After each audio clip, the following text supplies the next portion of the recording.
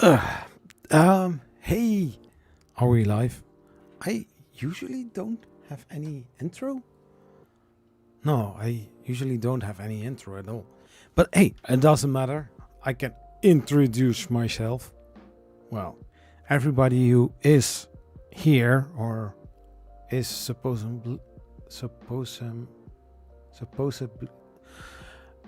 it doesn't matter. Hey, hello, this is Zachary from Zachary 3D Prints here on youtube.com/Zachary's 3D Prints. Zachary 3D Prints.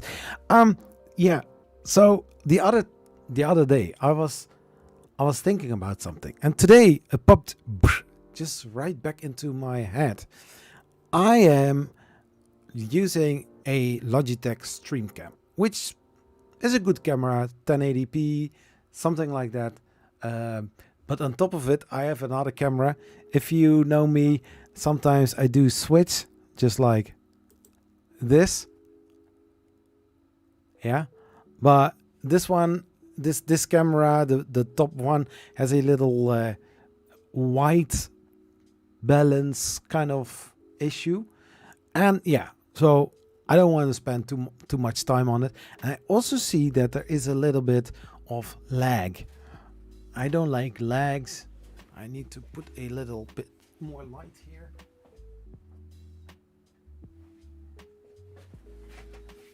Yeah, that's a little bit better. So last week I was streaming and I was looking to the camera and I was like, okay, I need to change something, because yes, you can see me pretty nicely, no problems at all. And oh yeah,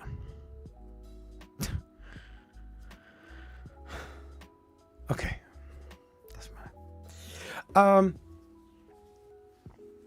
So I was like, okay, I used to use my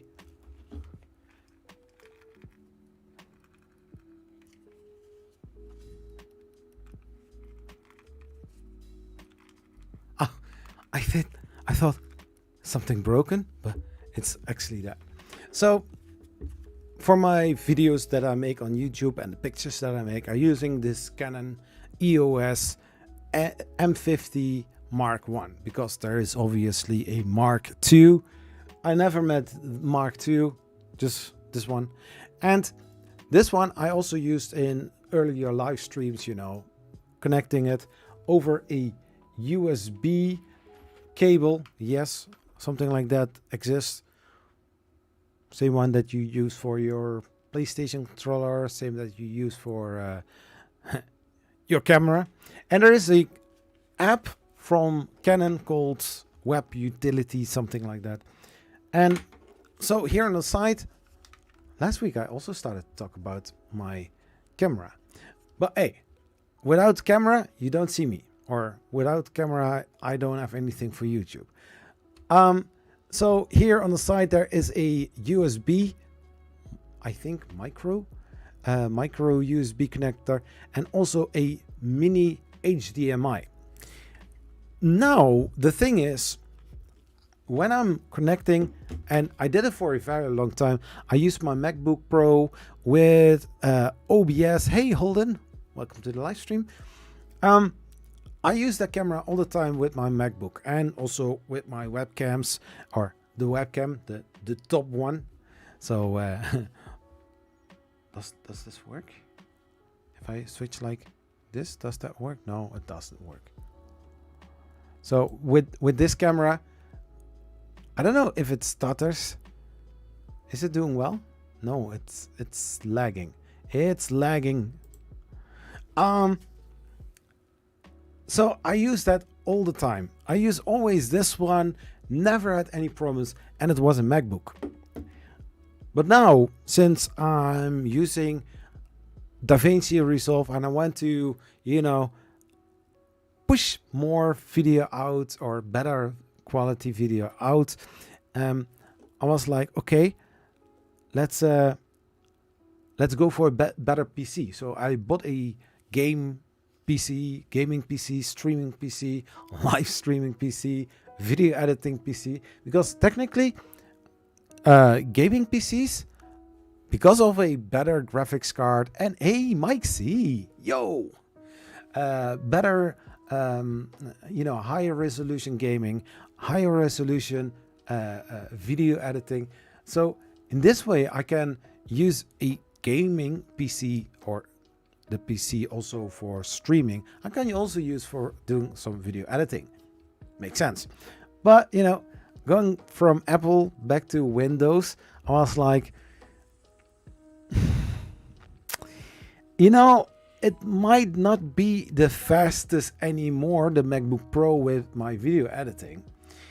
At least so far as I still can remember in my gray brains, I never really had a big issue.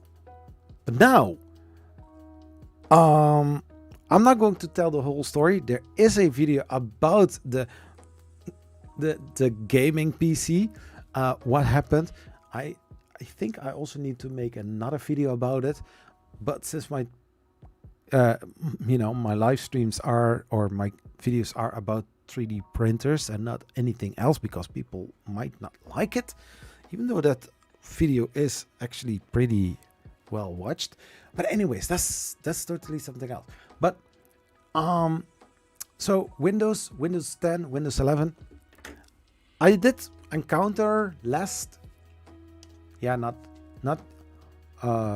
week live stream. It was for 6 hours without any system hang. But the week before, I had a system hang. What did I do? I connected this camera with the USB, and I used the web utility, or the webcam utility from Canon. And as soon as I switched on the camera like that, suddenly, poof, the PC crashed.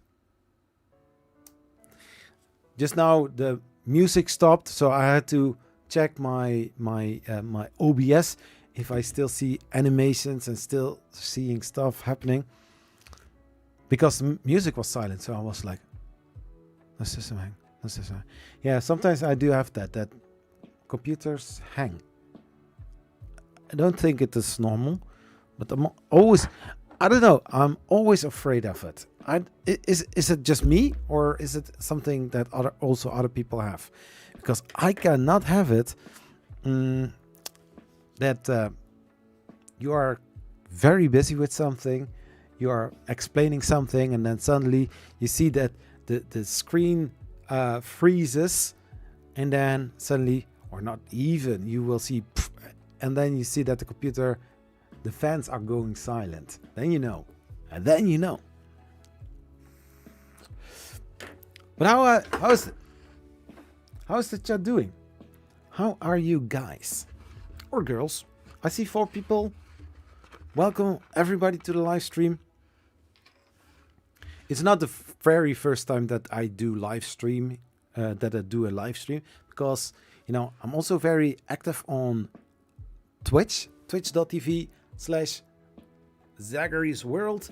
It's a gaming channel on Twitch. I really like doing that, because if you I don't want to say project, but if you are working on something special,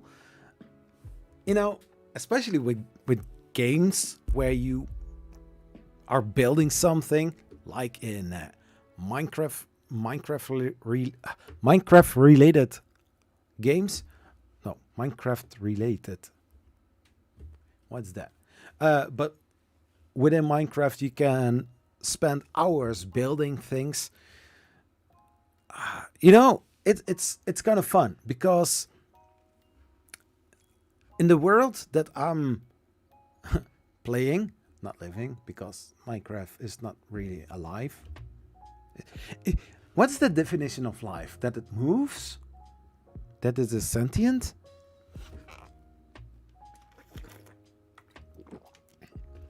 Well, I do a live streaming of Minecraft, so actually it is live. But that is something else. So I play for a few months ago. I started playing the template 1 block Skyblock, basically you starting on just the, where do I have blocks? You're starting with one block, and when you are going to hit the block, you will get another block in place of it. And so every time you are collecting new blocks, you cannot move very much. So the second block or some blocks further, you're going to build around it. So you will expand just a little bit. And now instead of standing on one block, you have 9 blocks to stand on. And you are thinking like, wow. Didn't someone play the first Doom in Minecraft? Really? Wow. That is cool. I'm waiting till somebody plays the first GTA in Minecraft. But then instead of standing on 9 blocks, you're standing on more blocks and more and more, depending on which direction you go, because you know you can stand on 20 blocks, 21 blocks, depends on how big the radius is going to be. But it is fun. It's growing, and you will still get new blocks. At one moment, because I was also doing recordings, I came with the YouTube series on I cannot say, I can't say the okay, on Easy Zach. Easy Zach is a gaming channel just below the 100 subscribers, so I cannot actually say, hey, go to youtube.com/EasyZach, gaming channel, something like that. I don't know how it's I do have a handle. It's at EasyZach gaming, something like that. It's quite fun, but when I was playing Minecraft a lot of times on the PC, that version that I did record it, first GTA is a random question. Do you have any pets? No, I don't have any pets. But if you are saying that something like fishes are pets too, well, then I have pets. Only they are swimming in the water outside.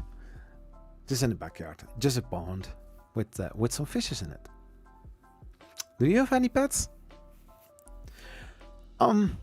So when I was switching from the PC back to the PlayStation, I thought like, oh, you know what?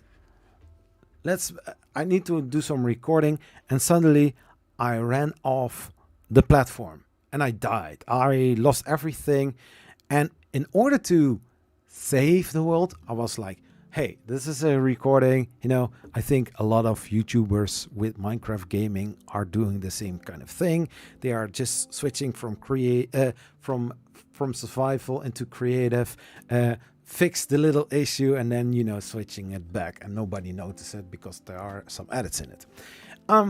So I was like, oh, I see that this is a template and it is locked. You can unlock it, but then you are going to, you know, ruin the template. So I did. I took my stuff back, or I copied from the things that I knew that I had in my inventory, and I was like, okay, just hitting some blocks and then getting some points, and, you know, try to beat the system like that. So I went back from creative into survival. I went back to the block, and I was hitting it, and then poof, block gone. And I was like,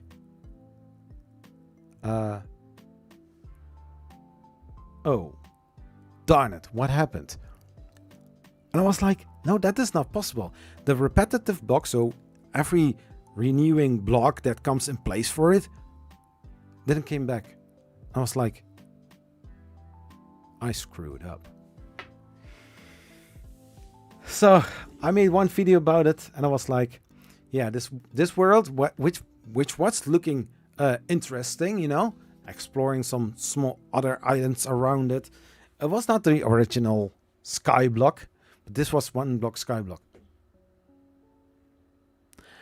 I have almost 30 pets. If a 3D printer falls under the category pets, then yes, I have many pets. So I started the new series and I was like, darn it, I do want to do something with that world, you know? And I was like, you know, I can do a live stream on Twitch, Minecraft, and I can use that world. How is that world looking like, you know? And then I started build some other things. And one thing that I needed, and I said it in the video recording afterwards, I gave myself a bucket of lava because water I already had, but I needed lava. And I made a cobblestone generator. And I had a spruce tree. And now I'm expanding. I also, because I don't get any blocks until I, you know, go and explore all the islands. I don't know what is on other islands. But anyways, I gave myself 2 spawn villager blocks, eggs, something like that. And now I'm at part 51 on Twitch. Every single time after the live stream, I need to make sure that to make a highlight out of it for the full video, because if you don't do that, your live stream is going bye-bye and you will never see it back. And it did happen with me, because between parts 34 and actually 35 there should have been another live stream, but now you have this gap. Here I stopped with something, and then suddenly on part 35 I actually mentioned, oh, we had a lot of fun last Friday, and it was was the live stream on, I think, Monday or something. I was like, darn it, where's the other one? Where's the stream from in between? Don't know what happened with it.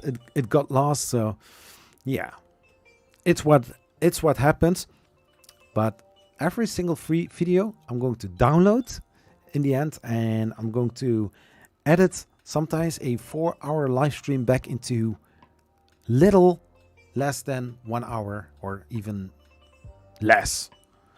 But if you are seeing what I have built in the meantime, I was actually amazed how far that I came with just a cobblestone generator, some I don't want to say spawn villagers, 2 villagers, a spruce tree. It's just amazing.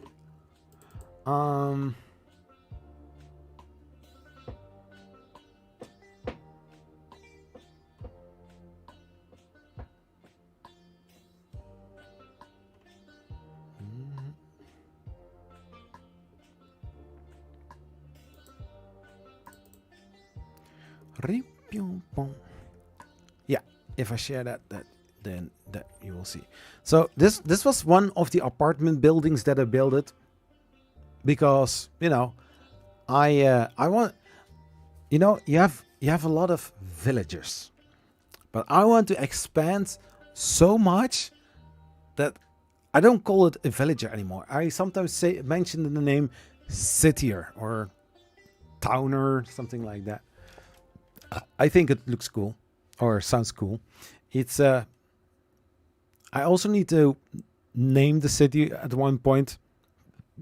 It's I think it's going to be called I think something like Unibrow City or Unibrow Town or something like that, because most villages have just a unibrow. Yeah, this is a other world, but you know, last time I did make some recordings for this with this one, and I was like, wow, how far that I came for the other one. This is one of the apartments that I built in, I think, 3 or 4 live streams, but because in the meantime I need to get some new blocks, I need to do some other little things, you know.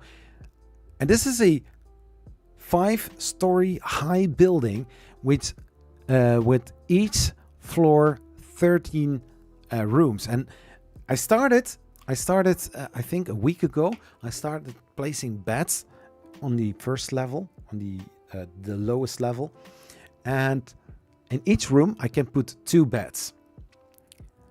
Now, villagers everywhere, just everywhere.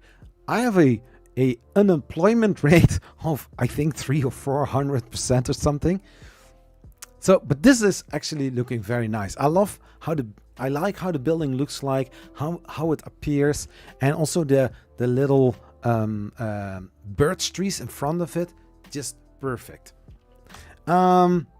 So yeah, this is the 1-block skyblock, the weird version, I call it on Easy Zach.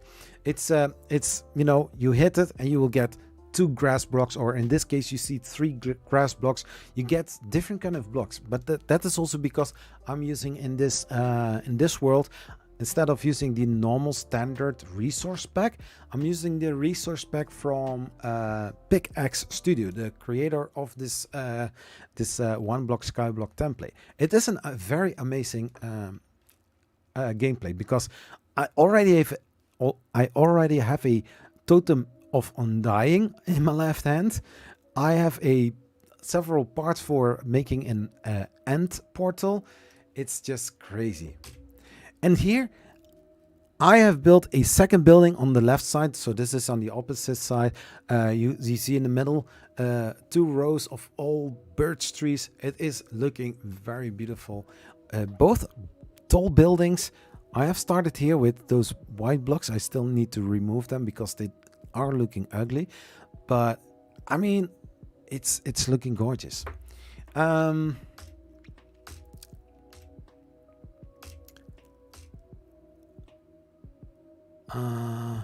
Yeah, so because I'm making from the live stream video, I'm making a screenshot and I'm going to use it as a template. This is the same world where I have built later on my own house. This is also one of them. These were the 2 first villages that I brought into the world. Now suddenly I have more. Here also on the back side you see my house being built. It is looking... How many people? What do you mean, Mike C? How many people? Dab. If each bed has a villager, then that would mean that I have, at least for the village part of the city, town. When is it called town? When is it called the city?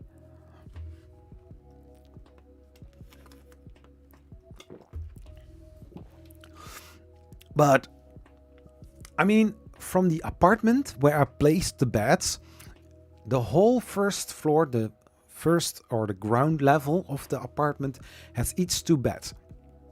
So say like 12 rooms, that means 24 villagers for at least the apartment building. Not all the houses, because all those houses have each 1 or 2 beds. No, 2 or 3 beds. So I've got something like 40 villagers running around. It is amazing. So last Wednesday I completed a church kind of building, and you can already see how much it expanded. Here is the first apartment building, here's the second one, and here a whole new building erected. Every block that you will see here, all the purple or the red, brown, red, purple kind of brick are coming from the nether. So in order to get those, I had to go to the nether. I am in an area where I have a lot of netherrack. Netherrack is a kind of block that is very easy to mine. It's, I think, the underworld, or the it's the underworld, the nether version of the overworld dirt block. But only you can mine it with a pickaxe. You can very easily mine those netherrack bricks or netherrack blocks, but your pickaxe is going very quickly. No, it's going to wear very quickly. It's just gone before you know it. So if you melt one netherrack block, it will be 1 brick. And you need 4 bricks to make 1 block. if you're seeing how many blocks that I'm having, I used a lot of stacks. Every single time I had to go back because my little stack that I had was gone. But if you are looking the building from the inside, it is just amazing. It's big. Yeah, I can't show it, but I'm not going to do that at this moment. But it is fun. No, you know, I don't care. I don't care. I'm just going to show it. I hope I can show it. Yeah, sometimes when I have a building finished, yeah, during the gameplay, I just do Windows G, and I can make a screenshot from it, and I can post it on Twitter, because these buildings are amazing. But, I mean, everything comes from my own creation. I also like GTA. I grind a lot for getting money, but then in the end, I'm just doing the same thing over and over and over again just to get some money. And further, yeah, I don't want to play any heist, because, you know, it's from the inside, you know, it's just a fun game to play, don't get me wrong, but, you know, it's not this fulfilling feeling that I have with a game with blocks. I don't know, maybe I'm crazy, but I like creating. And every building that I built here is just a little image that I had, like, okay, hey, would it be cool if I just do like this or do like this? Also here, for the, I call it a church. It's not a church, but it looks like a church. You will see a little bit later. But on the back side, I wanted to make it round. But, you know, square blocks or blocks, bricks, cubes, yeah, they are not designed to be round. So you need to be very creative in order to make the nice bend. And so in the end, I was struggling to get it right, so I had to redo certain things. But the end, just amazing. I saw the building grew from first level, from the first blocks on ground level till the whole thing. If you're running into it, you see the whole thing. I want to do something with the glass still, not the glass on the front side, but on the back side. That was the last picture. So especially for now, yeah, just Twitch TV/Zachary's World. Yeah, so if you're interested, Zachary's World on Twitch. It's your gaming channel when it comes to Minecraft gameplay. I mean, it's not the biggest channel. It's just 112 followers, but it is fun, can I tell you? This is, yeah. So I play every Sunday when possible. Sunday, Monday, Tuesday, and Wednesday. And if I'm in a project and I really want to finish it, it can happen that I also do a stream on Thursday or some other days. I'm not sure if I'm allowed to show this.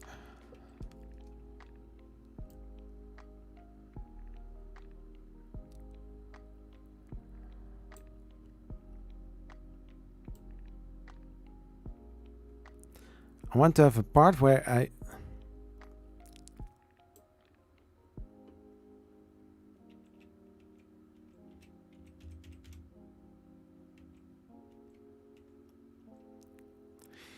yeah, so basically this is the whole world. It is big. I don't know why that it is not in better quality. What, 720p, 60 frames? Oh, I really need to check my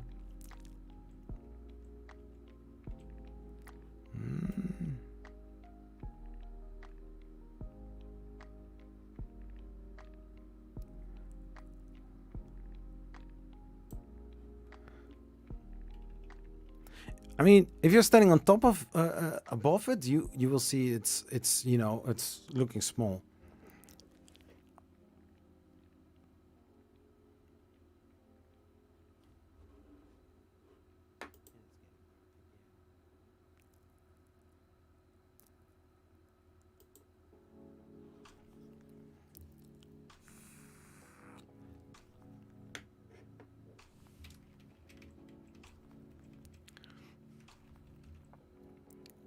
So it's not the best quality video quality, but I thought it would be, you know, better in the end. But if you run to the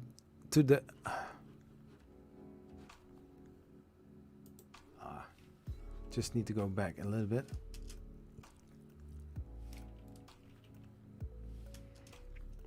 Just the moment that you run between the trees and you get the building, it's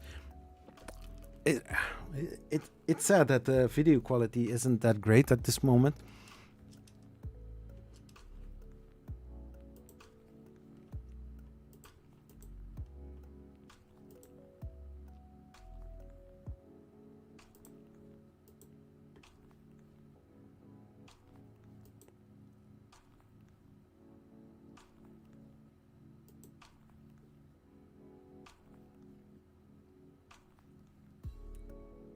Yeah, I think I did some errands.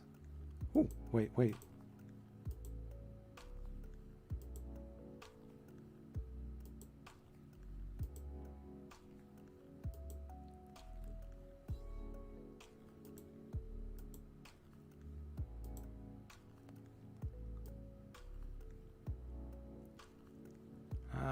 Just a second.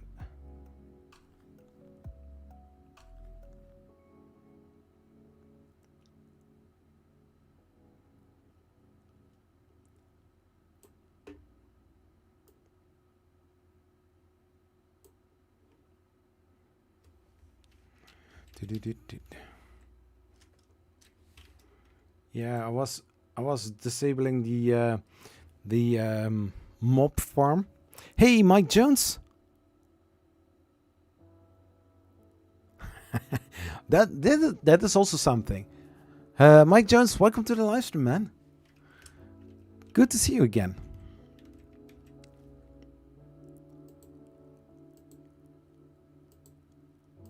Yeah, this is Zach at his best. Just playing Minecraft, having fun, just like with 3D printers, just doing my thing. But you know, if a printer's running, then yeah. I have so many, but I cannot put them all on together. Do I get?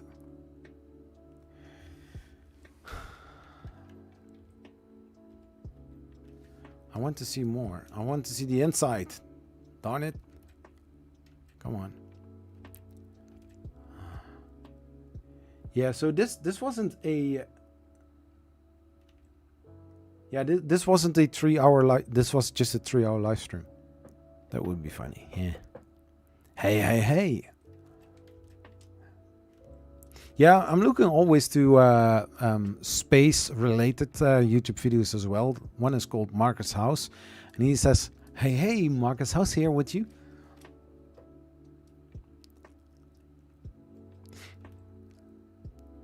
Yeah, so as you can see, yeah, here Unibrow. So I think Unibrow City or something. So here on the right side, you have this white building. Also, a little idea that I had, and I had something like, hey, that would be cool if I would be able to make also the roof and the roof is special because it is a square house. So, or yeah, square. So I had to think about how I wanted to make the roof, that on each side you have this little, you know, triangle shape. And in the beginning, I was thinking like, I need to get managed. I need to manage this. Manage this. Darn. Come. Yeah, placing some little things there.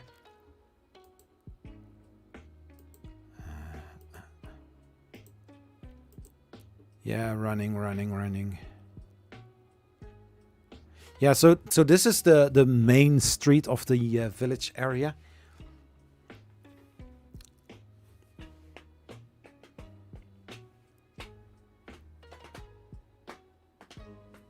Oh, here you get it. You come just inside. Yeah, it does look like a church. I know, but it's just like to have a building that looks... Oh. So, but that was that. I hope to get some better results in the end, or more buildings. And I hope I need to check Streamlabs, because for these live streams, I'm using OBS, and the other one I'm using the Streamlabs OBS. Why? There's a reason for that. I'm lazy. Got to go. Oh, you need to go. I will be still here. If you are looking for me, I will still be here. So the reason why I do that, on OBS I'm logged in with YouTube. On Streamlabs I'm logged in as Zachary's World. So I don't need to switch between accounts, because I don't like that.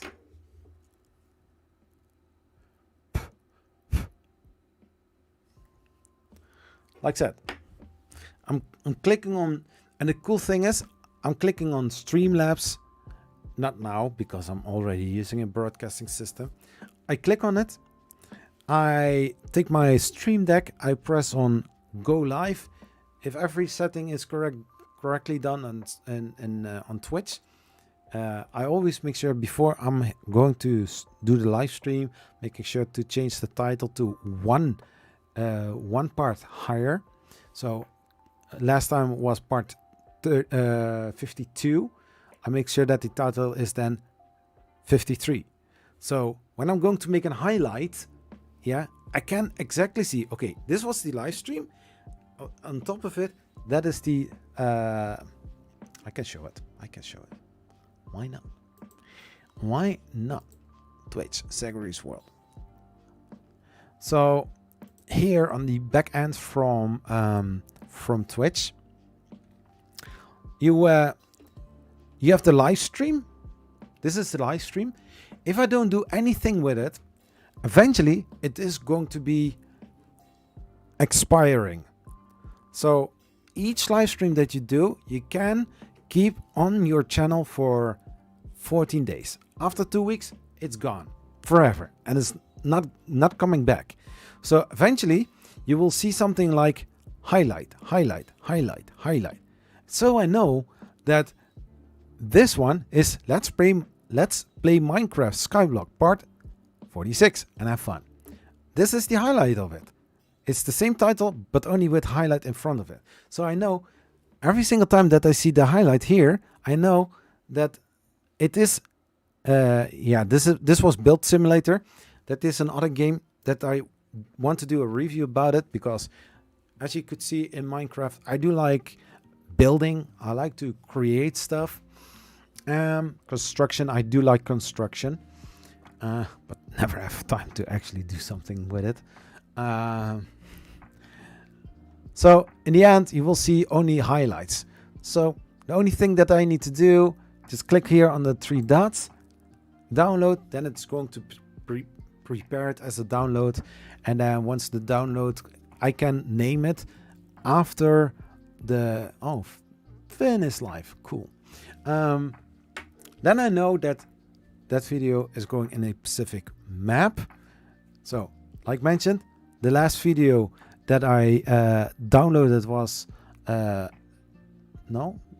wait, I had it to part 29, and then I did the live streams like part 30, 31, 32, 34, 35, something like that. But so in between 34 and 35, something happened, and the live stream that's supposed to be in the middle of it was gone. Was like, okay, cannot do anything about it. So in this way, I need to make sure once the live stream is done, I need to make sure to make a highlight out of it. Once the highlight is done, I can do that. I can,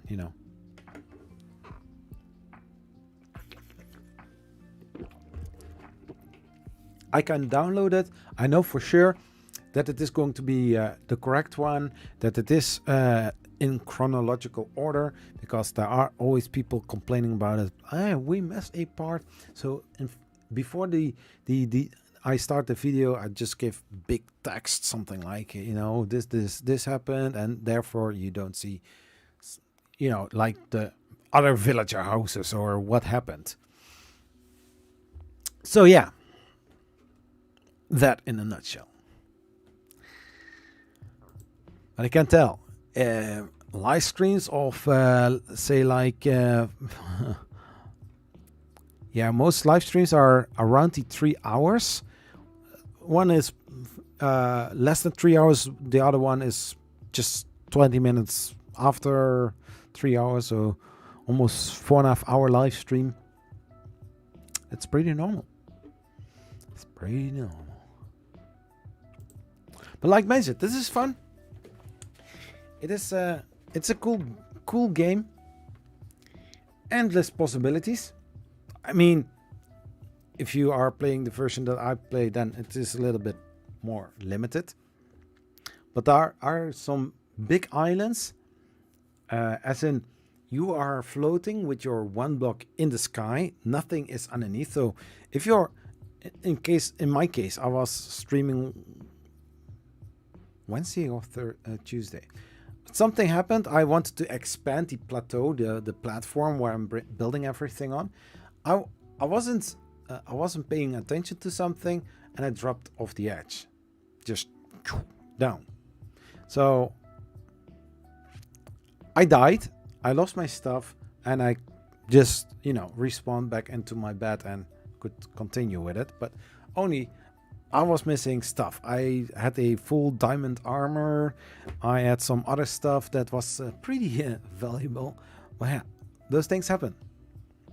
Like diamonds, there are not so many places that I can get diamonds. So each diamond that I mined can also be my last diamond. And there, I don't know how many islands there are, but from the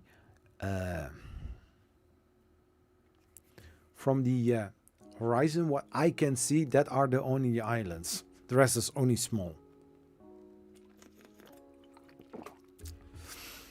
So yeah.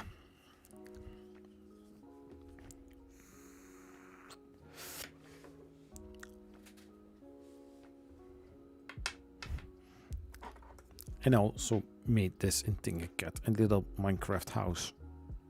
At least I try to, but I need to say it is not easy to do that. Because I made a little block, just like a calibration cube, but then one by one, and then I copy paste. And also for this little stairs, I had to check within Minecraft how the block looked like. I know how it looks like, but the stairs is just a little quarter of the block away in the whole length. That is a stair. It's not that you can twist it over and then put it on top of it and it is, you know, fitting. Okay, I have heard a Pacific printer passing by, and I want to cover it here on Zachary 3D Prints as a little closer look part in this live stream. I used to do a lot of closer look videos in the past, and I was very dedicated in it. I did it since I think 2020. I did those. It seems like a long time ago, and yet it is just 2 years and a few weeks ago. I had a feeling that I was doing it for years. Yeah, I had a feeling that I was doing it for years. But was just, I don't know, for some reasons years are passing by like it is nothing. I mean, believe it or not, we are in February. 3 days in February. 31 days of January are just gone. Like it was nothing. And the older you get, the faster everything goes.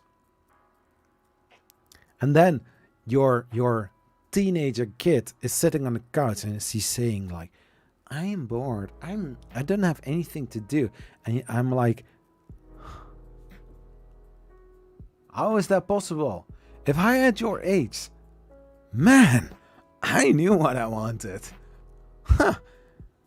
Nothing to do. I'm bored. Nintendo Switch Lights, PlayStation, mobile phone, laptop with Minecraft on it, making friends, starting a YouTube channel or something. I don't know. Mike, kids these days.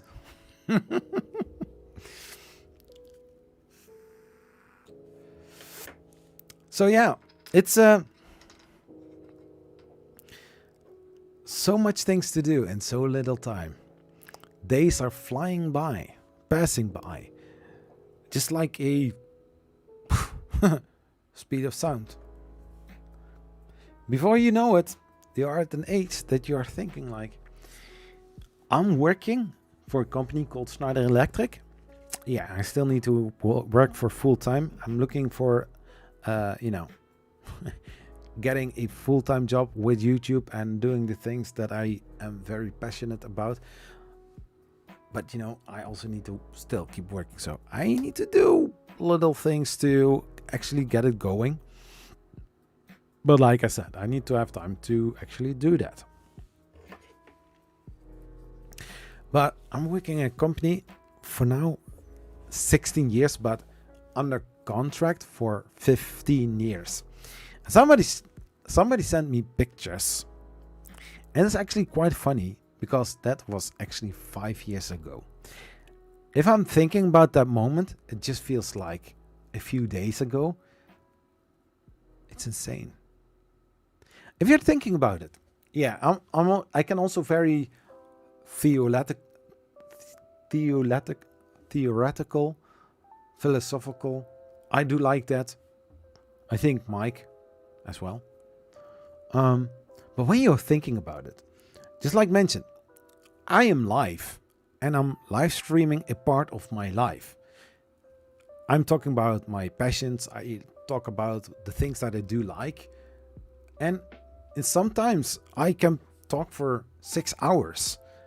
And I don't know which kind of direction this live stream is going, but sometimes I see people going for a walk, or going for dinner, or they have to do something. They are just off the stream, and then they are coming back and they are saying like, dude, are you still streaming?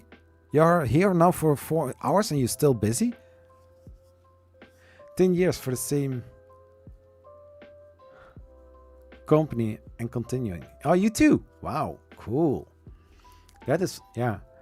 I mean, the previous, not the previous for this one, but one other company that I worked for a longer time was 5 years, and I was like, when I resigned for that work, when I quit that job, I was like, I hope that I will ever be good enough to work somewhere and work there for a longer period of time. And now actually I'm working 15-16 years for that company in an office, not in a warehouse environment, logistics environment.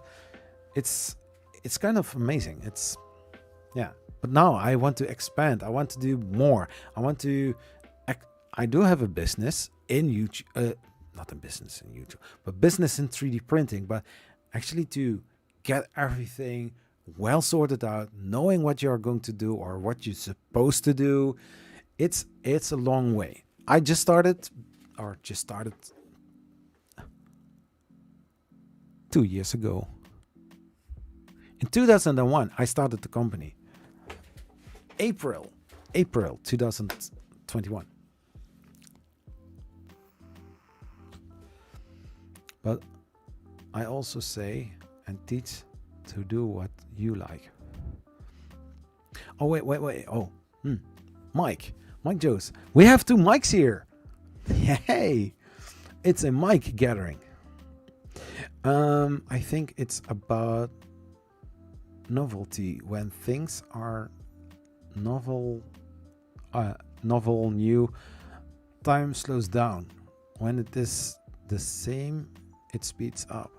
And when you're young, everything is new. Yeah, true. 2 years is a short time. If you have fun, do it for 50 years. Yeah. No, but actually it's I mean, I have the idea that with the 3D printing on YouTube, I'm doing that for a long time. But if I'm thinking about it, we are talking about full years. Like I started in 2019. Yeah, I started in June, July 2019. I think my Mike knows exactly when I started with the whole idea of I want to do something with Minecraft. Minecraft.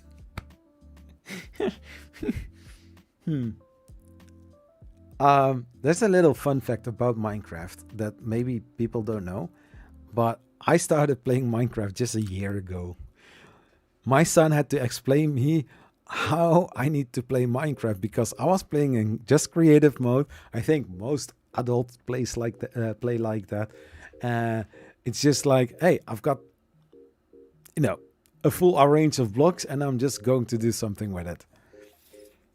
And back then I thought, I like how are these blocks called? I'm talking about Minecraft again. It's the quartz blocks are the most prettiest blocks from the game back then. But now, just like those buildings that you saw, the white blocks that I use in the first apartment building are bone blocks. Here in the Netherlands, I think it's the same kind of block that they call mergel. Mergel is made from very soft stone-like blocks. Yeah, my only experience with Minecraft was in creative mode, building random stuff, not playing survival. Yeah, this world is actually in survival. Just like with the villagers, the lava bucket. For that, I just switch over to creative to only get it. And later on, I realized to myself, because I have visited some islands around me just by building bridges to reach it, I did notice that on every single place there was no bamboo. And I was like, really? I can get no bamboo? So what did I do? I switched to creative mode. I just took one bamboo, I put it in the sand and let it grow. And now you saw how much scaffolding that I had in the end. It's like you grow one, you harvest it, you are going to put them everywhere, and before you know it, you have stacks of sticks, bamboo sticks. But so that whole world is built from in survival.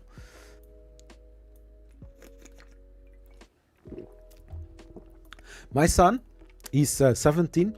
He likes to play Minecraft, but he says, "Yo, Dad, when you're playing with keep inventory, you are cheating." And I was like, "It's a setting that I can switch on or off.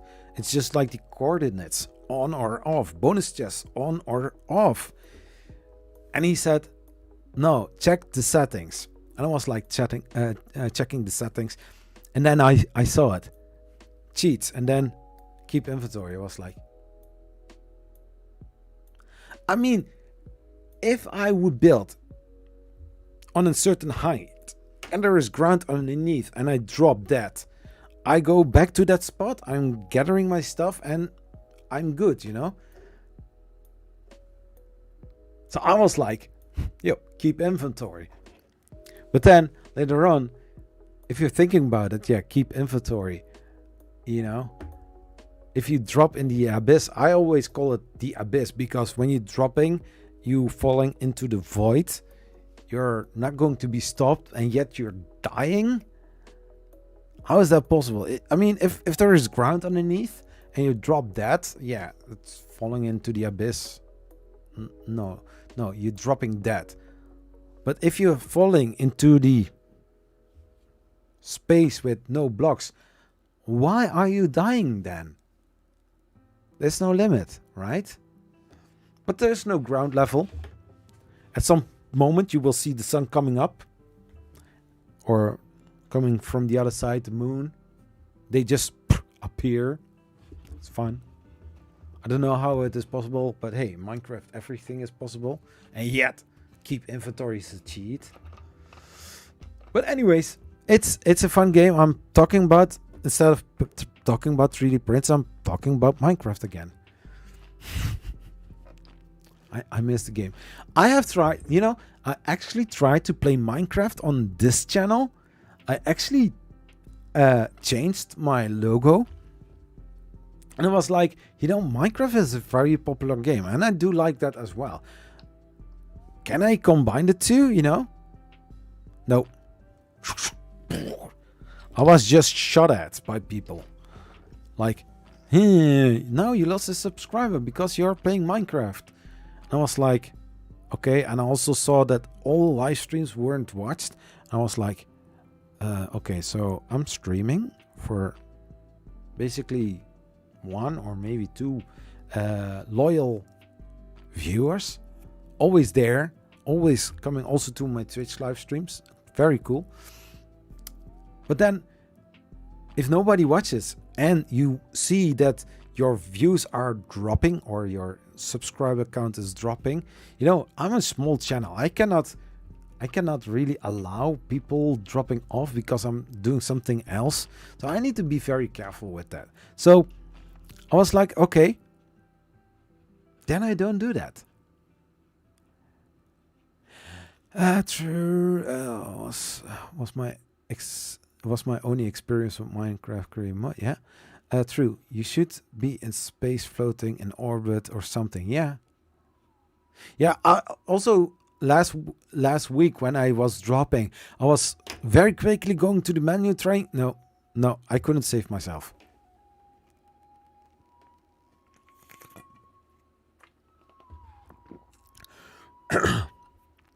Apparently, we are all falling. Just the ground is falling at the same rate. Mass is actually one straight light curving in on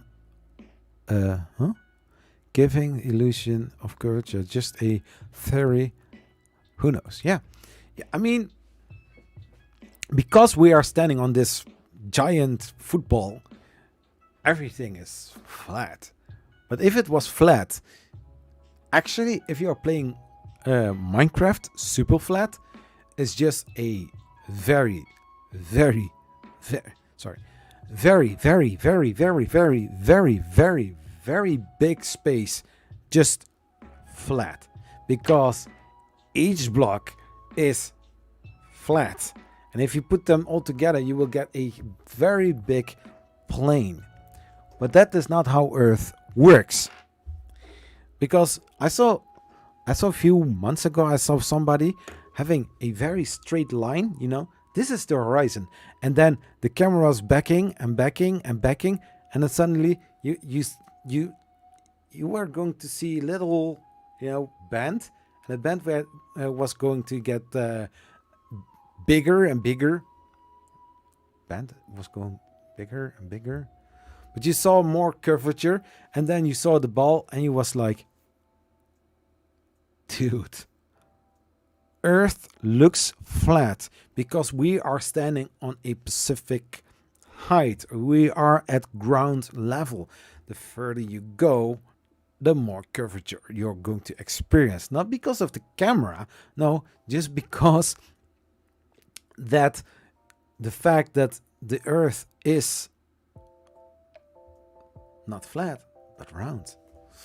But that is a whole different kind of theory, and we see all images and videos, and people are saying, oh, this is fake, this is not real, this is just CGI. And people are at Starbase are also all fake. They are not really going to space. It's just some backyard Hollywood kind of thing. Mike says, all right, I'm signing out for the day. See you. Yeah, well, yeah, I see you, man. We will get a Jesus on the next one, I'm sure. Wow, really? See you soon. One straight line curving in on the self, I mean to say. Okay, it was a theory actually proposed by first basis.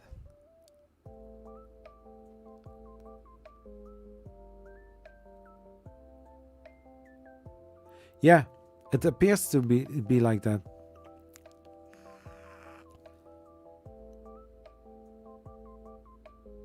Yeah, and also when you're thinking about like Mike Daniel Tyson says, the only place where time actually exists is here on Earth. I mean, what is time? Time is an indication for when, or actually to not miss an appointment. The cool thing in Minecraft, and I'm talking about Minecraft again, but this is a great example. You are living on in a world, a digital world, where you also have to do with day and night cycles. I mean, I can switch it off. It's also a cheat which you can switch on and off. But actually, I need to have the day-night cycle. Why? Because villages, when the night is gone, a new day appeared. I have so many emeralds. I can trade with those villages. So today I buy with my emeralds all brick blocks. But after a certain amount, I cannot buy new ones. So what do? I need to wait to the next day. Because the next time when I'm passing, because I just came back from my house, I'm passing by this villager. I buy from him another 2 stacks of those bricks. That is why I need time. Because every single day-night cycle in Minecraft is a whole new restart of those villager trades, or else I cannot tell, because if there is no day-night cycle, you see that the sun is standing at a specific spot and it will be there, or maybe there is no sun. Did I ever try that? No, I didn't. But actually, if I want to do something, I want to know, okay, where is the sun? The sun comes up at one point and it goes in a straight line to the other side. I can determine how late it is within Minecraft. Minecraft 24 hours, or actually it's 12 hour, because when the sun comes up, I'm getting out of my bed. I'm going to start doing things. And when I'm seeing that everything is getting orange, I know, okay, I hear also all the doors, because villagers are going to bed at a specific point before. I'm going to tell that a little bit later. We are talking about Minecraft instead of printers. Third dimensions. But I can check. Okay, now it's the sun it's almost at that point, so I know it's now around 3 or 4 o'clock daytime. Then I know, can I do that or not? Or it's just in the morning. If I'm going there, I can plan within Minecraft what I can or cannot do, and that's cool. Also, I did notice when you have placed a bell somewhere within your village, every single day they gathering around the bell as a little gathering, as a little meeting, and they are talking and gossiping about certain things. Also, if you saved the villagers from hostile mobs like zombies or some other hostile environment, they will also talk about it. Sometimes you get better trades out of it. Also, when you smash a villager for no reason at all, you're also going to be hated for it. But that is also a cool thing. And just afterwards, they are just doing some work and then they are going to bed. So when I hear doors and I see villagers going inside, I know, okay, now I'm also going to bed, because now the game allows me to sleep on my bed to, you know, get a new day.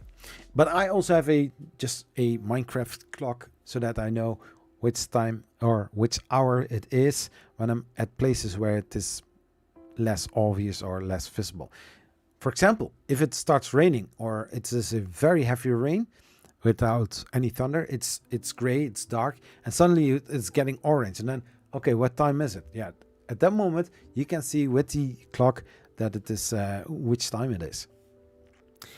But time in Earth, no, time is only relevant on Earth, because outside of there, yeah, I have heard so many theories about it that it is really interesting. I mean, we need to fly with our spaceship 7 months to get to Mars at its fastest at this moment with the technology we have now. Nuclear fusion, just go faster.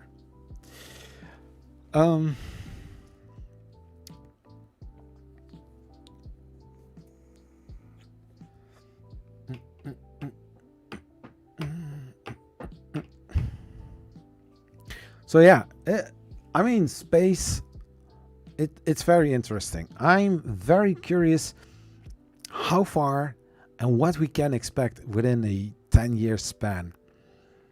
I mean, soon SpaceX will be testing out 32 Raptor engines from the booster.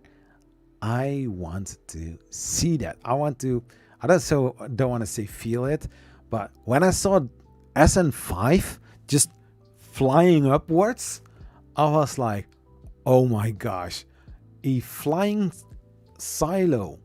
It's just insane. Everybody was saying like, that is not possible. That's not possible.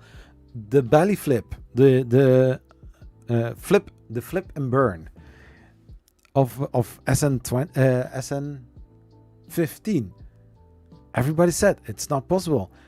10 did it? No.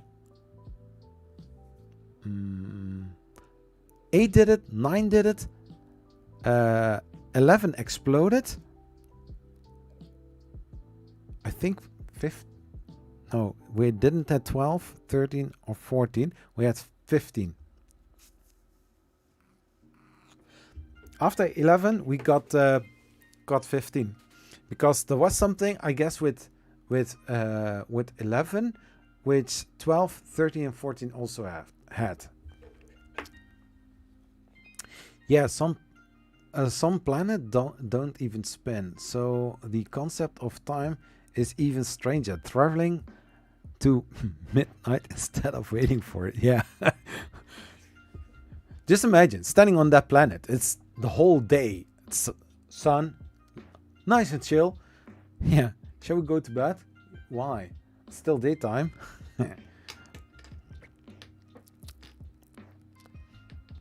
Yeah, I mean, if we are, I think you are also a space fanatic, I guess then. But you know, not really. I want to say discussing, but it's not really arguing, because if we in the Netherlands say, hey, laten we erover gaan discussiëren, you're saying let's argue about it instead of, you know, let's discuss about it, let's talk about it. I think let's discuss about it, let's talk about it is for me equal. It's less, you know, less threatening. I mean, I like sharing opinions or ideas.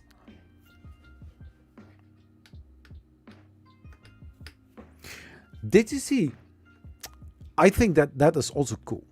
There was this, I don't know if it was on YouTube, no, on Facebook videos, the TikTok kind of layout videos. There was this little Hot Wheel track with 4 pushers. I don't know if it is called a pusher, but there was this little little, I think, Hot Wheel car that fits in it. At first, it was going fast and then fast, and at some moment, I was being pushed so far that you don't see it anymore. You see just the track moving, but it was spinning so fast that it just looked that it was, going slowly back.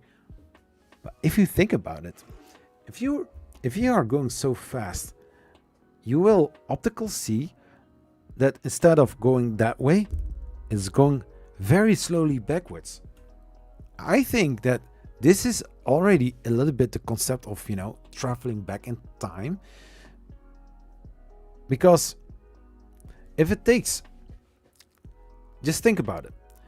You build a plane or a vehicle that goes so fast that you go around. Okay, imagine you built a plane and it is going so fast that within an hour you're already back at starting point. That is pretty fast. So what if the plane now goes that same distance, but now in 30 minutes? It's even faster. At some moment, you're just, the plane is leaving the point, and within a minute, it's back. Mike, are you seeing where I'm going?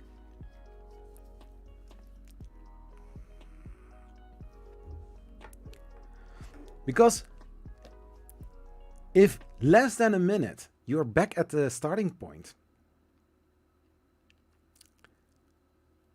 there is this moment. If you're going just a little bit faster, within 1 second, you're back. I mean, we are very limited because of time. Are we going very philosophical now? Oh my gosh. And it didn't even have any whiskey yet. But if you're thinking about it, I didn't study any physics. I didn't have any university because, man, I don't know how I would be there, I have not no, I don't want to say I have no education in that, but not really scientific background to back everything up. If we do something, everything takes time to actually do it. But just imagine sitting in there, the computer is programmed, and computers can be fast, right? Computers can be fast. Everything connected to the computer can respond within milliseconds, So you don't touch anything. The computer is programmed to do something. Yeah, you switch it on, and then just imagine, just like the DeLorean, you program it, everything is all set, and now because the vehicle is so fast that within a hundredth of a second you're back at that point. The faster you go, the more back into time you are going. I don't know if this is, realistically able to do. Non-stack! Hey, everybody. I can't tag anyone. You're on the phone. Yes, I have the same thing. I can tag everybody when I'm online. If I'm on YouTube, I can tag people. But if I'm using my phone, for some reason I can't. I cannot tag anybody. Do you have an iPhone or just a Android phone? But if you're thinking about it, if you have a computer that controls the whole vehicle and you have a program, you can go back into time. The only limit there is the speed from this vehicle. But then, if you're thinking about it, speed is measured by time. Because how can you measure this? I mean, it's already mind-blowing to me. But if you think about it, speed is measured by time. So the faster you're going, when you don't have any time, you don't have any you are not aware how fast you are going because of this speed. So that means I could be standing in front of a university, college kind of thing, talking about the philosophy about it, something like that. I don't know. Or people are laughing at me because I'm just a clown talking BS about it. But just imagine that. Going so fast.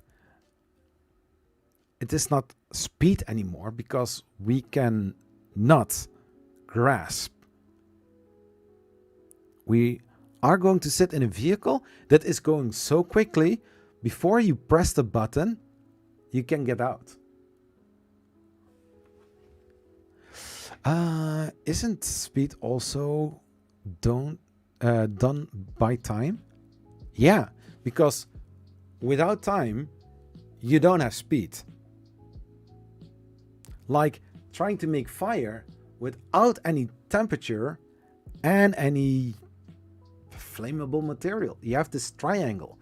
If one of the three is missing, you don't have any fire or explosion. It's also one of the things, like with the Big Bang. You had nothing and it exploded. Why did it explode? Because for our monkey brains that we have, we need to have a ignition source, an explosion source, in order to get something kabang. At one moment we had a rock and it exploded. What was in it that exploded? Didn't pass the security, security gates. Yeah. So I don't have any university degree, but I really would like to talk about something like this somewhere in the future. And future is an indication of time. And how do I get there? By something that travels with a, distance. And for, getting somewhere in that distance, you have a time indication.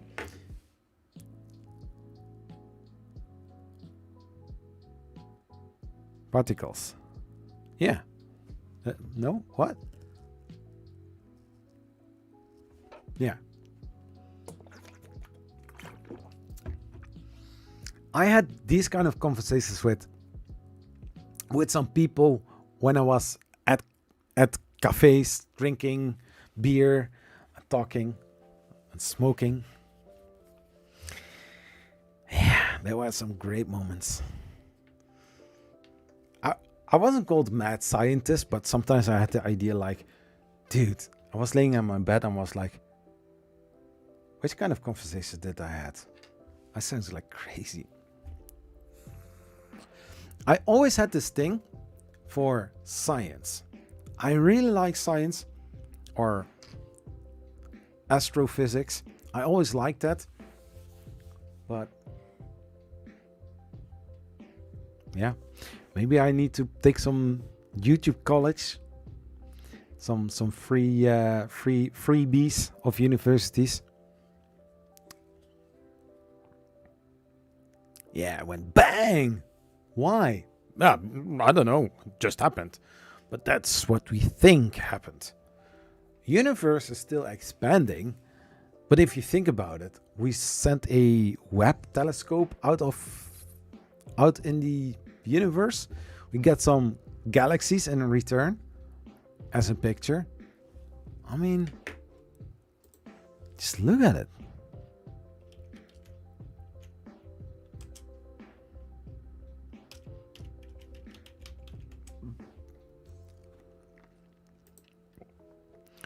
I mean, don't get me wrong.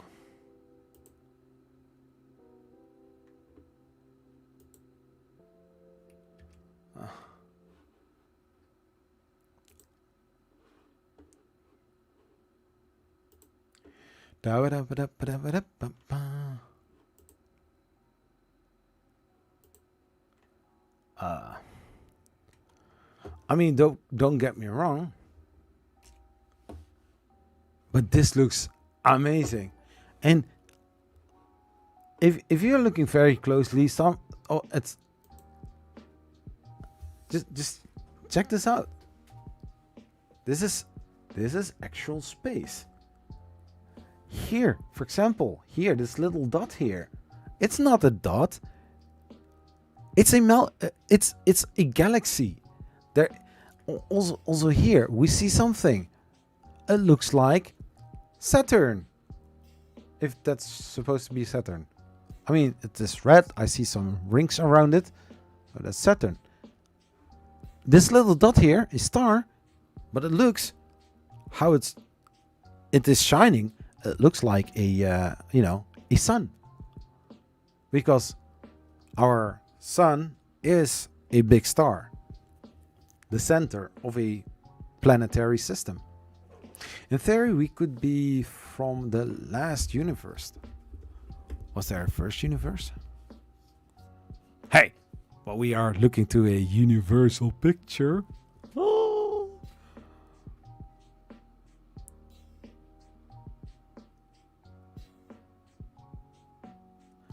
No, those images are so freaking amazing. Non-fam, welcome. Cool. Non-stick and non-fam. To the point where it all collapses in on itself like a star into a black hole.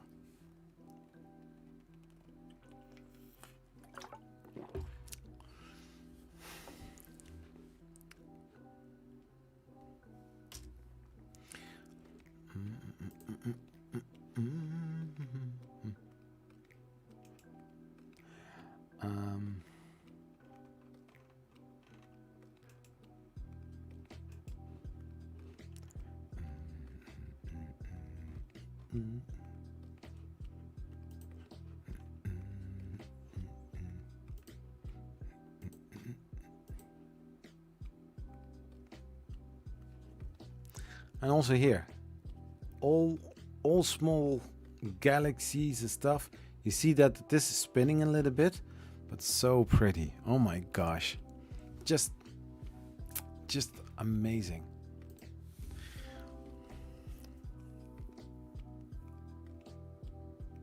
I just posted the live, mate. Thank you.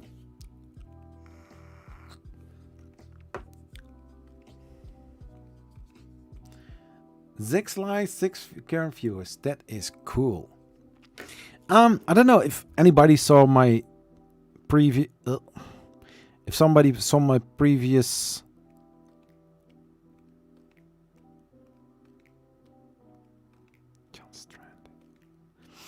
Previous video, or the video from today.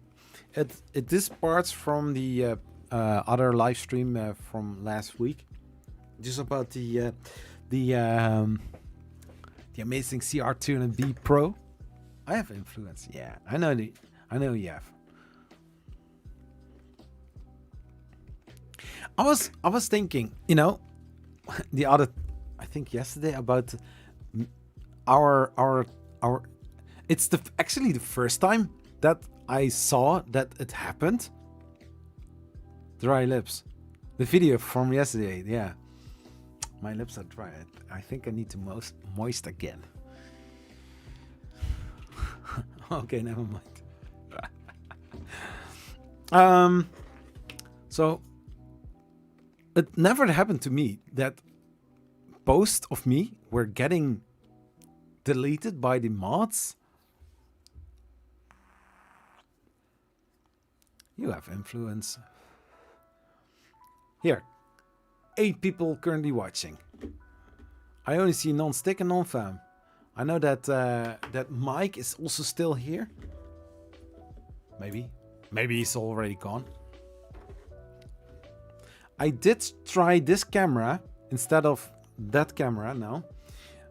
I got it to work, but the HDMI to micro or mini HDMI was not very well connected. It was very stiff, and every single time I got some disconnection. So wasn't really that, you know.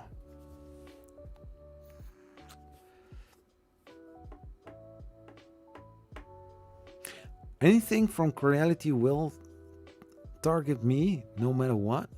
Really? Yeah, also one of my posts were deleted. I don't know what I said, because you cannot click on it and see what was on it to, you know, to dispute it.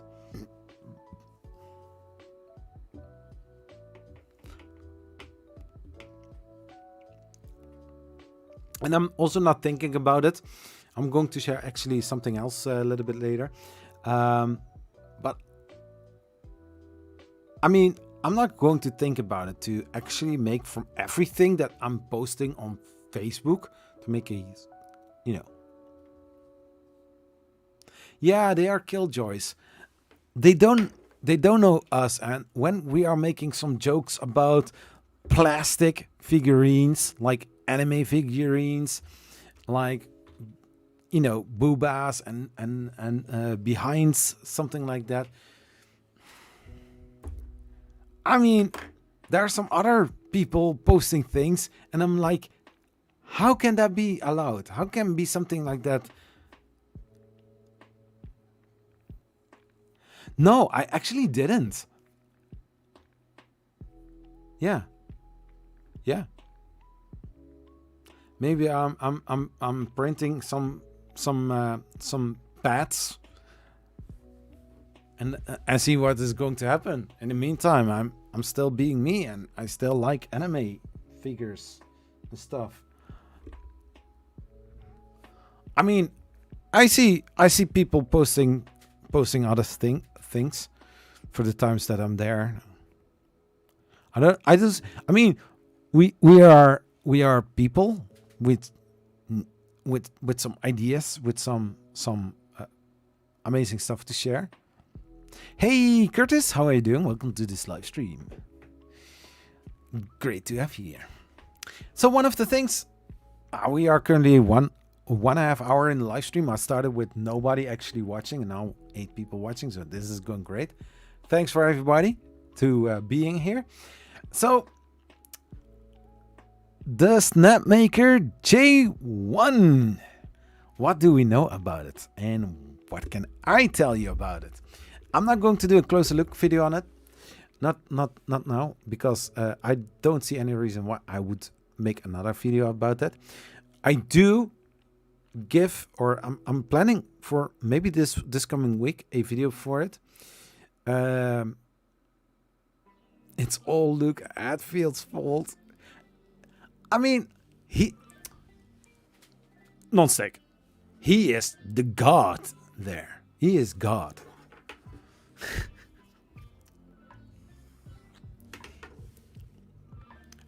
outside the PTFA tube cutter thing, what else did he do?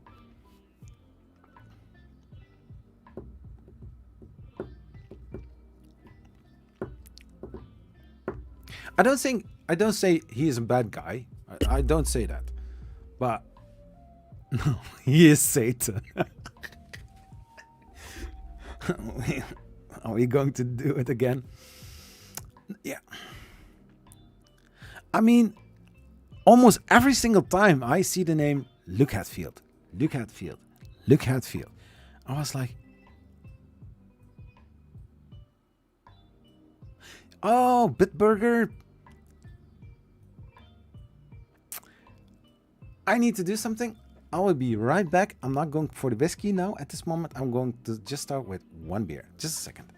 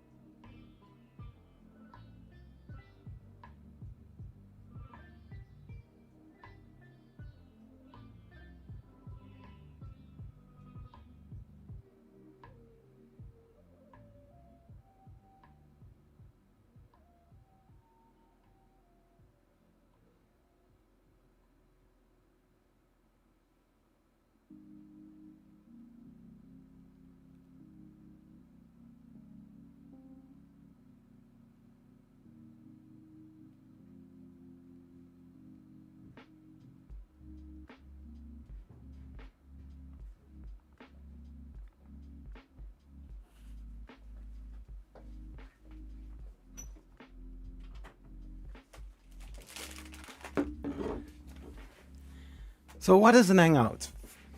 In your opinion, what is an hangout?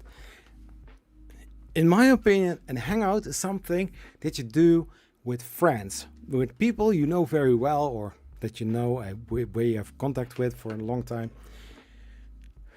And you gather together in a bar, in a restaurant, eat and drink something, talk about different kind of things, and have fun, right? I think, in my opinion, and that is why I started. I had to run.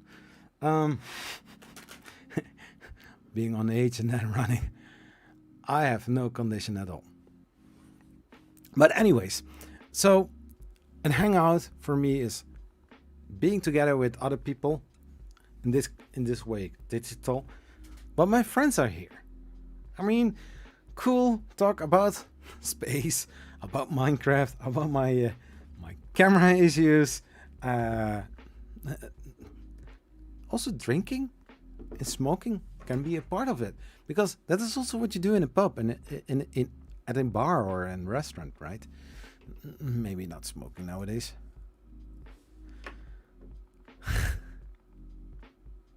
Then got bit for tonight and keep losing video. Wow. You're an old man, Zach.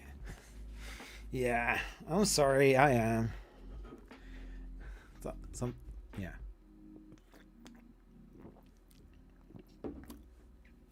I'm not really sure if drinking beer or promoting alcohol beverages on YouTube is allowed during streams.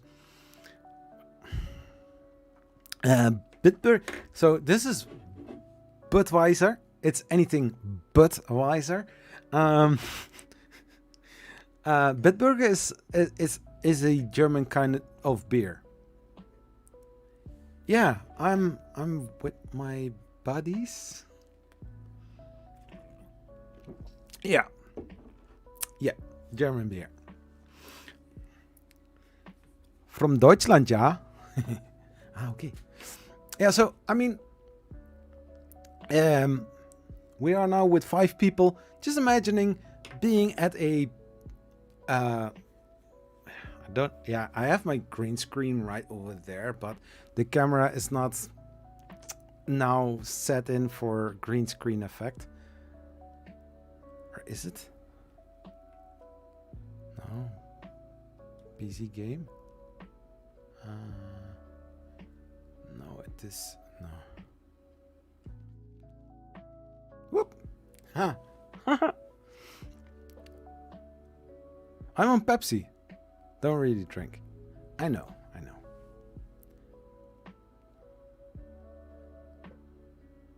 Yeah, it's not.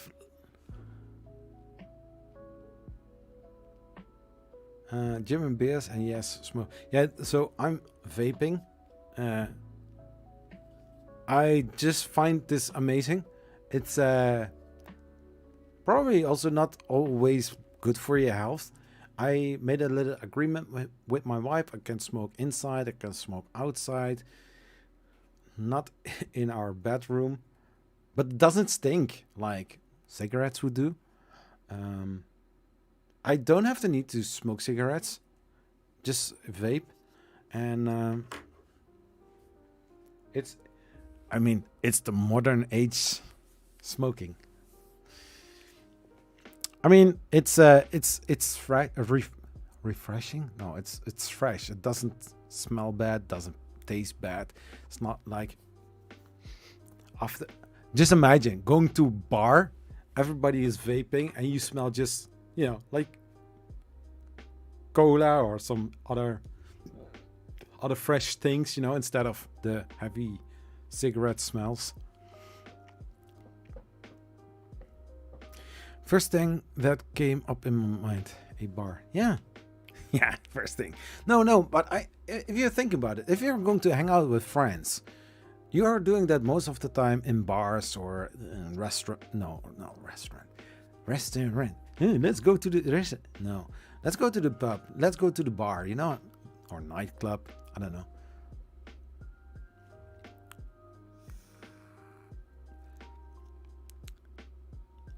CBD. What is vape CBD? And you will be having health benefits too. Yeah, back in the time when I was smoking cigarettes, I wasn't stressed. It was like just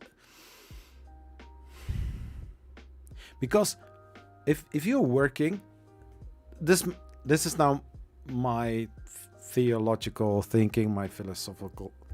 Is it theological thinking or philosophical thinking? I don't know. But okay. In my opinion, I was always, relax, not very quickly irritated or something like that. Just okay, chill, no problem. You are more aware of breathing. Nowadays, when I'm watching a movie, my wife is like, "Yo, Zach, honey, are you okay?" Yeah. You are breathing heavy. I'm like, no. But sometimes during video editing, when I'm talking and there are some pauses, then I'm like, man, you sound like Darth Vader. Something like that. Pepsi is a bit hard to sniff. Ooh. Compared to Coke, but yeah, the drink. Thank you, Curtis. I can't pick between 7-Up and Sprite, though, because I like both for the different taste.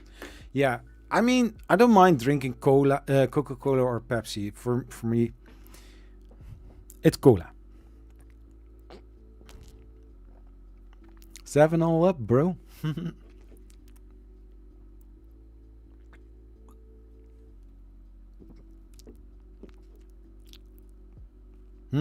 Yeah, that's true, Curtis. In Germany, if you go for a sausage, you don't get this wiener kind of wurst. You get a big one, to stuff it in your mouth. And I don't mean those other sausages. But if you think that, hey, it's fine. I'm not going to complain about it, but just drinking beer and smoking vapes. If you want to call it sucker, then it's also something like that. And also, some snackos. If they are still okay. These are from a Christmas package.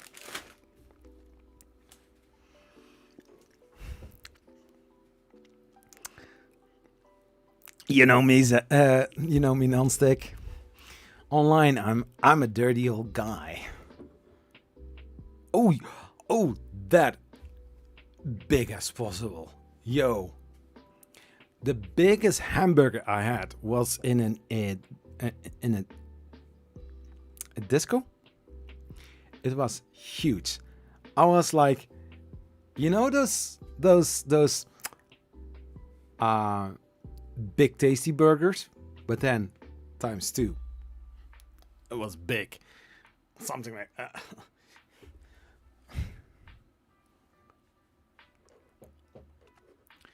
Yeah, sometimes when things are big, you have to nibble on it, Non-stick. A disco? Yeah, disco. Dancing. I cannot dance. If I'm dancing, people would ask, hey, is something wrong?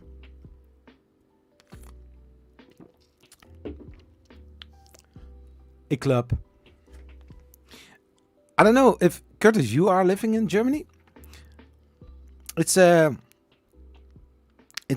place where people can I don't know if it still exists. A nightclub where you can dance with different kind of rooms where different kind of music is being played. They do keep asking me that, but I haven't done it, I swear. You mean dancing? Oh yeah.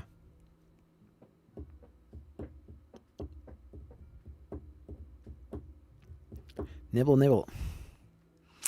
Yeah, it's what.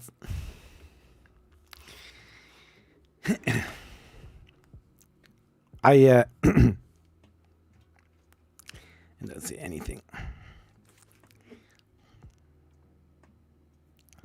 Bro. No. Oh, I'm American now.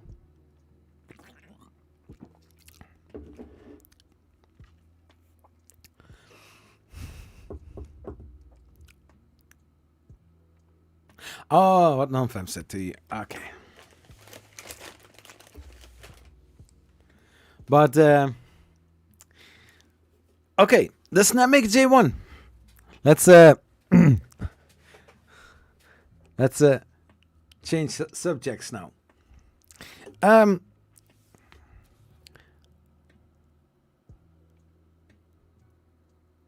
many rooms are brothels? What?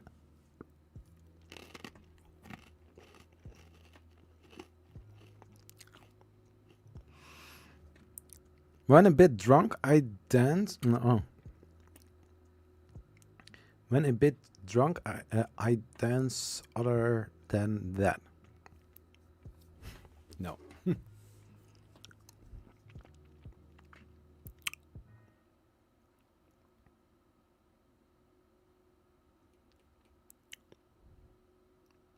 No, it's... Never mind. Yeah, I don't know.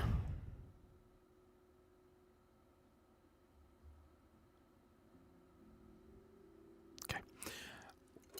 Does not make a J1. Like mentioned, I'm just going try to be a little bit light about it, or anything light.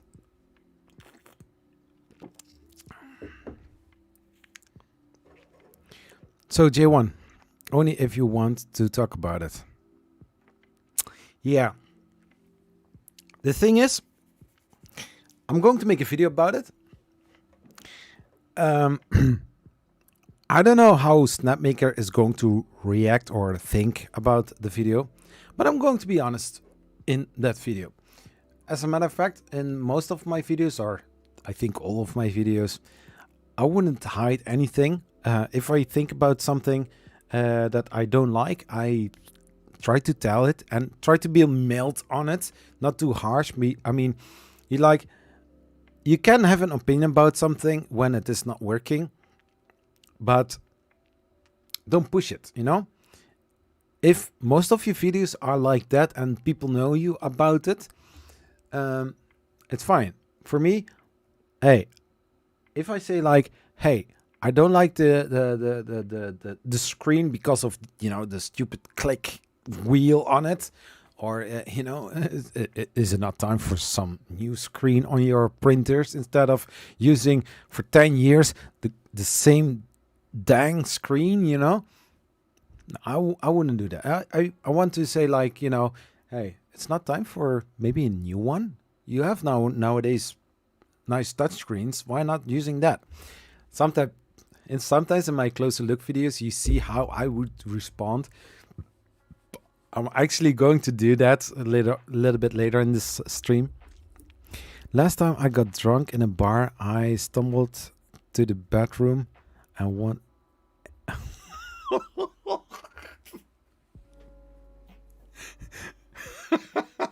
That is epic.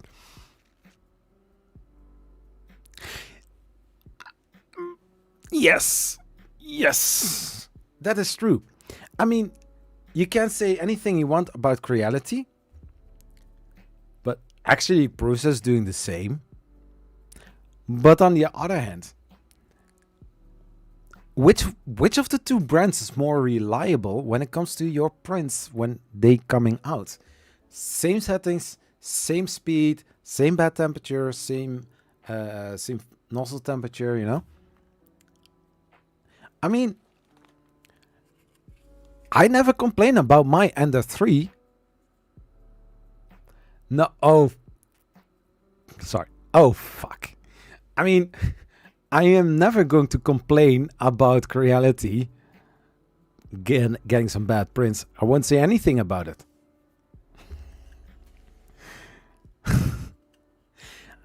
I mean, if you think about it, I bought that Creality and the 3 Pro in the mindset of I'm going to buy the same machine I bought several years ago, the Creality and the 3 Pro, because the other one was all in pieces because of a stupid belt printer project that flawed. And actually, there's a 32-bit board in it. There are several small upgrades for the same price.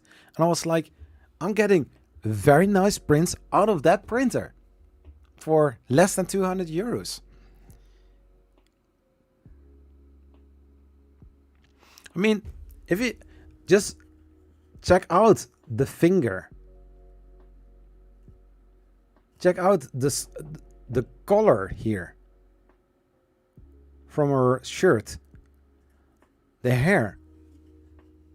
I had to use support in order to, get it all right. But for just a fifth of a Prusa i3 MK3S,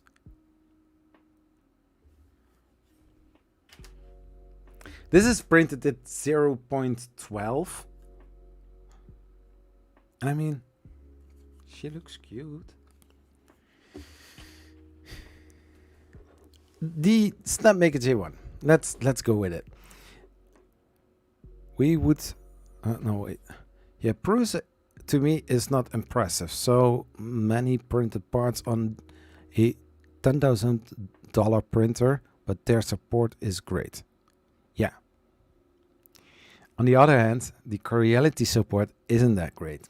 And that is what a lot of people, like, the price is cheap. But then if you get shit on that printer and you don't have any support,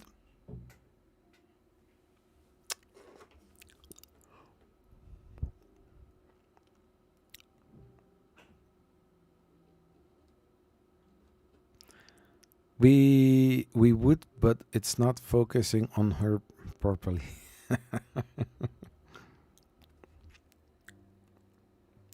Yeah, but 0.08 I would rather use than or going for maybe a thinner nozzle like 0.2. I have several smaller nozzles or smaller diameter nozzles, but I'm scared, not really scared. I don't want to try out something smaller because I need to change a lot of settings. And, I don't want to say afraid or scared, but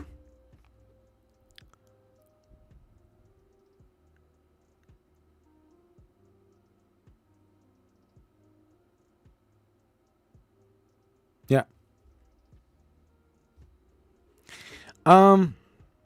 So yeah, I got an email from our beloved friends of Snapmaker because yeah.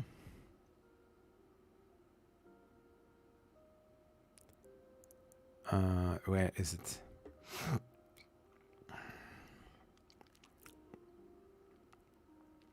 Yeah, for reasons I cannot show the full the full email.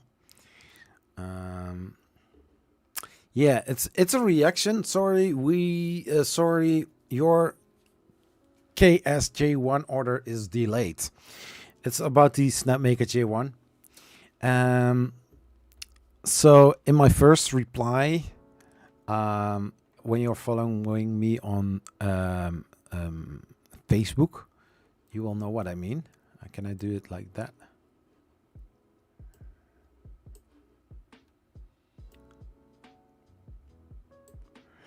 So I wrote, I have mentioned it before in the Snapmaker J1 owners group, but I want to cancel my unit and want my money instead.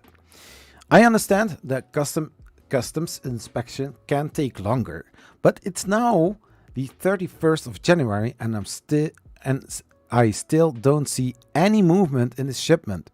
In the Facebook group, I see other people receiving their pre-orders and backers that are still waiting, responding to the post. On YouTube, there are several videos and reviews already, and I don't see any purpose for me to have this printer. My backed Kickstarter unit can be sent to someone that wants it and me getting my money back so I can use it for something else. Best regards, Zachary. The thing is, it's a Kickstarter campaign. The rule of Kickstarter is you don't get any refund. When do you don't get any refund? Well, if you backed a Kickstarter and the whole thing is just one big scam, you don't have anything. You don't get your money back. Speaking of Ender, I just replaced hot ends. Prints went bad. I was trying to cleanse and broke the thermostat wires. Yeah, you can, Curtis, you can get small kits. It's the I'm sometimes lazy. You can get those replacement hot ends.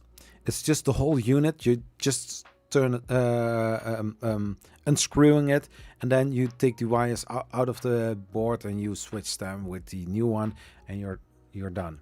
You can also go for it. I think Chuck Halibut made a video about it.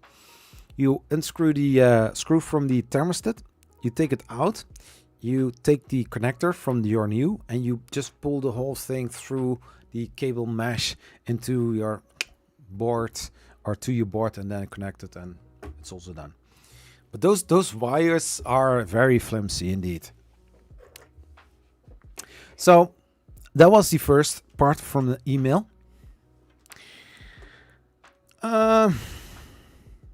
Yeah. So a person, I know the program or the business program.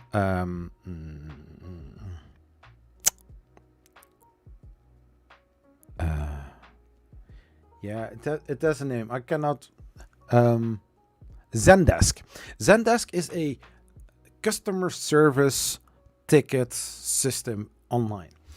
So this person writes, "Hey Zachary 3D Prints, this is a template. So hi and a comma.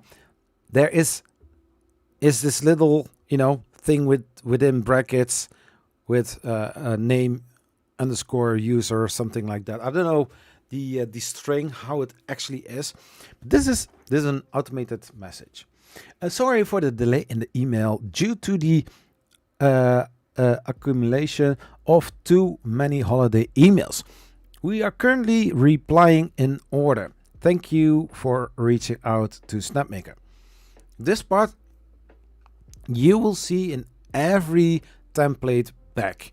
Everything that has to do with this the holiday emails or emails that came in at a specific time, this is what they are using. We removed the word laser in the declaration form. And I was like, laser in the declaration? They removed the word laser from the declaration form. I was like, for custom inspections, for every shipment that they send, most of the time, when that are hundreds of units of the same thing, they don't need to have for every unit the same declaration. They can get on the CMR or on the paperwork for the shipment. They can sum up what's in there. If it is all the same, no problem at all. But in the declaration form, there needs to be standing some HSS codes, for trade codes, something like that, so that customs know which kind of components are in this material if it is not environmental thing, or if it isn't hazardous, or no bombs can be made with it. Yeah, something like that. So there is a declaration form for the customs that they need to inspect what is in there. They said, we remove the words of laser in the declaration form. I was like, this is a IDEX 3D printer. There is no laser inside of it. And now it comes, when declaring customs, we will make a low declaration, generally 60% of the original price. And I'm like, huh? What? Yeah, what laser? Tracking, sorting codes for customs. Yeah, I'm working for Schneider Electric. It's not a logistical company, but it is a company that has to do a lot of times with declaration forms, transportation forms, CMRs, other things that you need to get things exported to different kind of countries. I'm living in the Netherlands, and we are shipping stuff to the Netherlands, to Germany, to Belgium, to Switzerland and other countries. To Switzerland, we need to have declaration forms. We need to fill in if something is wrong, and you will get a inspection right before the truck leaves. They need to check it there. That is the possibility. But since everything is going by train to a harbor, and then they get on a ship, something like that, then it is going, before it's entering the European Union in this case, everything needs to be okay. So I thought that I was in the first batch of printers, because that one was so big that they all went through, but this one was from the second batch, and were only 67 printers shipped. So it's a smaller shipment, so it's easier to hold. Non-stick both.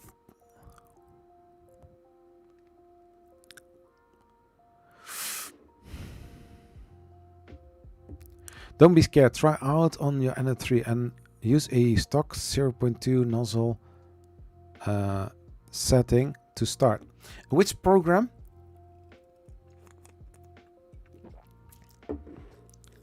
Yeah, thicker nozzle diameters is fun. But the thing is, I have a lot of filaments, PLA filaments, that I want to keep to actually do reviews with it, because the moment I start printing a lot of things out, I don't want to stop with it. And I'm accumulating a lot of things that I still need to finish. So yeah. But later on, I will ask it again, non-fam, or I will scroll back and see what you wrote. Atom stack, waited 3 months.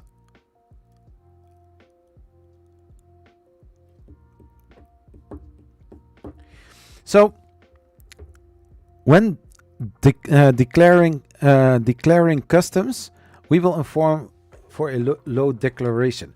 So I was reading the text and I was like, what in the world are they writing? I'm asking about it to actually get a refund.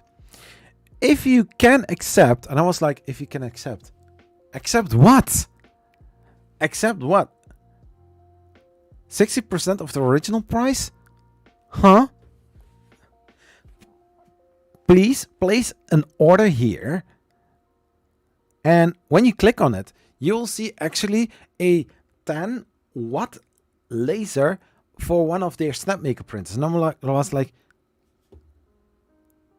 why would I do that? Tell us, after placing the order, we will inform our logistic colleagues of your customs declaration requirements. If you have any problems, I was like, yo girl, I don't know, but you need to read what I wrote and then use the right template to answer me back. This is total BS.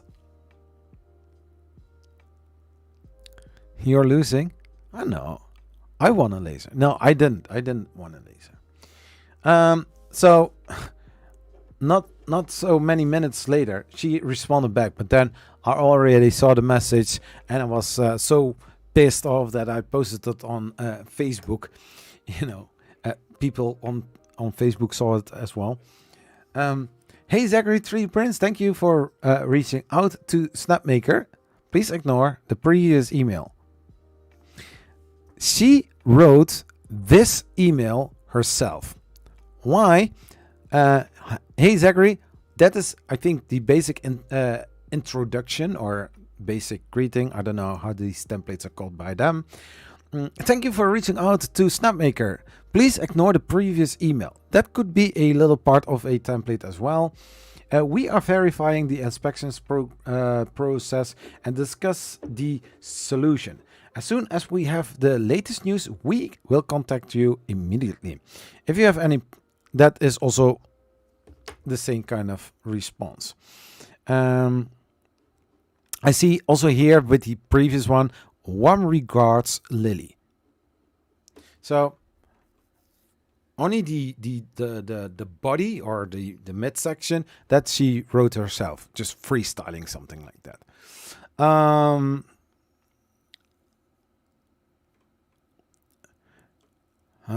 So 3 responses, 2 responses of me to her. I said that was the latest response that I said. I want, because I saw the second reaction of her. I want to get a refund of the Kickstarter order, like I wrote in the response in your previous reply to me. I don't want to wait anymore. Best regards, Zachary. So, here it comes. She wrote again today. I'm sorry for the delay in the email reply because of the accumulation of too many holiday emails. We are currently replying on order. Thank you for reaching out to Snapmaker. There we are going. We are still confirming the inspection process with customs and waiting for a reply. We will send a notification to you before next Friday to provide the latest progress and solution.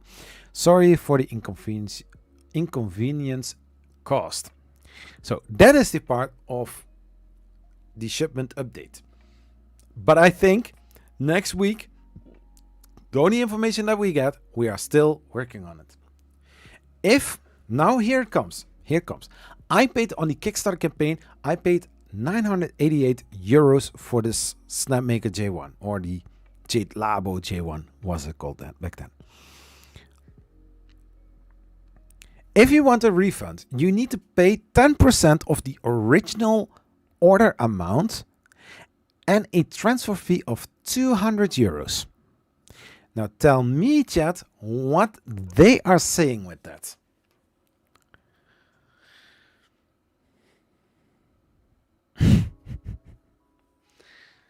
You need to pay 10% of the original price. So, of the original price, I paid 988 USD or euros. So that would mean like a little 100 euros. And then a transfer fee of 200 euros. We will getting, calculating plus, like 1,300 euros for a refund. Why? What's the problem? Oh, wait, sorry. I understand now, Curtis. I thought I meant lost. Lol. Hand got smashed at work. Oh, that hurts indeed. That hurts. If I want to repay, then I should pay. Yeah. Because if we are currently going to walk, if I have too many screens open already. Snap. J1. We are going for this. We are going for this, bro. Let's go first to the EU site. The EU site, 15 1,700 euros. The Snapmaker J1 high-speed IDEX 3D printer. Here it says save 240 euros. From what? So this price, the price of this 3D printer is 1,700 euros. 1,700. New orders will be shipped in March 2023. Expected delivery period is 10 weeks. So you order in March. When? When March? March is a relative understanding, in my opinion. March can be 1st of March, can be 31st of March, since March has 31 days. So you order now, just 3rd of February. They are going to ship the printer end of March. Yeah. So 10 weeks later. So that would mean in 2.5 months, this printer will be delivered.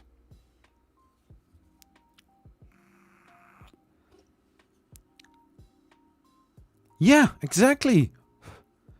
What did you think that I was going to buy for the refund? A bamboo. I want a freaking bamboo. I have here 2 IDEX 3D printers. Sorry, they are shit. Because I cannot handle them. I don't want to say they are too difficult, but I have promised to get them calibrated so that both extruders are working. If one goes, the other one goes exactly to the same spot where the other one stopped, or else you will get ugly prints. I have already showed it several times. I'm now looking for it. I don't see it, but everybody knows the white black cube that I always show. Yeah, here we are going again. Here, this is a ugly calibration cube, and it came out of the Kaiwu 3D Tycoon IDEX 3D printer. They sent it to me for free for review purpose. I really need to get on it because I have this little pressure, you know. The first time that this brand want to work with me, they sent a print of 800 euros and nothing comes in return. So I really need to do something with that. The other printer, the JG Snapmaker, I bought.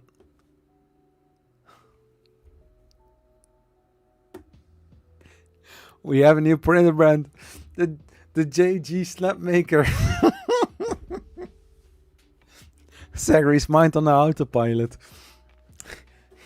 I see name maker and my mind is already J maker, Snap maker. Yeah, Snapmaker J1. But the JG Maker Artist D. I bought it from. I bought it with my own money, but the second extruder is total crap. It's. I get prints out of it in dual color, dual material. No, not this one because I didn't. But it was not always like that, you know. It's terrible. I got some ugly prints out of it. I'm ashamed of myself in that regard. So 1,700 euros for this printer. Now currently nearly 1,500. So I don't know what they want to say. How much that I need to do? How much that I need to pay? But it's insane. I don't have any other words for it. But the way how this IDEX printer works could be helpful.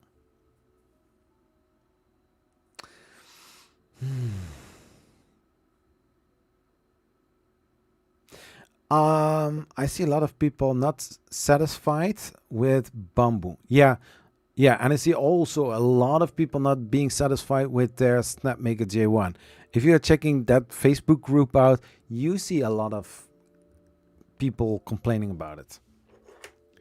If the printer works well, nobody shows. If the printer doesn't work, you see everybody posting about it, you know?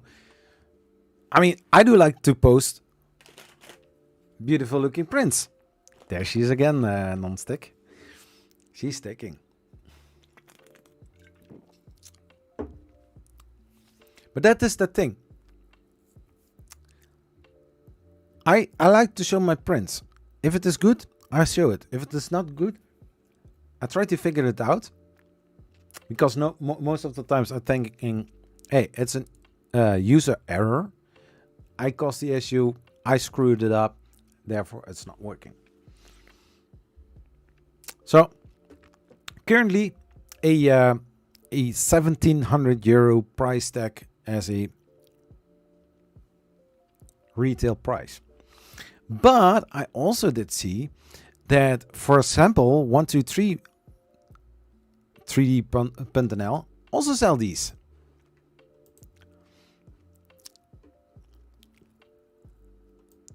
€1,500.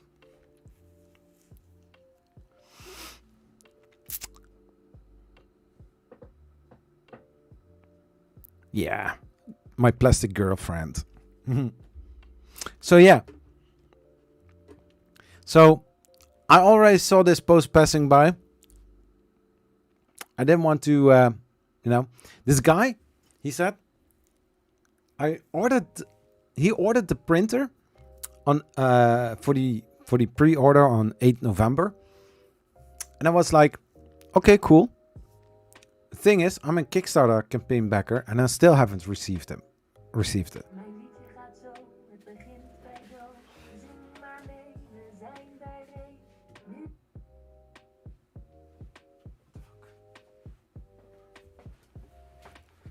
I was like, you pre-ordered it. I did a Kickstarter campaign. I'm still waiting on it. So yeah, anyways. So I need to pay almost 300 euros to get a refund. I don't understand. If there are some screw ups, I can imagine that happens. First of all, end of November, my unit with all others, all 75 is a total 76 units were held by customs. 28th of November, these printers were there. And now, 4th of what was it? Early January, we got the message already from the website. Yeah, so I'm not showing my email.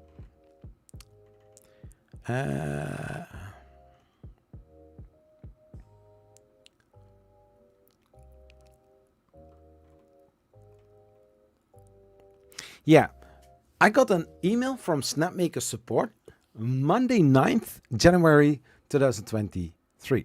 And they are saying, Dear J1 backers, thank you so much for your purchase on Snapmaker. We are sorry to inform you that your parcel is held by customs and is waiting in line for inspection. I know when there are custom inspections, sure, it will take some time. Your J1 machine was shipped from Shenzhen, China on October 27 and was transported from one point in China to Europe on November 9th, but was intercepted by the European local customs on November 28th for inspection, which has continued until now. So, 28th of November, they are saying at 9 January that end of November it was held there at customs. They would get a message somewhere. Hey, we want to have some papers because something is missing.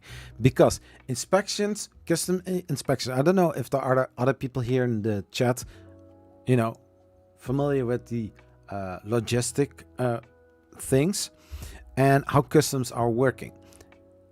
If your paperwork from the packages or the stuff that you are shipping are okay, they do the inspection and it's going further.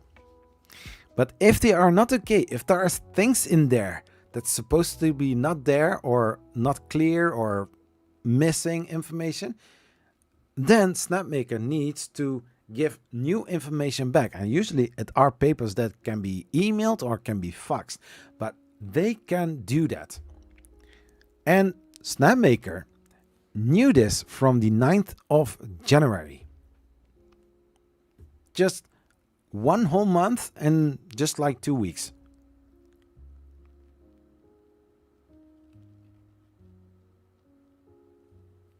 Oh, you're still waiting on your frozen resin? How long is that non-stick?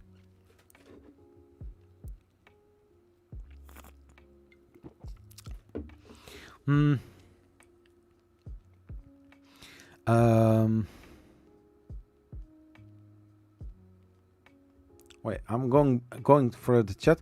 People are never happy. They want too much for the smallest price, and you just can't. Yeah, people always want more. You're right. What you said, I broke my printer. It was not printer's fault. Maybe the same with bamboo. Yeah. I mean, sometimes the printers are just fine. We have sometimes a tendency to listen to other people's advice and then think break. It's no problem. I mean, I didn't have that much experience when I bought my first 3D printer and was just going from crappy to crappiest. Yeah, on the US side it's US dollar USD 1,999. Oh, not paying that either. That's weird. You're still a bit more value than USD. No, we as Europeans, we need to pay more for it.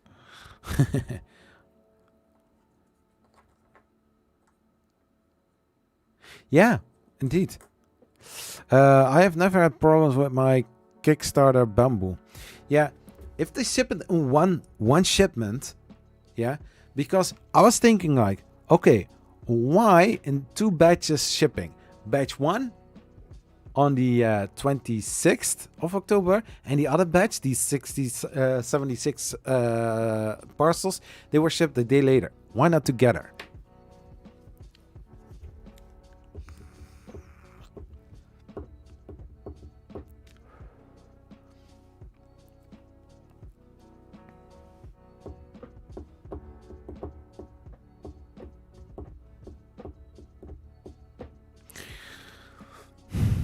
It doesn't much for a company to just email you really. Yeah. The only thing that I want is honesty. Like, hey, we screwed up. Because if they say that they screwed up because they missed an email or some new person accidentally deleted the mail from customs and now they are waiting and waiting, people starting complaining about it. Like, they are sending us a message on the 9th of January saying that they already knew it from the 28th of November. That is already some time ago.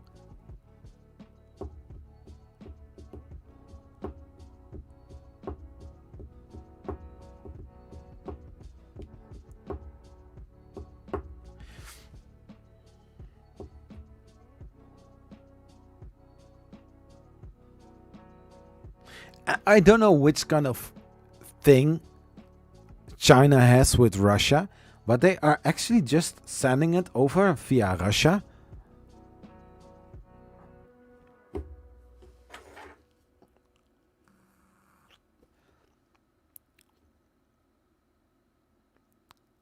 Yeah. No, the shipping method was everywhere the same. I so far as I know.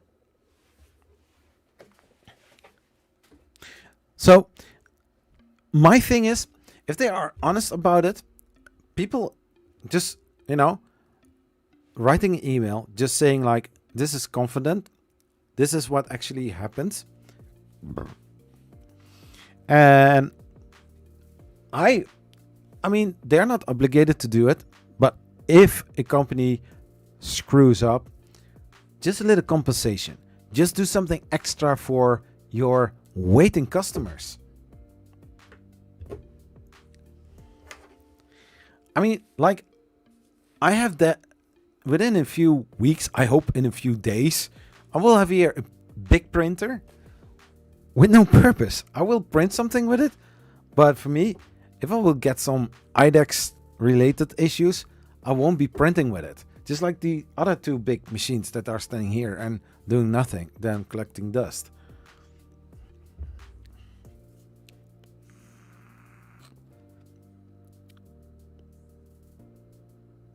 Yeah, the mighty 8K is a resin printer. I'm still waiting on 2 resin printers from Kickstarter, which they said would be shipped in October, which was just crazy and unrealistic. When November? Then November, now mid-February. Yeah, this 3D printer, the Snapmaker, was a Kickstarter in 2021, in June 2021. And it was supposed to go out January last year. But because of COVID, because of other issues and people in lockdown and staying at home and not being able, I understand. You don't hear me complaining about that.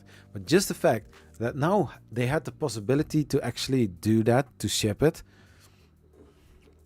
Now, people on YouTube already posting videos about it, doing reviews. It's like, yeah, okay. I don't need to post anything about it. Maybe I do. Maybe I'm just, you know, just the Mr. Nice Guy. I have to make the Mega Mighty and a Mini 8K. Yeah, I've just one I think 4K resin printer, or maybe 2K, the Mars 2 Pro. I think it's a 2K. If you don't have the space for, you know, a washer cure station and, you know, getting the whole thing cleaned up, it's yeah. So yeah, I hope that Snapmaker actually says, you know what, 76 backers. We are going to offer you this or that. You can choose for it from it, and we hope to keep you as a customer, and that you also share a good word from the bad experience and share what we did as a company for compensating something like that. You know, amaze the people. You know, be kind, be a customer service where every company dreams about, not being something like, we are working on it, and then a few weeks later, sorry, we are still working on it. Yeah, we are still working on it. And you see everybody or a lot of people posting, I just received my pre-ordered Snapmaker. And I'm like, for me, it was a expensive printer. I could have bought a Prusa for that money. I could have gone to Murph, for example, for that money. No, I invested in my channel because to make good videos, I want to also get or buying or investing in the channel by buying new printers. I think I also bought with the spare money. I bought a new camera and a printer, and I think also some other things.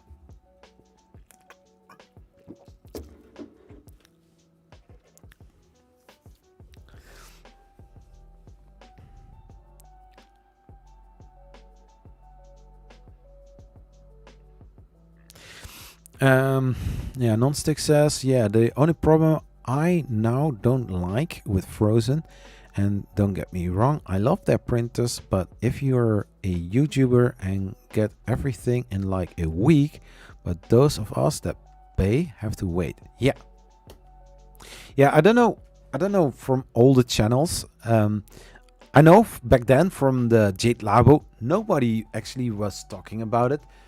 Some already refused to do a Kickstarter because hey, it's a Kickstarter campaign, blah, blah, blah, you know. They actually didn't put any money in it. And then later on, hey, yeah, Snapmaker sent me this as a review, and you know, now they are reviewing this printer, and I'm like, because I got an email, yeah, or I saw something passing by. I did respond to it. I was like, I hope that the Kickstarter campaign printers are going to be sent first before the reviewers on YouTube are getting those, because I never ever have to buy a new 3D printer, or I have to be very rich in order to, you know, get some little more traction. Because I have noticed if no, I don't go there. I'm not going there. Other friends on YouTube are cool too. That not my frustration win. But anyways, so I'm waiting until I see Snapmaker doing something, because this is a brand that I usually don't buy any printer of, because in fact I don't have the money for it. I cannot buy it. I don't earn enough. And if you are earning a lot of money, they will send it for free. You're still saving a lot of money. You can spend your money on other stuff that you actually can use for your channel. Yeah, Frozen is slow on shipping due to the China and Taiwan struggling. Oh.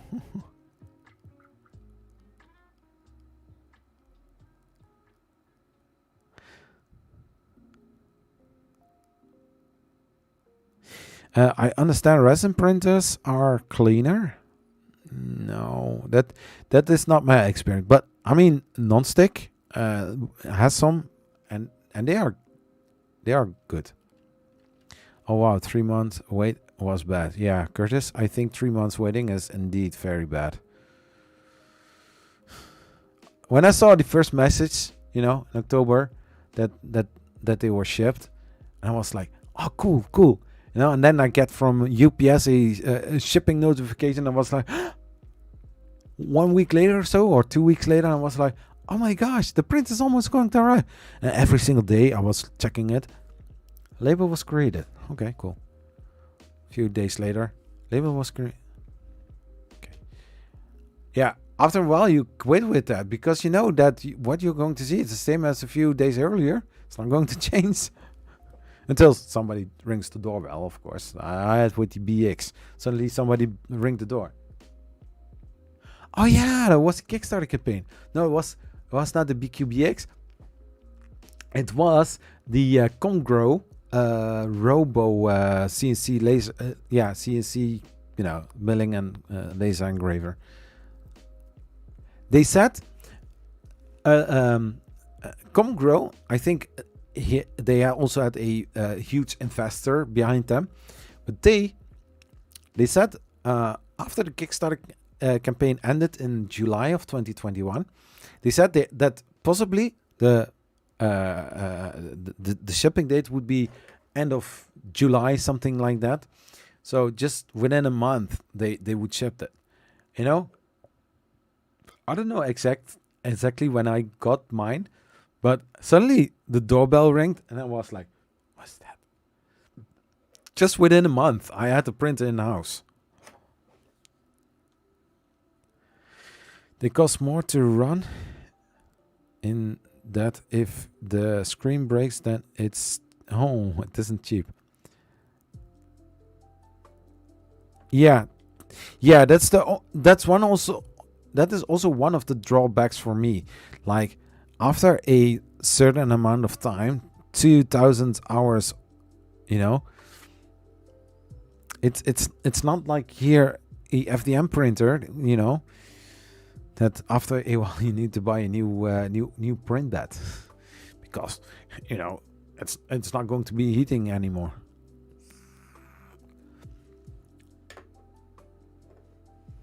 But actually on a resin printer, the screen is the extruder. I'm saying the print bed, but it's actually the opposite. It's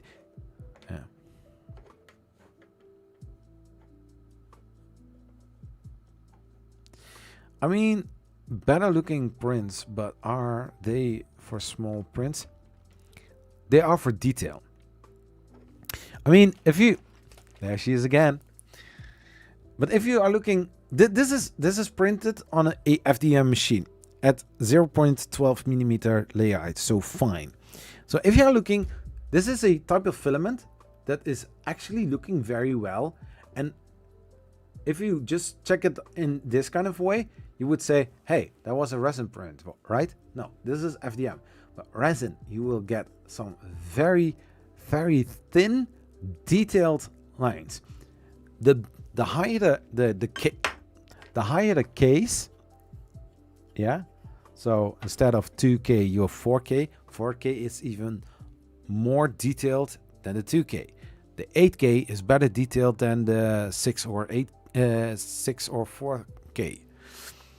The higher the resolution, the better and more details you can get on very small prints. Sometimes you see very small prints, and then you will take a magnifying glass or you zoom in on it with your camera. You will see some very nice detail. Yeah. And for example, if I want to print filament, if I can put 9, no, let's say like this one to print is like 3-4 hours printing, you know, or some mini or so. Okay, then that is 3 hours. But if I'm going to place my whole Ender 3 bed full with it, it's not being 3 hours. No, it's going to be a whole lot hours more for each print. Not only 3 hours, no, it's going to be multiplied. I think non-stick knows the or non-film knows how much, but on a resin printer, if you build bed, or if your print bed can have 20, if one takes just 3 hours to print, doesn't matter if you have one or you have the whole build plate full, it still will be the same. That's also a big difference between the resin and FDM. So if you are if you print a lot of miniatures and you sell them, go for a resin printer, because if you can stick a bed full with the same print just in 3 hours, everything is done. The only thing you need to do is, you know, clean them, cure them, just snip all support material away. And in the meantime that you are removing the supports, you are going to print a new batch. In the same time that you're done, you keep working, and this just 3 hour print.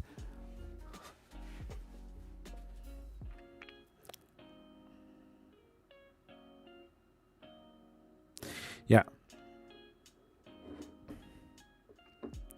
Yeah. So in my opinion, a resin printer, if you have the space for it and a very well vented area, resin is a very great thing. You know, having a big desk where you can stand behind it, have some protective clothes on it, so that if you are trying to remove the resin, the model from the build platform, it's just great.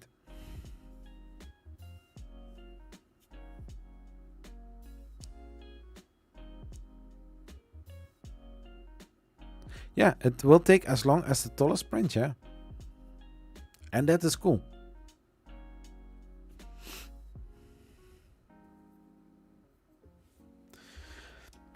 That's a cool thing about resin, but resin in itself, don't try to throw it away. Because that stuff is expensive. I mean, you pay like half a liter or a liter, you pay like 60-70 euros for it.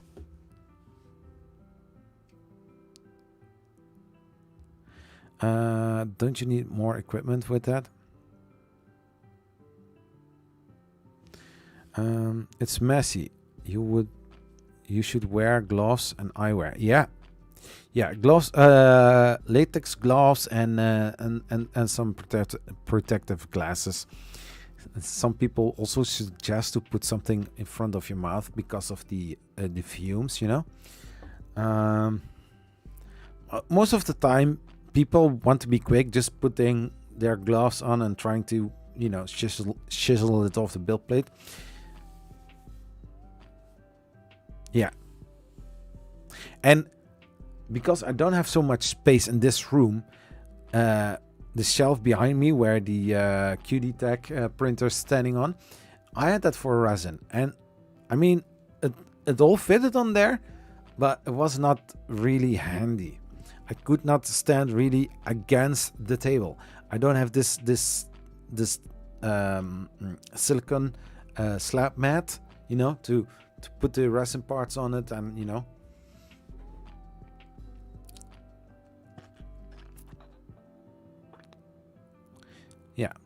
Yeah, it's the best thing. The best things. I have a wash and cure station from the same brand as my resin printer. So after the print is done, you can buy several. Yeah, it are called print heads, but it's not actually the head that is printing, but it is, you know, the build plates. You can buy new ones or severals that fit very well on it. And then you can take that one off, you can put the new one on, and in the meantime, you know, washing it, cure it. Because I had to use a mallet and a spatula to actually get underneath the I don't know how it is called, boat, you know, to get it off the print bed.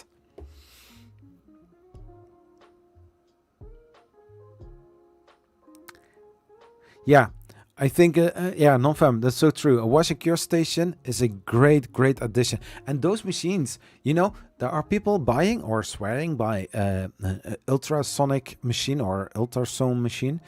But from Elegoo, I bought this wash and cure station. It's the wash and cure Mercury, or yeah, the Elegoo Mercury. It fits perfect with the Elegoo Mars. But you take the build plate off, you put it in a wash and cure station. You don't get any messy hands. You just put everything in there, and then after washing it, you are going to blow dry it. That's what I did, and then taking the support material off, and then put the model into the washing basket, and then put it just in there. Yeah. And you have also those vats with resin in it. You can buy also other vats, and there are those trays where you can put those vats on it or in it, and then you can exchange them for a other one with a different kind of color, and then you get a whole ecosystem that can actually work pretty well. And some resin printers are not that expensive. You can buy a resin printer, a wash and cure station for, I think, in total 350 euros. Not going for the newest and latest. I mean, we are watching here the site from 123.3d.nl. So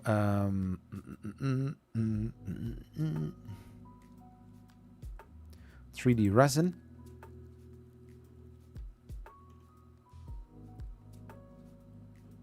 Yeah, so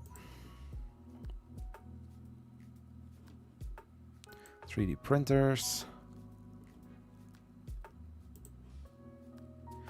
Yeah, so here, for example, the Elegoo Mars 2 Pro 3D printer. On this website, it sells for 200 euros, and it's the resin printer. Here you have the latest one, the Mars 3. It's not the Pro. It's almost 80 euros more. I wouldn't go for something like that. I mean, it's basically the same. Then you have the Pro. It has an Ultra 4K 6.6 inch monochrome LCD, where the normal has a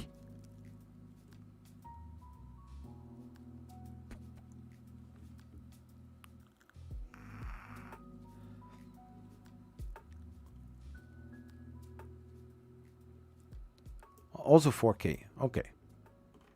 But I mean, if you are just starting with resin printing and you want to check out if you like it, I will go for the Mars 2 Pro. It's a very great machine, very nice, very stylish. I think it is a nice, pleasant printer.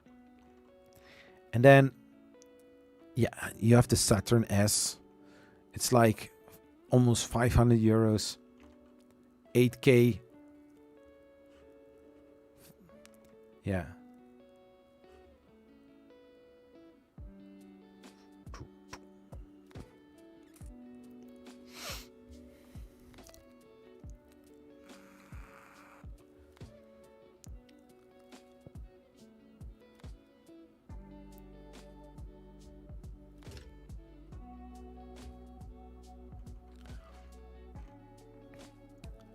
So here you have the Jupiter, 1300 euros.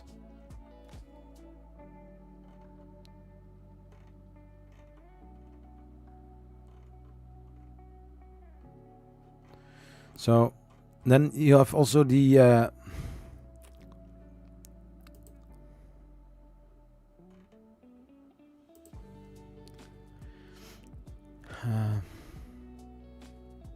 yeah. Here the NEQ. Do I have another one? Yeah. So this is a Mercury Plus wash and cure station 2.0. This is the same that I have. So this is a wash and cure station together. It's 130 euros.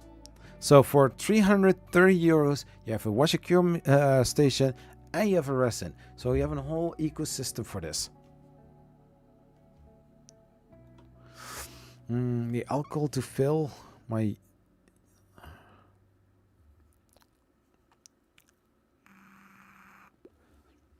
Oh, yeah.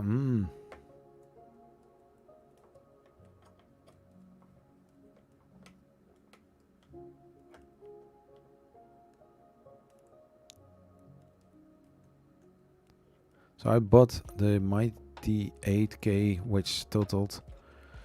Yeah, that's quite a lot of money. But I mean, non-stick. If you're just starting with resin printing, you know, do I like it or not? You know, I mean, if you have money like water, then you buy big, huge. Yeah, I can imagine. I would have done the same thing. And then if you don't like it, you just give it to a university or a poor YouTuber like me.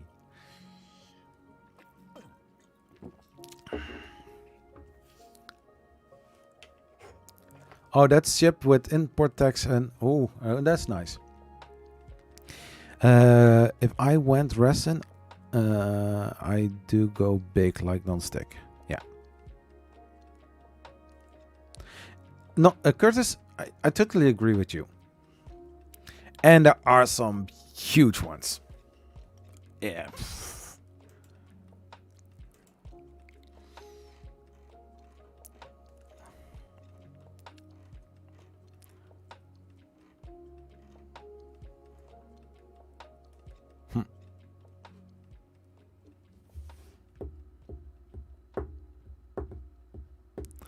Give or take? Oh, give or take.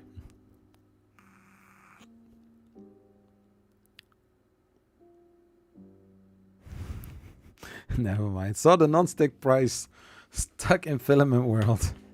Yeah, I mean, sometimes you get on filament some great deals. You can buy those spools of filament like 8-9 euros per spool of 1 kilograms.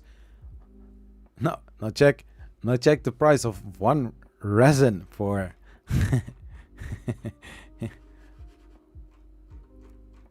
whee resin Elegoo, half a kilo, 29.50. Don't spoil it.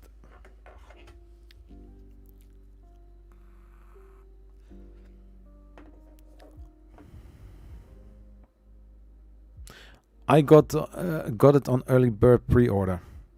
Yeah, that is cool. Yeah, it's also with bamboo. I saw it on Kickstarter. I was like 150 euros short on the shipping cost. I just I was like, I'm not going to do that. Hey Martin, welcome to this live stream. Another Englishman is joined. So yeah, it's sometimes you need to accept the fact that you don't get everything that you want.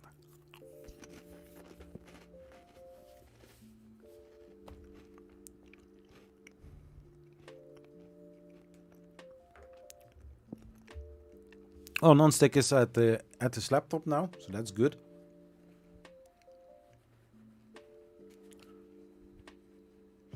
I want a LD00. Yeah, I know.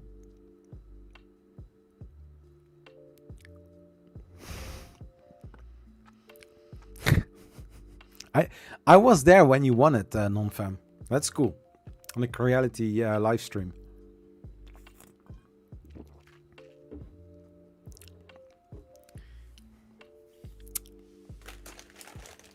Yeah, I'm living in Venray, but everybody says, hey, you are Venray now.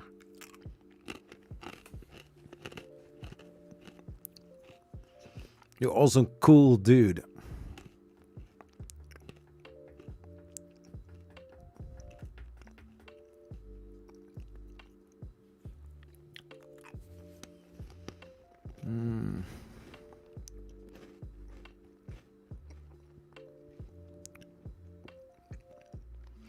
Yeah.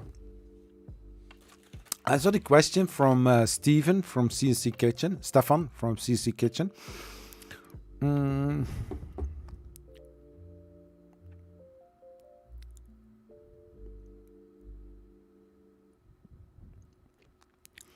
Was it non-stick that I saw? But what did I want to say?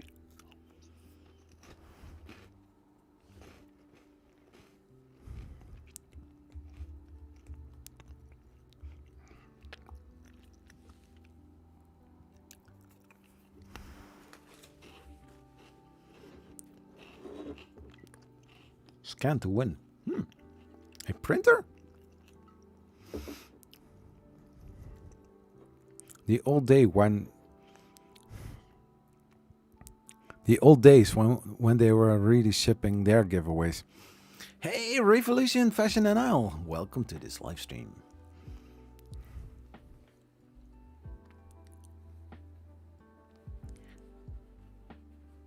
Yeah, I don't know if I'm going really to join Creality's live stream in April. See if I can get also an answer fast into the chat and win something.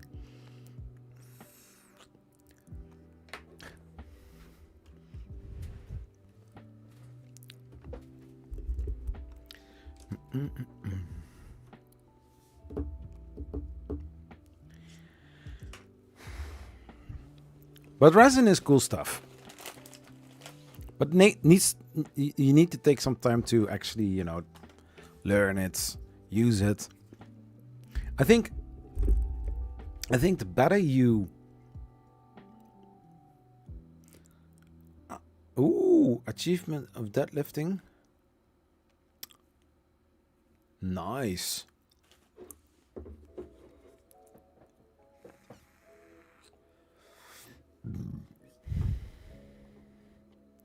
No, but resin is very cool. But CNC Kitchen. Stefan from CNC Kitchen, he wrote, I think yesterday on Twitter, if something is brand new and it has a hard learning curve,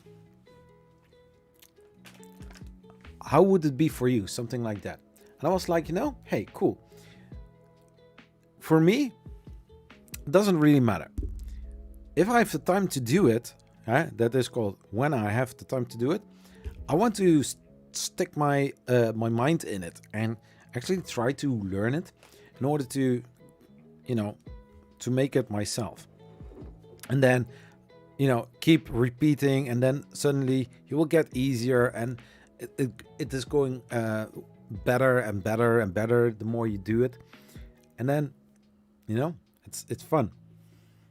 I have a question. T-prints that came with my printer. The prints that came with my printer looks better than what I sliced. You know what you can do, Curtis? What you can do, you put the SD card or the thumb drive into your computer and open the G-code file with a text editor like Notepad, or I don't know how those other things are called. And then you see the whole G-code. At the first couple of lines, it is actually saying what it is going to do or what the settings are. I don't know if I have here a example from that.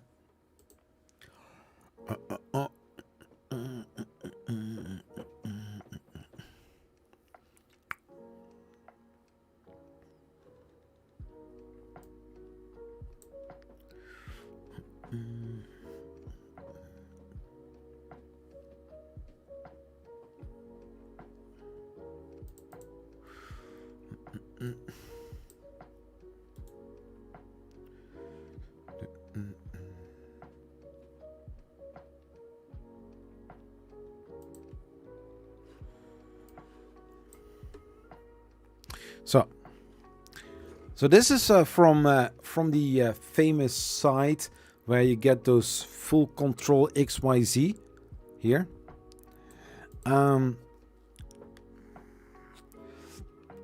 Flavor, marlin, time, filament use, the printer settings. This is just a normal typical G-code from their site. But in the first, this is a bad example.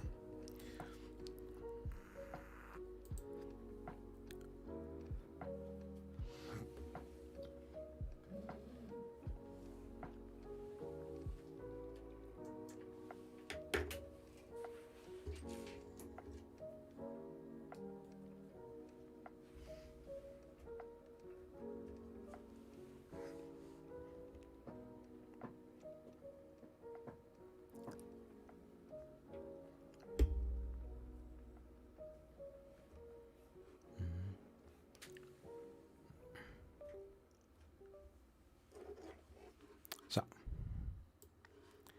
we have so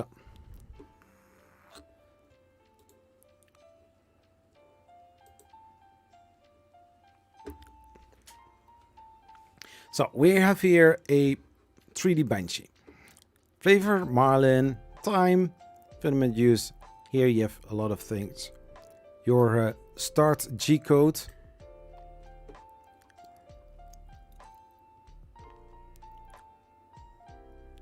Here also a little start G-code, I guess. Or this is the end G-code.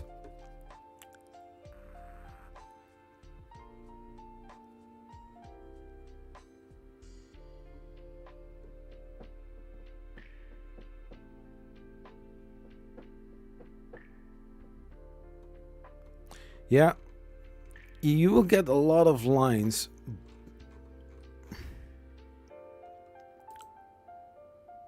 Yeah, yeah, layer height. This is the layer height, so that is one thing that you can find.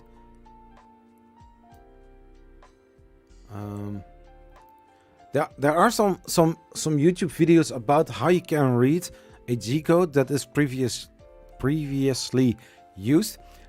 I think slicers like Prusa Slicer can read a G-code, and you can, you know, copy those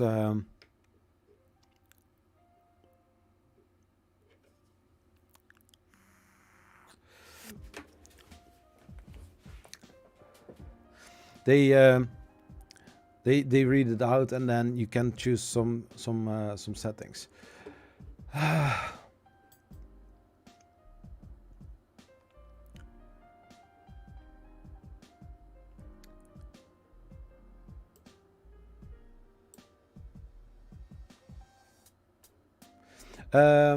Revolution Fashion announced that my Ender 6 is back to Creality for a refund. Oh, cool. I have a question.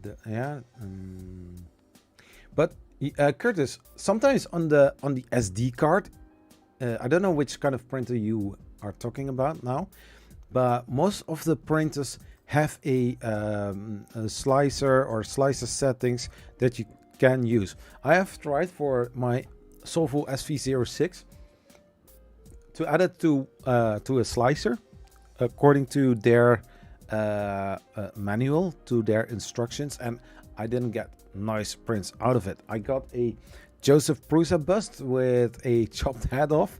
I don't know if that is something that Solvo did on purpose, or I don't know. But as soon as I got into the Solvo slicer, it's a QR version, but they put some how's it called, some profiles in it that it actually works. Yes, it is sad, but I hope to get more luck with another one. Yeah. What, another Ender 6? Maybe not. Thinking of an Ender 5S1 or something else around that price. I saw the new CRM4 quasi-industrial grade filament printer. Maybe it's because I'm French, but for me quasi means almost nothing. Okay, we are going to... I think I know which one you are meaning. And before this stream started, I was already planning to actually talk about this printer, giving my opinion about it, and then actually, you know, recut it later on in the to a video format size. Yeah, price is also something else though.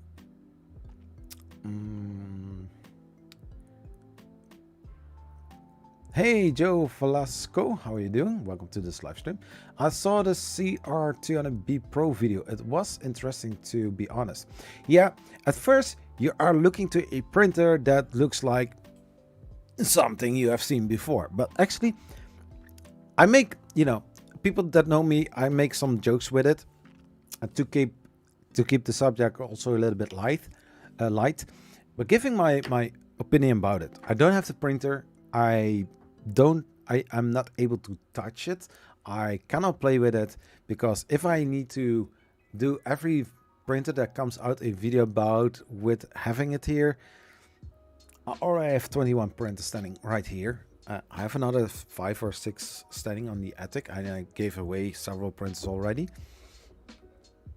I think all bought with my own money, by the way. Yeah, all of those 4 that I gave away were bought by myself.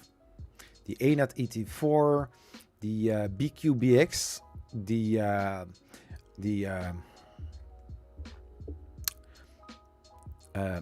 a Ender 3, and the ANET, and an Ender 2 Pro, which would have been the was with the giveaway that I did for the 4,000 subscriber milestone. Yeah, a little bit odd, weird, goofy sometimes. I want to give away a easy Treat X1 3D printer, in the mind having like, okay, I need to ship this anywhere. I don't know which kind of prices I can expect. But on Amazon, I already saw this printer going out for $160. I was like, okay, this is going to be expensive for me as a small channel. And it was like, okay, somebody from the Netherlands won it. I'm going to ask, because I had to spend like 200 euros on it anyways. So I was like, okay, so I can ship you a easy treat from a seller here in the Netherlands just for 100 euros. Or you want a little bit bigger printer, tell me, what do you want? And he said that he would like to have an Ender 2 Pro. And I was like, it's on at 60 euros. Okay, it's fine.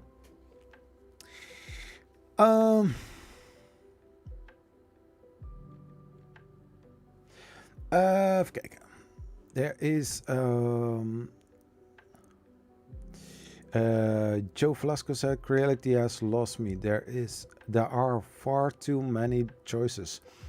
I agree. I agree with that.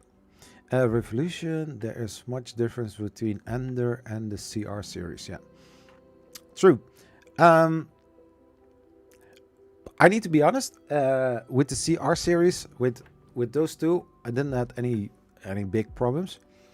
Other than the first version, the CR2 and the B. That one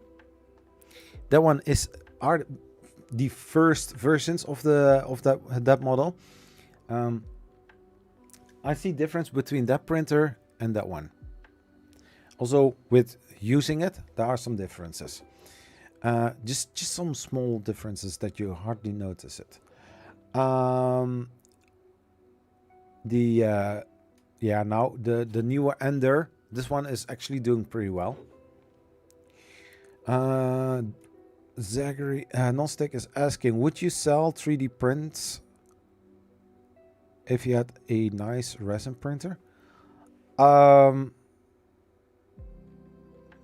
Yeah, I'm still thinking about it. Since I have a company, I can actually do things to sell them. Also printer parts or printed models.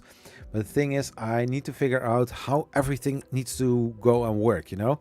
I'm going to sell it. So I need to add taxes, so VAT, and also some other things. So I want to know what I'm going to do. So that is also the learning curve that I need to do. But since I'm always busy playing Minecraft on Twitch, I know it can be time consuming and I'm losing time that I also could have used to actually do other things like studying and making sure that I actually can make money. But I also want to, you know, lighten up my head because I'm working full time during the day, using my mind, my brains the whole day, and with something like that, I can let my creativity go. You know, I can build things in Minecraft. I'm using people, talking with them, or talking what I'm going to do, something like that, without, you know, making calculations, doing this, doing that, you know, as one with a with texture on it, textured PI spring steel steel. Oh, dang it! I have set the nozzle height at minus 3.10, I believe, something like that. But the problem is, Walmart. Shall I tell you a little secret? Zachary.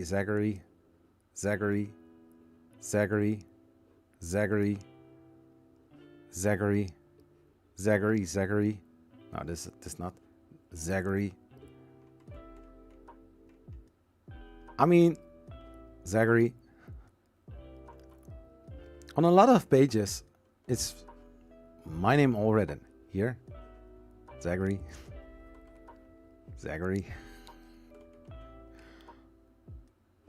Oh. No, that's not mine.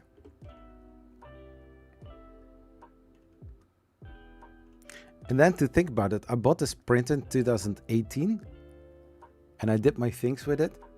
So that printer is a very nice printer, yes.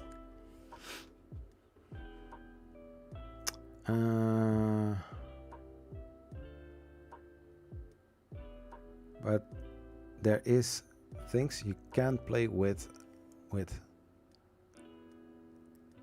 Yeah, there are things that I can play with. Yeah, I like that. But don't think you know me. My second, third, and fourth printers were the Ender 3 Pro. That was also my second printer. The Ender 3 Max, I believe. I don't have that one. I was in the live stream of Creality. They announcing, releasing, showing the Max. I don't know if the live stream is still there, but I was a pain in the ass. I was commenting about it, saying like, why not going for dual lead screw setup instead of a single motor? But they said like they want to push out cheap printers that everybody can buy, so that is their strategy to have cheap manufactured printers, or no, manufactured, yes, cheap in parts, and you know, saving cost by you know, less parts using. But actually the printer was bad. I couldn't get any decent prints out of it, out of the ANET.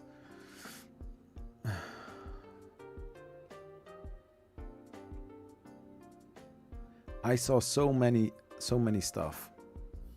But anyways, and the Bamboo P1P. I hope to buy a Bamboo soon. The Max, yeah, was just, I mean, when I saw the Max, I was like, there is this guy in the Creality user groups that is selling the Ender extender, and now with this enlarged or bigger printer, they are just saying like, screw you.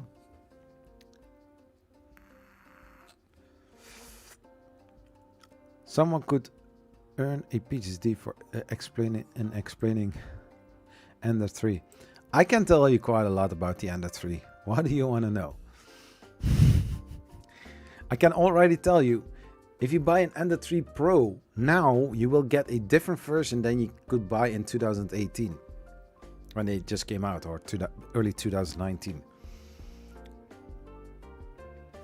Because I think I bought mine in 2018, and back then it had an old 8-bit board in it.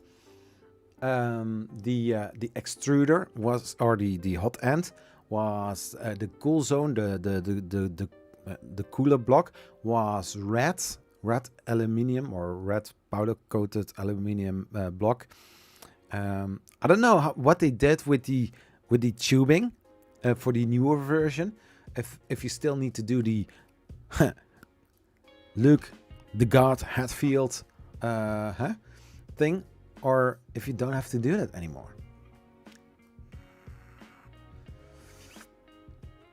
Non-fam says the CR was the more advanced, bigger size, but they made the Ender 5 Plus and the Ender 3 Max that are big, and the CR6 SE is almost the same size as an Ender 3. Yeah. There's one thing that I want to present within a few weeks. I'm not going to spoil anything. Now it's really hard to see the border between the Ender and the C. Yeah, that is so true, non-fam. What resin printers do you have? Who are you asking? Non-stick? I have only one, and it's the Mars 2 Pro. Revolution Fashion? Non-fam. For me, they look the same. Depends. Yeah, internals then. Yeah, that is so true, because basically you have a 40-40 aluminum extrusions for the legs and for the y-axis. You have a 20-40 or 40-20, depends on how you want to twist it. For the uprights, for the z-axis. For the y-axis you have a 20-20 and a 20-20 on top, and then a bed frame, I think a 18-18 or 180, and then the thumb screws. If you have the more advanced, you have a CR Touch on it, or yeah, CR Touch. It's not a BL Touch. It's not from Ment Claps. It's not just from Creality Labs, you know. And you have an aluminum plate, which is actually good. And some thumb screws or some fixed plates. V-belt, V-slot rollers. and then just electronics. And depends if you have the Bowden tube extruder or you have a direct drive. And nowadays you have the Sprite. Cheers. They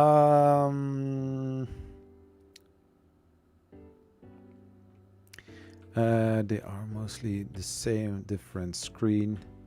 Yeah.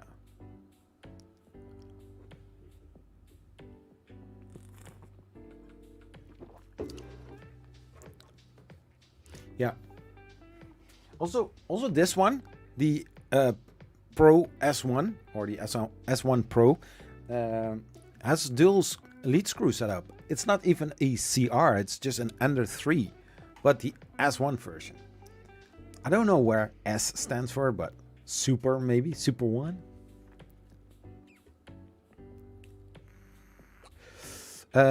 DS Martin says, what would you recommend for this problem on the Ender 5 Pro? The Capricorn tube in the coupler at the extruder over time starts to wiggle.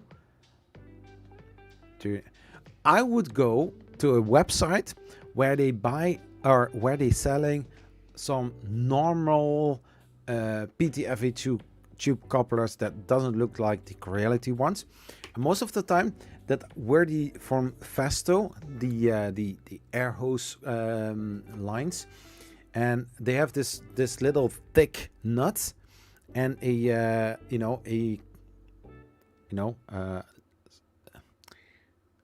I don't know how it is called. This little ring. These are better.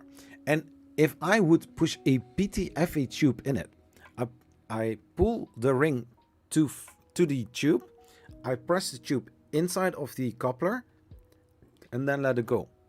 Most of the time, people push the ring back and then push the tube inside, causing that if the ring goes out a little bit, the tube also goes out. But the better coupler you have, the better the grip. Sometimes I need to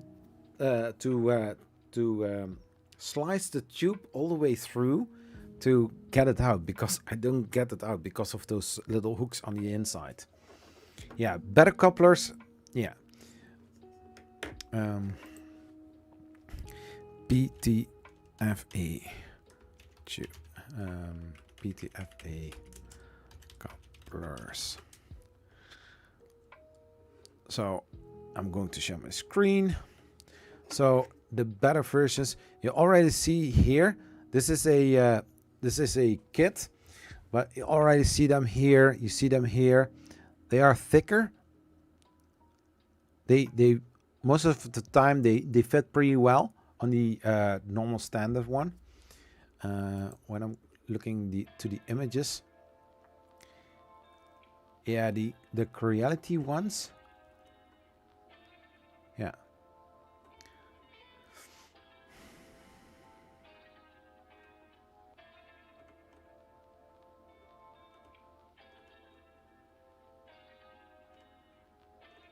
Yeah, you don't see the couplers, so but you see which kind of coupler I mean. Here, these are the Creality ones.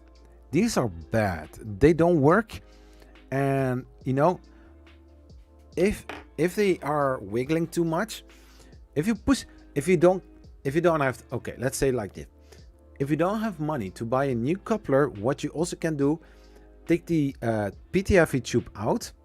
Take the PTFE tube out, cut it straight, push it back in, put the take the ring a little bit to the back, and then put a zip tie around it. Just yeah, the newer ones, sometimes you will get this little blue thing that will slip right through the to the ring and the bottom side.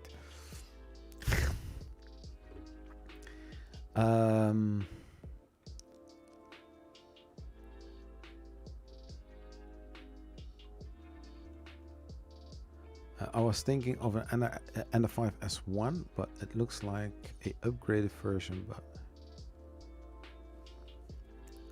yeah, I think Revolution NL, the NF5 S1, it isn't really upgraded machine. You have a better board, more features on it. If you can check the stats between the standard without the S1 and the new version, compare it with the two. But in the newer machines, you have some more possibilities. You have more features and some better parts. And they are now asking also bigger prices in order to give you maybe a better machine.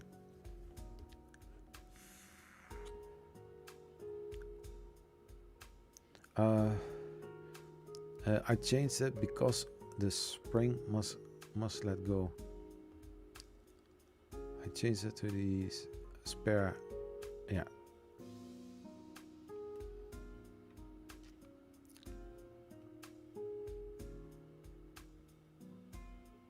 Yeah, indeed, non-fam. The standard extruder or the standard coupler is very cheap. It's breaking very quickly. It's crap.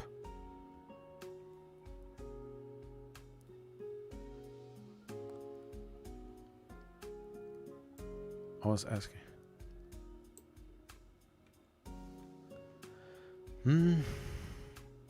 Yeah, look evil, yeah.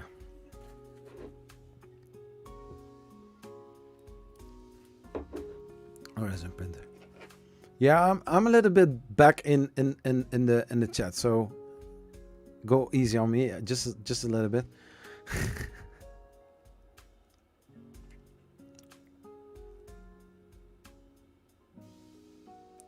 Yeah. You can buy a higher quality coupler that should be good for years. Yeah.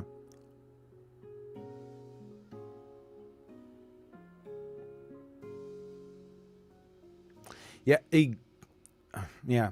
If the coupler is good, you need to make sure you, just like I said, pull the ring out as far as possible and try to push the PTFE tube in there without moving the ring, you know? Because it slides in, and then, you know, there is no, as soon as it starts to go back and forth in the coupler, it doesn't work. And that sounds really weird, non-stick. It really sounds weird. Hey, don't forget to hit the like button, everyone. We are at currently 11 likes, 8 current viewers. Thanks a lot for your helpful information again. Yeah. Faster, everyone. Non-stick, are you really doing that? No.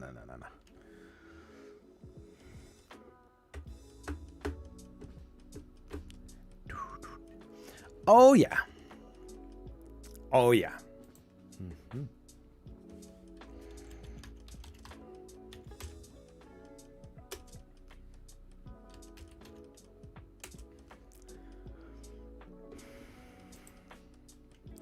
We are going to look to a printer that I announced.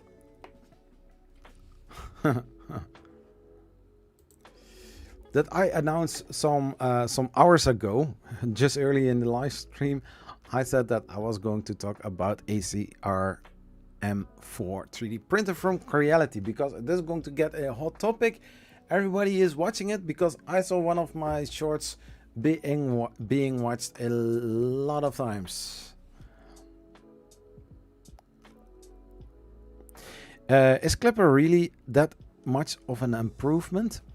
Let's say it like this. If your printer is well dialed in and you can print without any issue, I would try to start with Clipper on it, because Clipper is going to be controlled by a Raspberry Pi with running Clipper. You will put a new firmware on it, or yeah, firmware on the mainboard from the printer. There are a lot of configuration settings, things that you need to do, but if well followed, you can get some amazing quick prints out of a 3D printer. Why do I say try to make sure that your printer is already printing well? Because every checkbox that you can take off of things that go well on your printer, you know for sure that it is not the hardware side that is going wrong, but the software side. Because I just imagine you have a printer that really doesn't really perform pretty well, and then you're going to put a fast or a you know, clipper on it, and then you are trying to dial in your 3D printer, but it wasn't good at the beginning.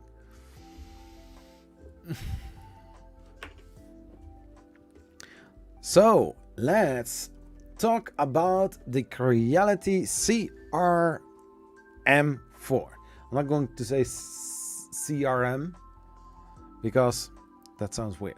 So we are going to take a closer look on the CRM4. CRM4. That sounds so weird. But anyways, it's a full fill. Dang. Fulfill? What's that word? Big ambitions efficiently.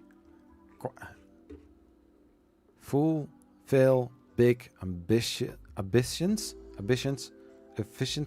efficiently.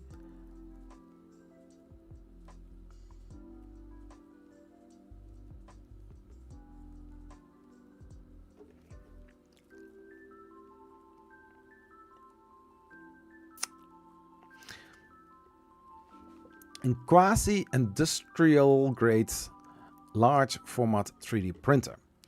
If you're looking to the picture, you wouldn't say it is a big print. I have seen it on Formnext and it is a big printer. And I already can tell you this printer would cost around the $1,200. It has a printing volume of 450 times 450 times 470. It's like double size of the printing volume of a normal Ender 3. Quality dual Y-axis linear rails. Yes, they are using linear rails. Cool, eh? Yeah. Why are those knobs there? Huh. More ways of printing. More ways of printing.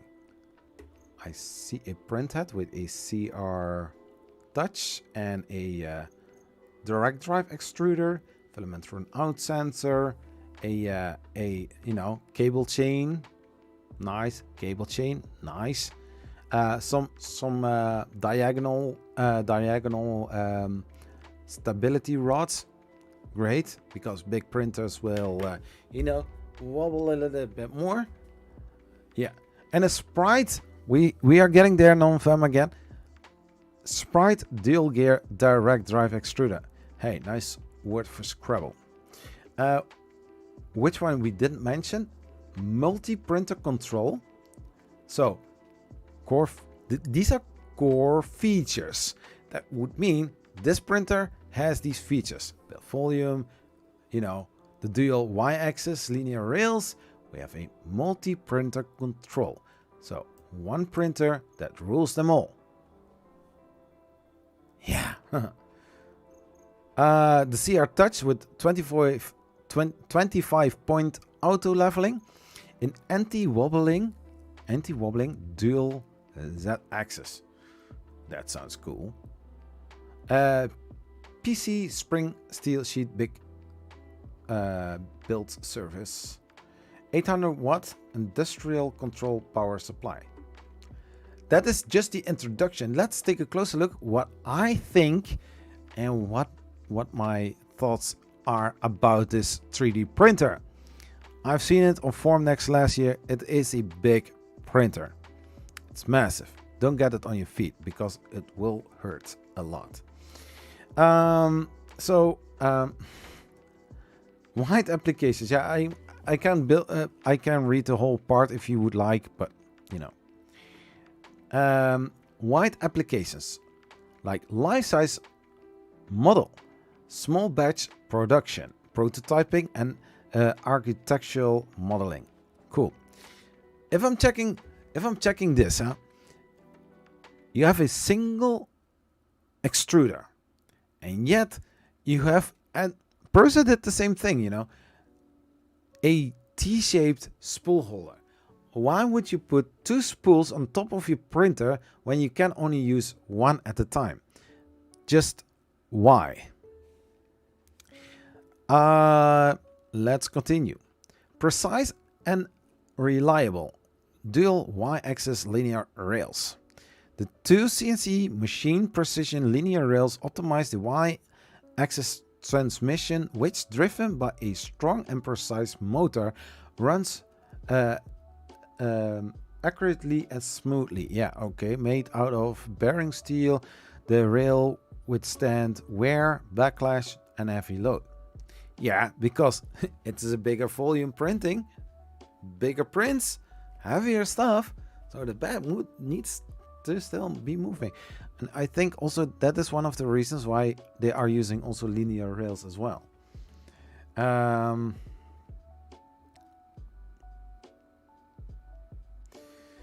Way more reliable and durable than V-slot rails.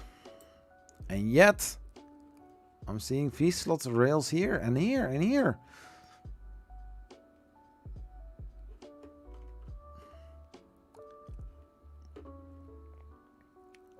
Okay, so a 740 30-day constantly steady printing. Wow. I have heard or seen this before, but hey, we are there again. Let's do it like this. Data from Creality Labs. Cool.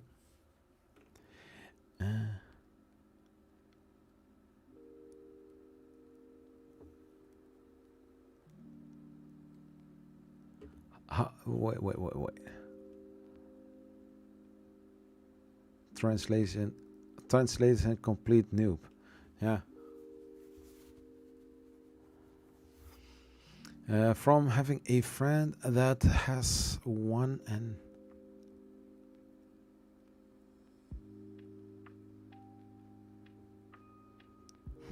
if you have a dream, you fulfill.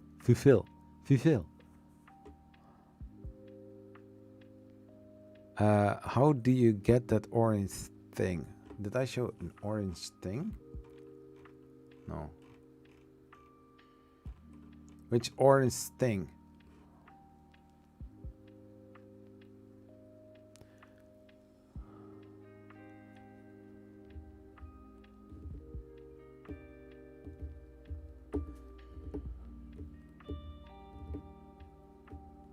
Oh, I don't know. That's a standard YouTube thing, because non-stick is always non-fam is always green with an N in it. Non-stick has a bottom of a non-sticking pan. That's cool. If you look at industrial printers, they are not like that, but oh yeah, the extra, yeah. My name comes up on orange, yeah.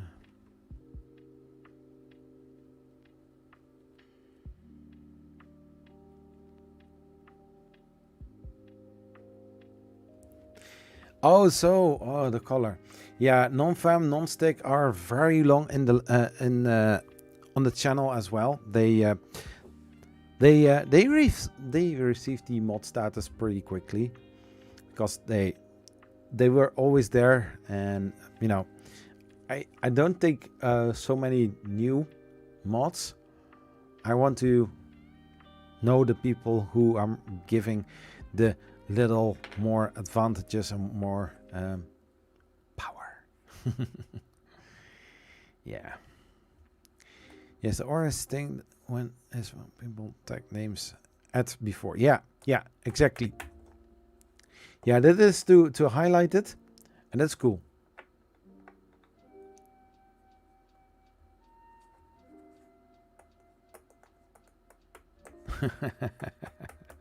Replace your monitor. Been here years. No, from here since found channel. Thanks for encouragement, but truly.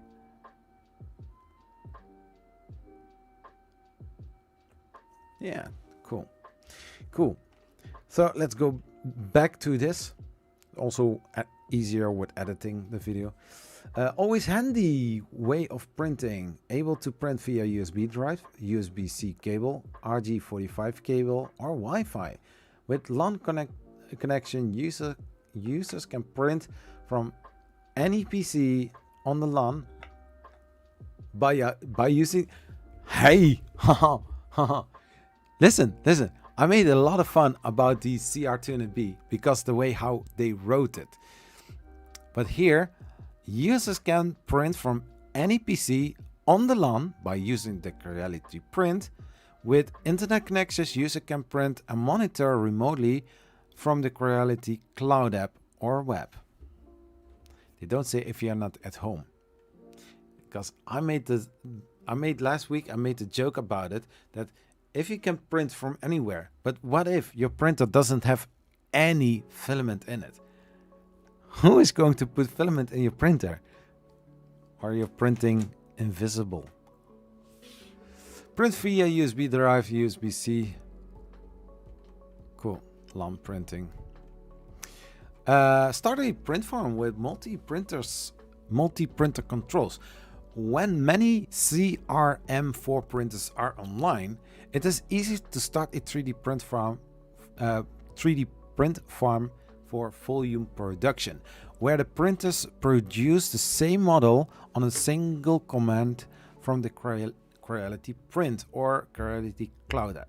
So that means, in other words, make sure buy a lot of these same printers, fill them with the same filament, and then with the special Creality Print or the Cloud app, the Cloud web, you can print the same model on all other machines. So batch printing, the same thing. It's like filling your whole print bed or the build plate from a resin printer and printing 20 times this one, and before one finish, everything is finished at the same time. So that is cool. Raise the bar of extruder specs. The all metal Sprite Direct extruder with dual gear design, providing a strong and uniform 80 Newton extrusion force. Great to extrude filaments, flexible filaments like TPU. This is basically the same kind of text, just rewrote it from the CR200B Pro. High flow hot end. That is a great thing.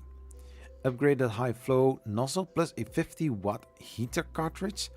Fully melt high temp filament at 300 degrees for fluent feeding.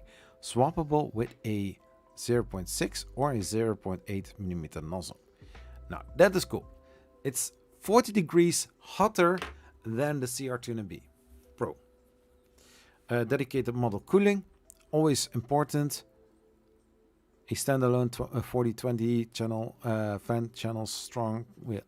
Okay, cool. Less drooping, oozing, or warping. Yeah, so you can print PLA, PA, ABS, PLA wood, PLA, CF, and TPU and PETG. So the most common one. Go ahead, create the first armor, dragon, car full. Okay, so this is going to the cosplay kind of, direction. Well, if I'm looking to this car and people say this is printed on the CRM4, I would say, really? Because if I'm looking to this, the shine on it, I think this or 3D render, or this is printed on a resin printer. Also here, I think that this is a render.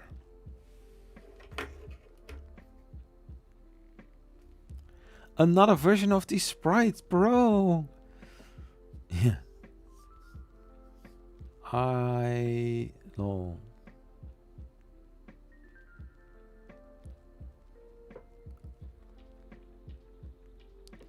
Welcome, Curtis. It took me a long time to figure that out. Curtis.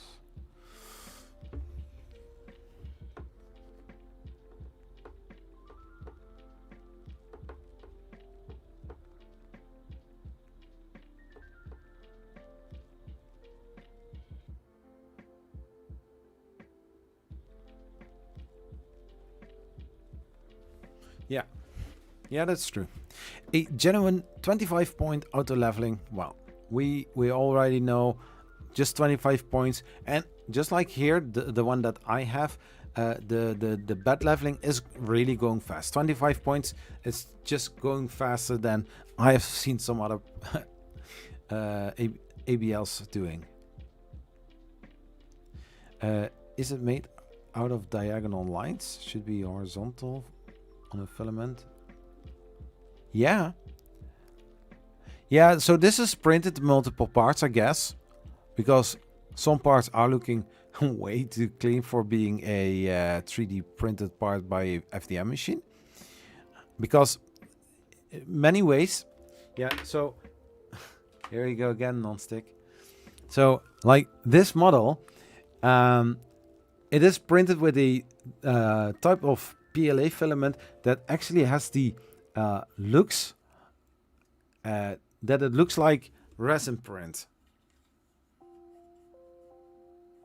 The bamboo does 36 points and it also fast.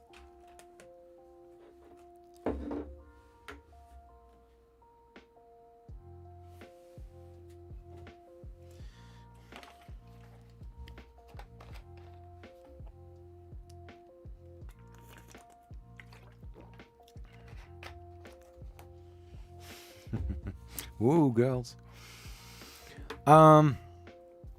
Yeah, so the bed leveling, it's not a big problem. The only problem that I have is, can you adjust the Z offset well enough?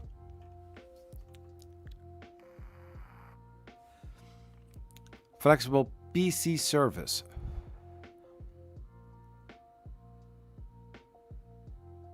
So the surface on this one is different. It's not a PE spring steel sheet, it's a PC coating. Is it like polycarbonate? No. Maybe? And the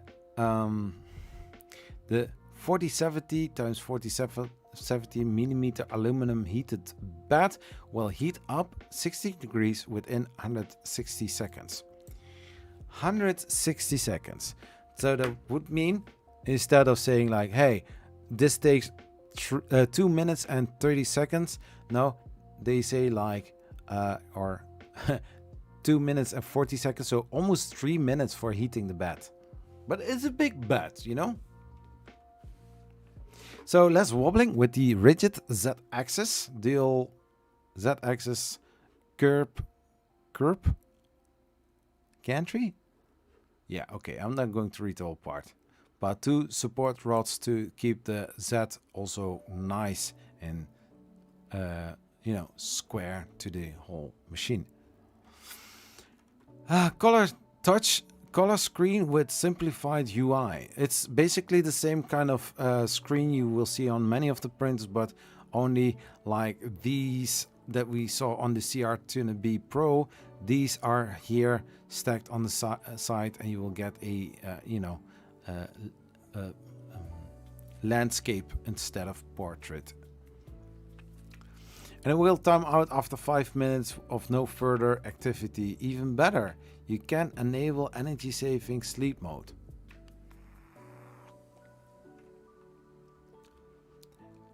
Wait, a 4.3 inch 4.3 in color screen features simple and responsive touch control, supporting model preview only if you are using Creality Cloud app and with the standard settings.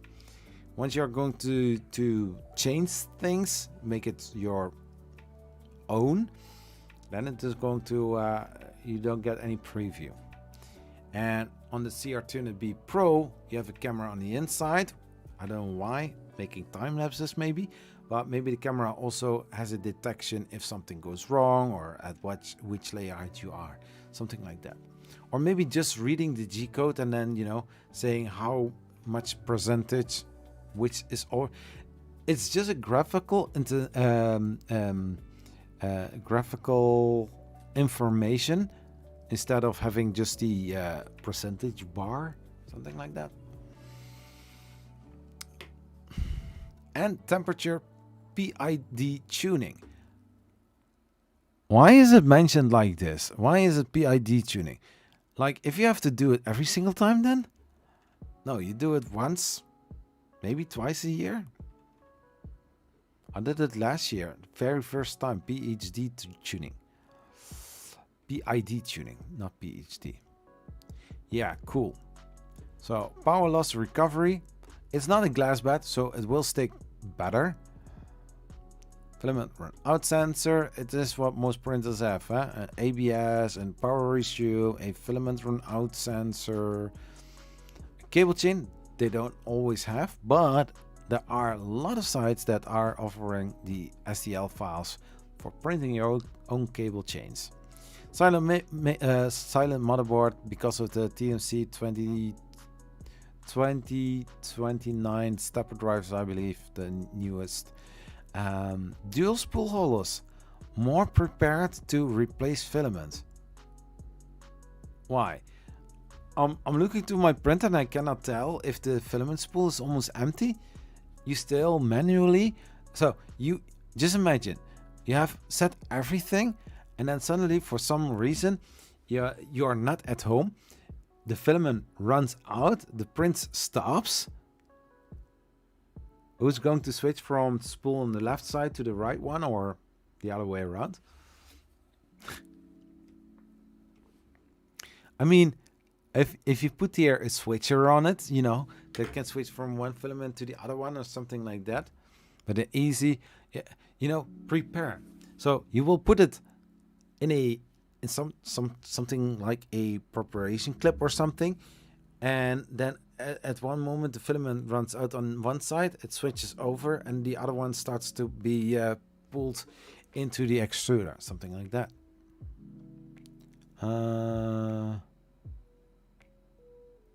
They are scraping for features. Yeah, it sounds very fancy, but if you think about the concept, okay, you are. I like to deep dive about this.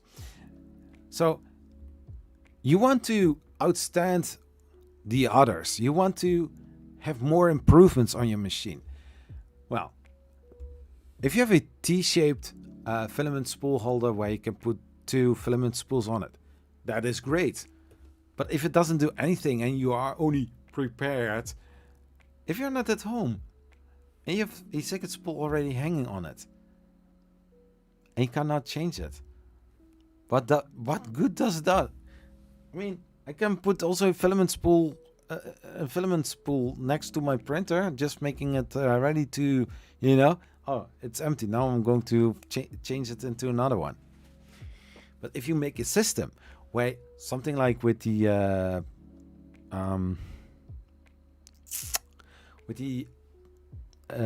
Palette Pro, Palette 3 Pro from Mosaic, that you can put four filament spools on, or 8, you know, but you know you are going to print a long time and you need a lot of filament, and you know that you're not going to you are going over the 1 kilograms of filament, so you know that you already put it inside of the machine, or maybe 2 spools, 3 spools, I don't know. But on the moment that the first one is going out, no filament anymore, it automatically starts with the other one, fuses together, and then into the direct drive extruder. Yeah, preparation is good, but if it doesn't have any purpose and you are sitting somewhere in Bali or Qatar or in a plane or, you know, not at home, filming. A 3 kilograms filament and spool holder. Less stronger after each replacement.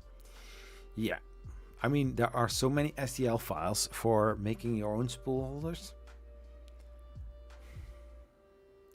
Enclosure lined by aluminum foil. Well, it's 800 times 1000 times 950. Oh, who measured that? You can change it with the chameleon. Yeah, non-stick, I can do that. I can do that. This printer weighs a whopping 22.5 kilograms. 22, almost 23 kilograms.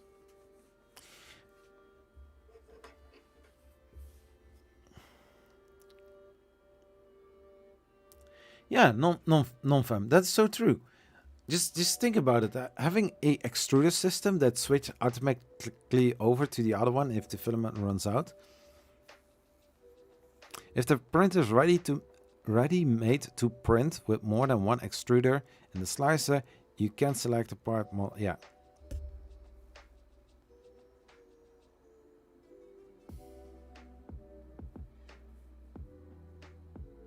How does printing in different color work if there are more than one spot in a different color? Does it only work by stopping the machine on a... yeah, if you don't have a IDEX 3D printer, if you don't have a multi-material, multi-color printer, there are some G-codes that you can apply. There's one in Cura, and it is a plugin that you need to do, or some... No, let's run script. And with that script, you can put one script, change filament. Yeah, it's called like that. And then you can print something like, okay, I want to print this little house. This is all going to be green. And at layer height, I don't know, you are going to switch over to a different filament. But how does it work? Very simple. You slice the model. And then with the bar, after you sliced the model, so it is ready to print, you only have to export it as a G-code file. But then in the preview, you're going to play with the scroll bar on the right-hand side. There you can see at which layer height, like a plate with some text on top of it, and which layer height you want to starting the other color. Mark that, go to the script, and then say at which layer height the filaments needs to be changed. When the printer comes at that moment that that line is going to be red, you will get a halt, and the printer is telling, okay, now you need to switch filaments. So you switching filaments, you press OK, and then the G-code is going to continue where you paused it. It's a very cool feature. You can print in multicolor. There are also people printing with 8 different kind of colors with the system by manually changing the filaments. And some other machines like a Prusa with MMU2S, something like that, or a Bamboo Labs with a AMS system. You can print in multiple colors by it's switching from one filament to the other one in a single extruder. I have also a single. It's not this one, but it's standing one shelf higher, and it's also one extruder or one nozzle tip, one hot end, and three different kind of holes where it enters into the hot end. But each different filament line has a separate extruder. So I've got on that top 3 different kind of extruders.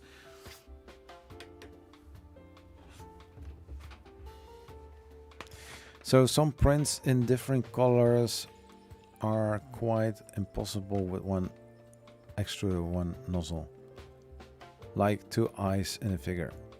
Yeah.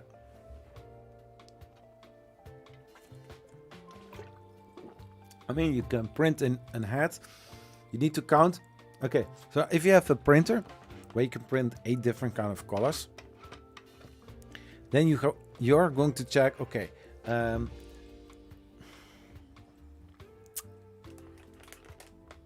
we are going to do it again. Hi, I'm back again. So you find a filament supplier. Always try to, if you're going for 4 different kind of colors, sample 4 different kind of colors. Try to get, it's my opinion, try to get the filament brand for the whole model. So if you start with Eason, and then here we are going to use some Pro cement, and for the legs we are going to use Eason, because hey, they had a great deal. And then you continue going on like that. If you can print with all 4 or 5 or 8 PLAs with a standard temperature of 205 degrees with normal PLA setting, then it's fine. But not all prints or not all filaments work well at 205 or 210 degrees. So yeah, you need to check how it's going to be. But you know, you can print one model, you can print in one color, so you can directly say which kind of color everything needs to be. There are some models that are pre-sliced, or they are made like that you have different kind of parts, and you have to put them all on the same build plate, and then you are going to click on it. You are going to click on it, and with each click you say which extruder that needs to be printing that one. So you will get a color. So you know, like color or extruder 3 is color black, and I went, for example, the shoes are going to be black, the socks are going to be white, the legs are going to be skin color, her little dress is going to be like pink, and also here the ears are also going to be pink and some yellow. And so you need to check how you want to have the extruders or the colors going to be pushed out. So it's a very long process to get right, but if you're getting something out of it, it would look nice.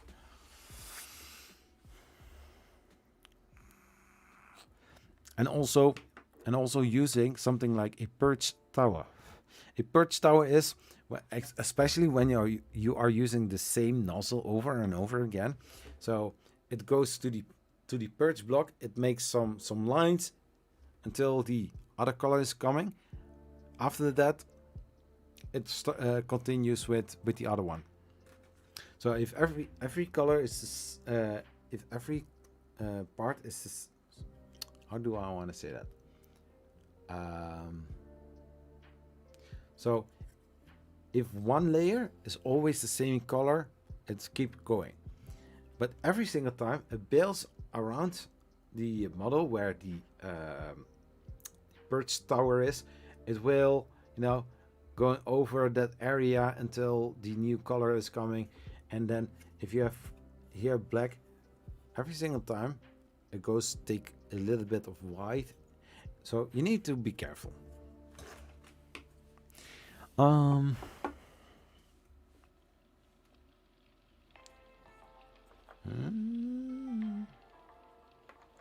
Whoa, what?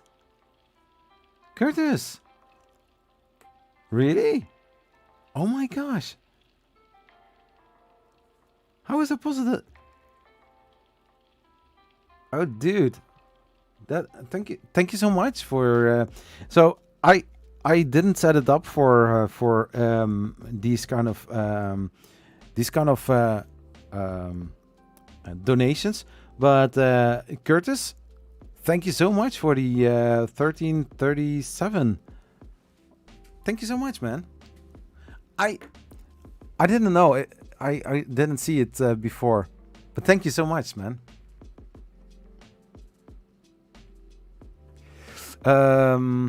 Is there adhesion problem when you start? No. The slicer knows, or the printer knows because of the slicer knows exactly at which point. The R printer, I had it on the Crealities. when you do the manual filament change, there is this possibility when the stepper motor is not energized, your x-axis is going a little bit down and you are screwed. If you're printing for like 72 hours and the last few lines are going to be in a different color and it is going a little bit down, you're toast. Oh my gosh.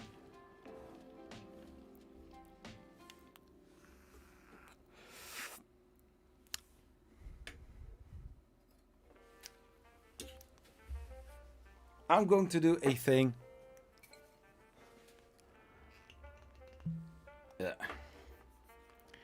I'm not going to do this a lot.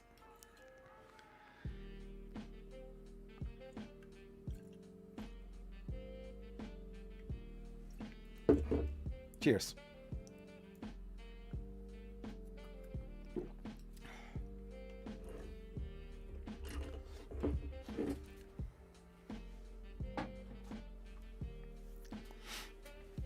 Then to think about it, that I had so many last week that I was cool.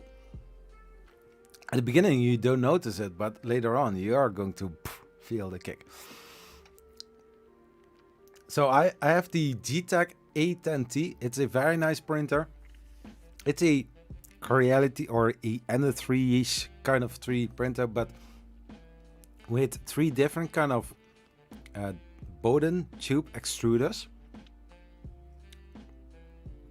Yeah, with Bowden tube extruders, and all going into a 3-to-1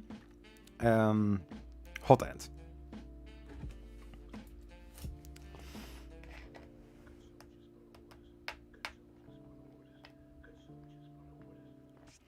Yeah, Nonstick has a very beautiful printer. It's called the Bamboo Labs with AMS, and that printer, it doesn't matter. I don't know.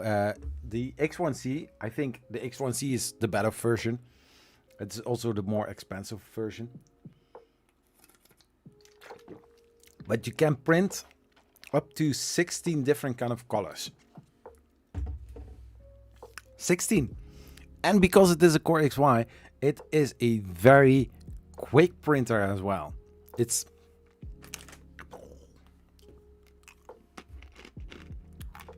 smart features, built-in camera, and Core XY, multicolor, enclosed, fully enclosed. It's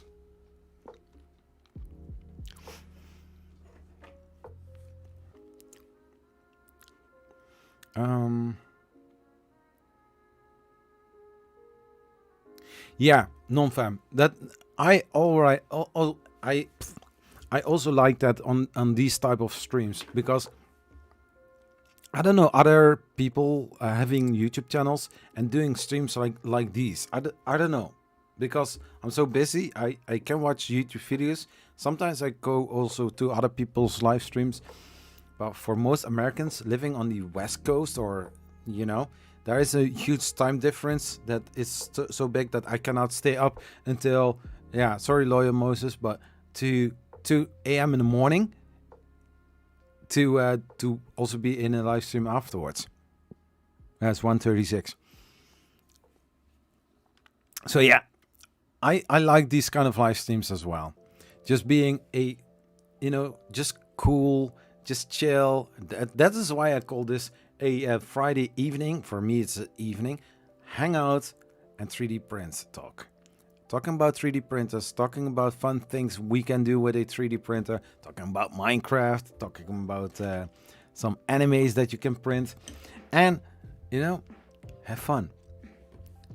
We usually don't talk about politics, only about crappy printers or company issues, but still being respectful as we can.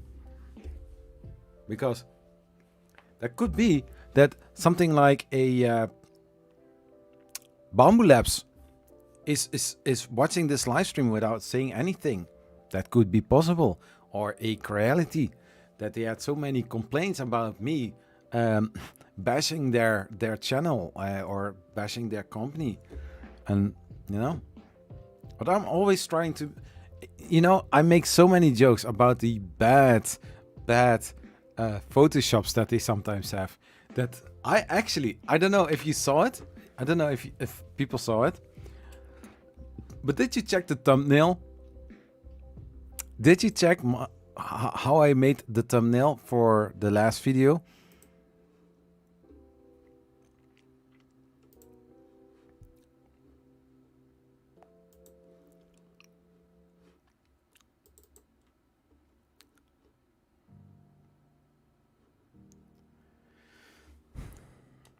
So, first, I had this picture.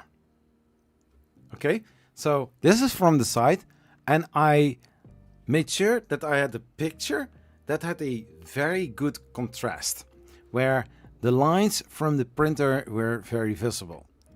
So I was like, okay, I remove background. Cool, huh? And afterwards, I make this. A very obvious Photoshop.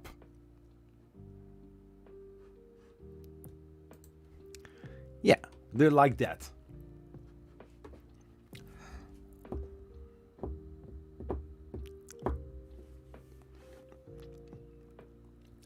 Nice, then I could put all my filament rolls in one printer. Yeah, exactly, because the AMS is just not a filament spool holder with some fancy stuff underneath and pulling your no, it is an enclosed system. The only downside on this type of AMS is that if you are using the filament spools from especially, do I have them here? From Polymaker, you need to see if you can buy or print rims that just fit over the spool and that you can fit it into the AMS, because there are some teeth in it that grips just like those the gear extruders, the filament spool. So after a while,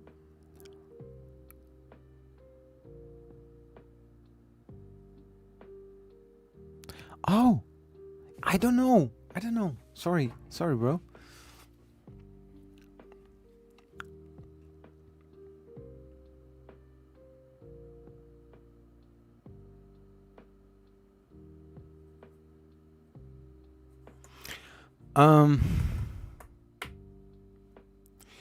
So yeah, yeah, sorry, I didn't know, because if people donate, sorry, I need to mention this.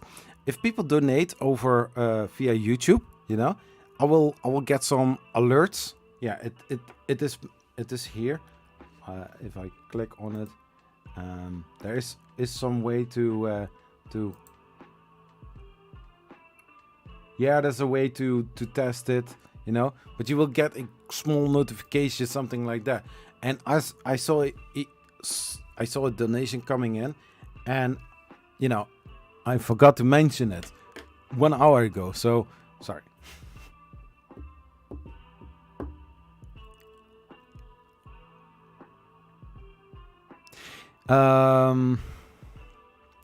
So yeah, for me, usually I can talk like last live.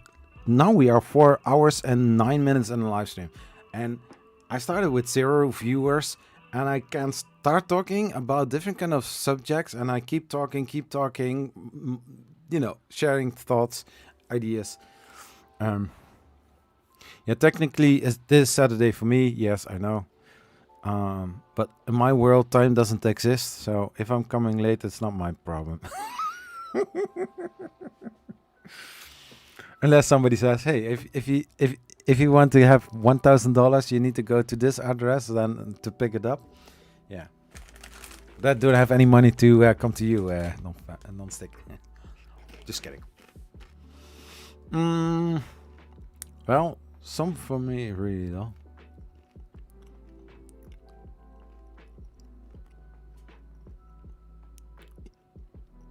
No.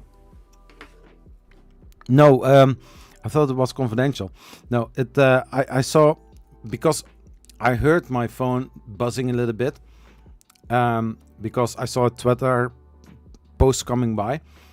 So I checked and I saw a little icon from PayPal and I was like, what's this? So I scrolled and I saw something and I thought like, oh, did I miss a little text or did I miss something? So yeah.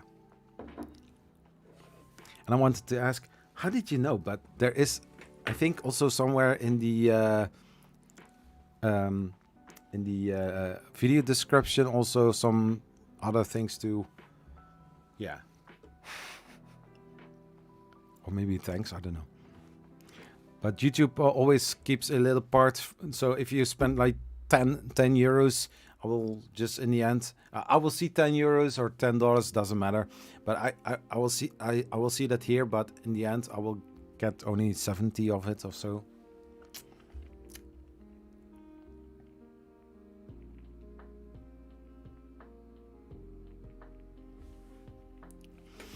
I will say like that you can do that. Wait, I can take an object out that cleanly. Yeah, we love, but never disrespect a brand or people, except for non-stick, which I can't read. Yeah, non-fam. I don't know if you know it, but we were at Facebook. I don't know, but we were just joking around like we used to do, like here. Huh? But people at the Creality group, it is that non-stick mentioned it, and I saw his reaction on Facebook. I was like, huh, what happened? And I saw that both of our messages, I don't know which kind of message it was, but it was for me and also for non-stick, just you know, our kind of jokes. Not too bad. Were they too bad? I think not, huh? But they were removed. She was also involved in the whole thing. Her post was still there, by the way.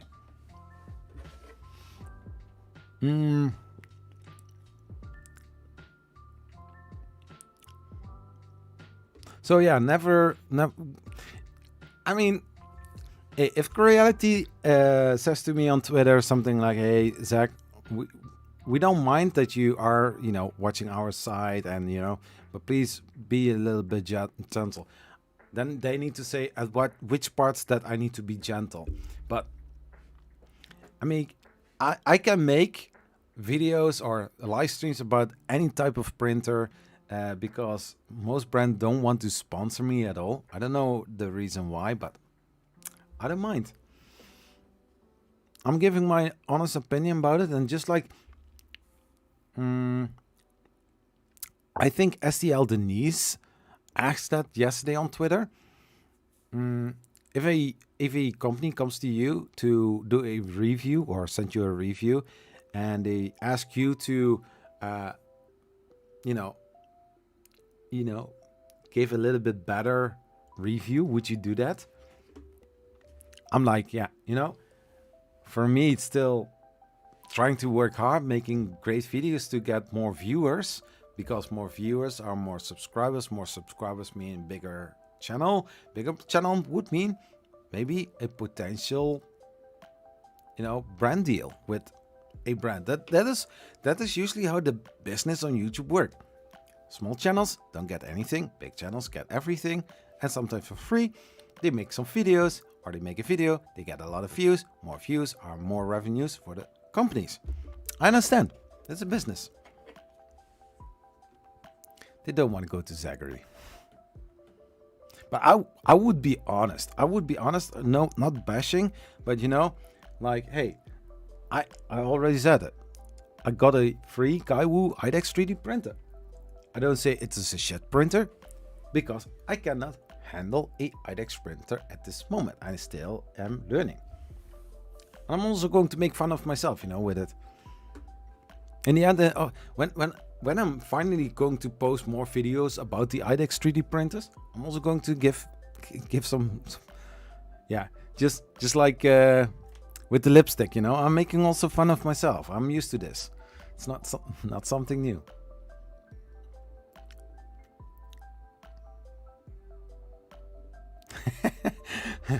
Once you're into 3D printing, you'll end up with a lot more printers. Don't worry. They aren't bad. It's just reality. Have it out for me and target others now, apparently. Yeah. Yeah, I also don't like lying about a printer, you know? Also, no, not making more dramatic.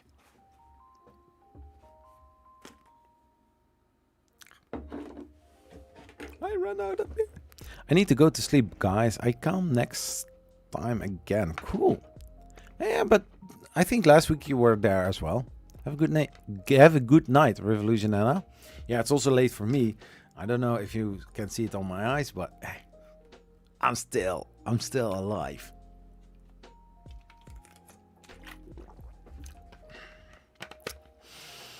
Not like who's basically said nothing good about RDB.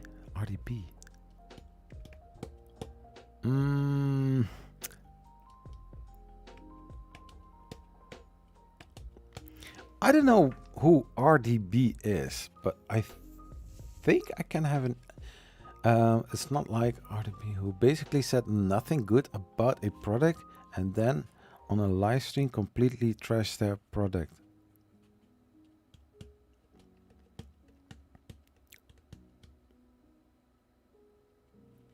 I see it in your eyes every day. Is that a bad song?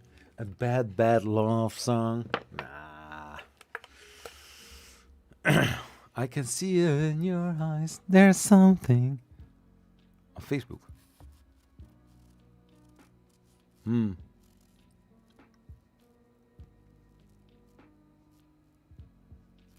Oh, that guy. Oh, yeah. No, that's. I mean, I said to STL Denise, if I do a review, I want to be honest to my viewers, because if I'm lying, you know what happens when you're starting to lie, you know? If you're not honest, it will backfire at you. You will lose viewers, you will lose brands. So I better be honest to my viewers, give my opinion about it. Whether the brand still wants to work with me, yes or no, they say, do you want to review it? They can also say, do you want to advertise with our printer? Review means you are going to test a printer and you are giving your honest opinion about it. What do you think? Or here is a bag with $10,000 for it. Just give a good review and hey, we send you more printers in the future as well. Hey, how's that? Now, I think brands needs to be transparent. I don't meet to the MOQ from Solvo. I don't know what MOQ means. I know in SAP that MOQ stands for maximum order quantity.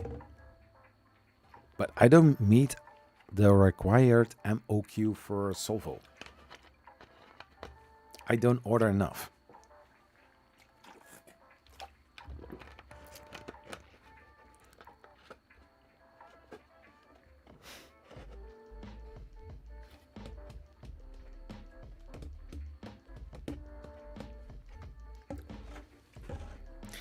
Just like the Swapper 3D, the big Ferris wheel around your expensive Prusa printer, which already can be equipped with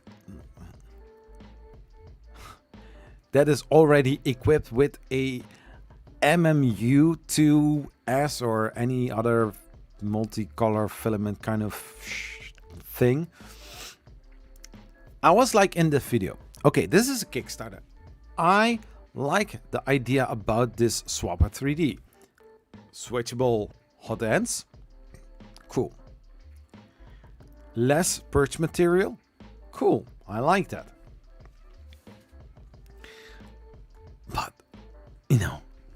You have an expensive Prusa 3 printer because it only can work with a Prusa printer. Then you have a MMU, or the more expensive version, you have the Mosaic palette thing. I'm not going to give any Model 3 model, and then you are going to buy the Swapper 3D to get multicolor prints. No, come on. He did the Kickstarter and had that link that they would get something back from it, and Kickstarter went badly. Which print was that then?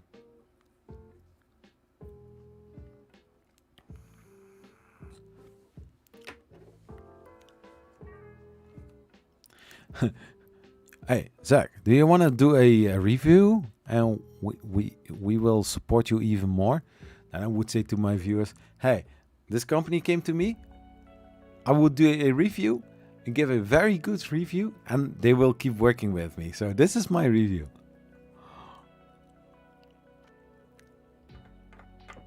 I feel link scanner. Yeah, I also have those, but those, back in the early days, the Amazon affiliate link was the only thing that I could work with. I was earning money before YouTube, but it wasn't that much. I'm still selling merch, or no, I have merch, but nobody buys them. So yeah, I have my personal clothing line. So if you are interested, there is a link in the description of this video. It's from Teespring, or nowadays spring.com, and I've got some nice hoodies, I've got some nice shirts, and the only time that I actually sold something was to Fix'em Dude. He was, I think, the only guy who bought something. Was a shirt. I mean, I've got now 3 or 4 patrons. I don't know what the status are nowadays. The first time that I post a patron link on Twitter and on Facebook group, or on Facebook page, I have never done that before. I was like, yeah, but nobody can see it, so why would I do that? And Nonstick, I don't know if you saw the post from me passing by today on Twitter. The question, can you see this tweet? It was a very sketchy one to send, because like somebody said to me backwards, like first layer now, he said, if somebody says or reacts to this one saying like, no, I didn't, or respond with, no, I did not see the post, yeah, it's lying. I know that. It was a little Friday joke, the second option. But I wanted to know that I post a lot of tweets on Twitter. I have now almost 2,000 followers on Twitter, which I think it's pretty big, but okay, no blue check mark because it's not here in the Netherlands. I have more than 30,000 tweets over the whole time that I'm on Twitter, and yet I see also a lot of posts, people seeing it, but no likes, no reactions. And I'm like, do they actually see it, or my post posted somewhere that people don't know me or so? It's weird. Or sometimes I'm responding to Sam Prentice, to Joel, to different other people. Nobody says something back. Like, okay.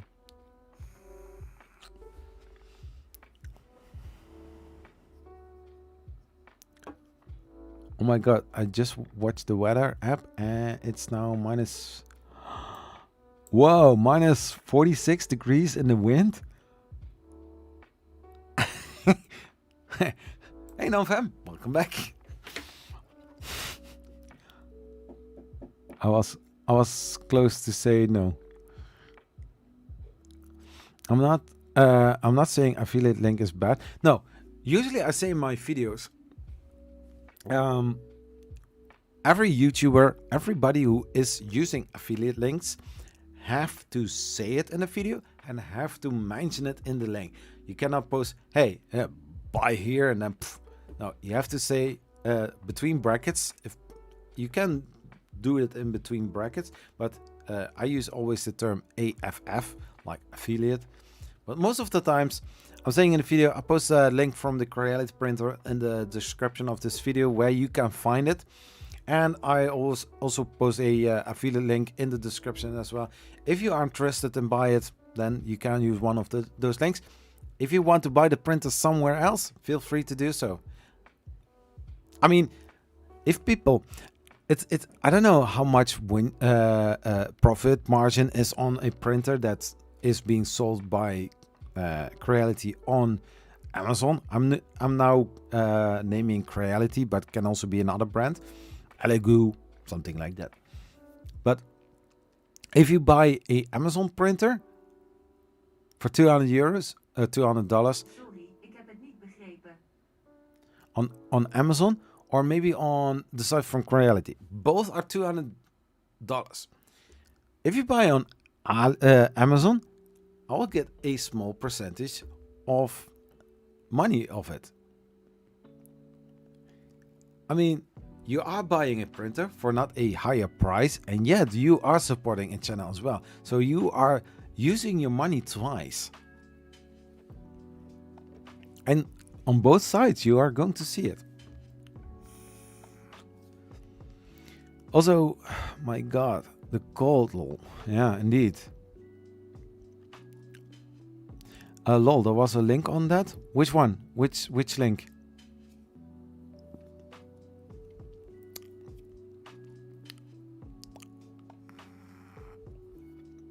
I respond because I don't think I'm more important than.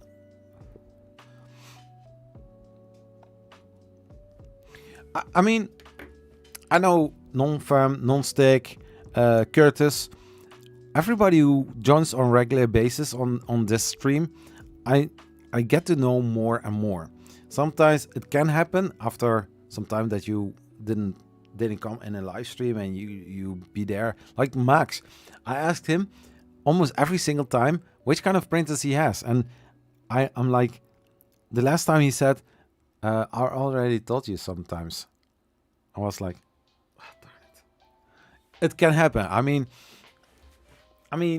I tell you, or I can show you the printers that I have. I always make videos about it. Did I cover all my printers already? Yeah, I did.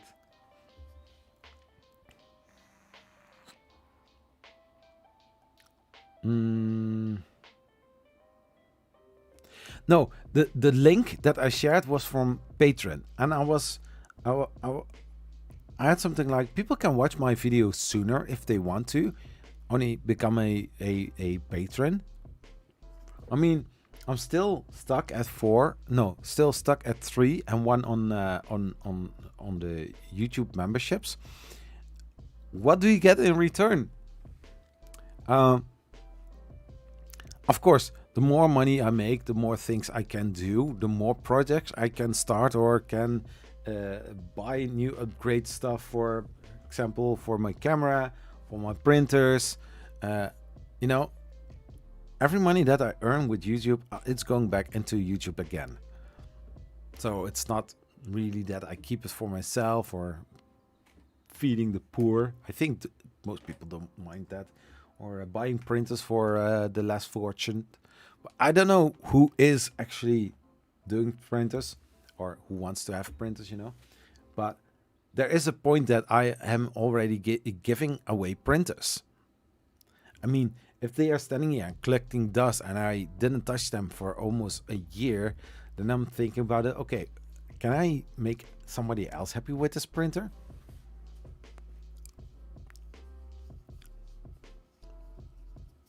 But so much happened. It's not like you're going to remember everything. No, that's true.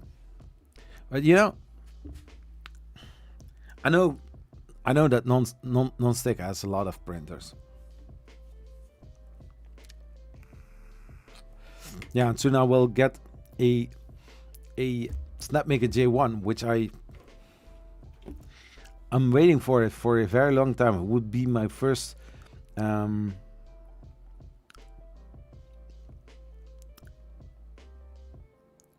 Yeah, it would be my first Snapmaker printer, but am I happy with it? Yeah, a few weeks earlier I would be happy with it, but now I have something like, I like printing with multi-material, but not IDEX. I want to have a Bambu Labs printer, or at least being able to print in multicolor, not with the chameleon, because that is also one of the other reasons why I posted the poll. I have responded several times to 3D Chameleon or Bill Wise for getting some information. The first 3D Chameleon that I bought, how much difference between that one and the latest, the MK3 or the Mark III? How much difference is there between those two? I can make a video. I can spend some days making this work. But if I'm going to post a video and people are going to comment on it, like, yo, Zach, the version you are using is outdated. People are not going to watch my video afterwards.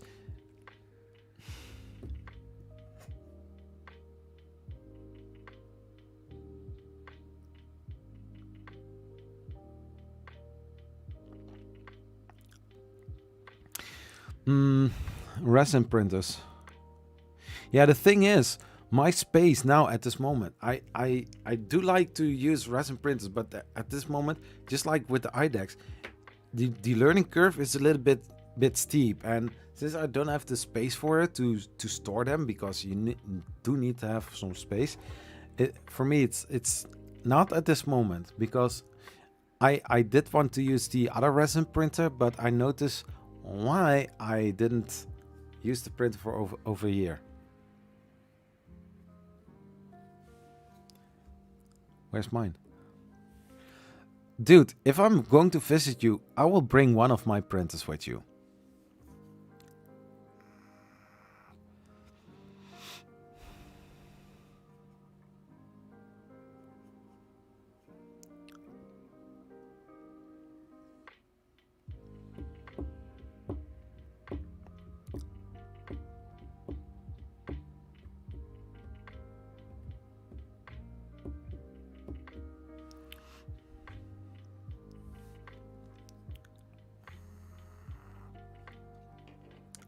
It's like 2 o'clock. Yeah, it's 2 o'clock. And just to think about it, every single Friday evening, I start the live stream at 9:30, 9:35, something like that.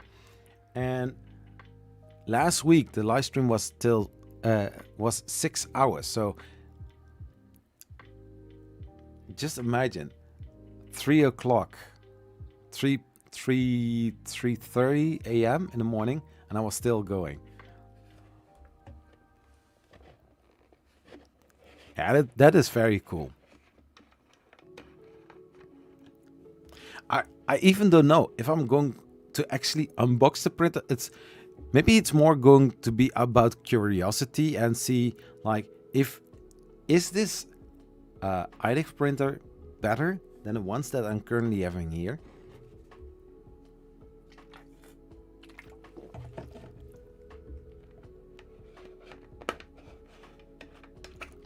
No, I mean, like, I want to have, I want to see, because the story from the Snapmaker girl, she said how I can get a refund. I asked her an explanation how she means it, because I find it very weird and silly to pay money to get a refund. It doesn't make any sense. I would never ask for a refund if I'm really at the top of being pissed. I'm very mild on it. I'm still easy on it, but I'm seeing so many people complaining within the group. I don't want to play an advocate of them, but I also already said it in the email to Snapmaker. There are already a lot of people waiting on it. Maybe some of them watched my video about the JLabo J1, and because of that, they purchased or they backed the Kickstarter campaign, and now they are still waiting on it. I want to see if Snapmaker compensates, like giving a spool of filament, or, you know, hey Zach, or other channels that maybe also are waiting on a unit to get, and then make a video about it, or several videos about it, or making some cosplay with those machines and showing them on their own YouTube channel,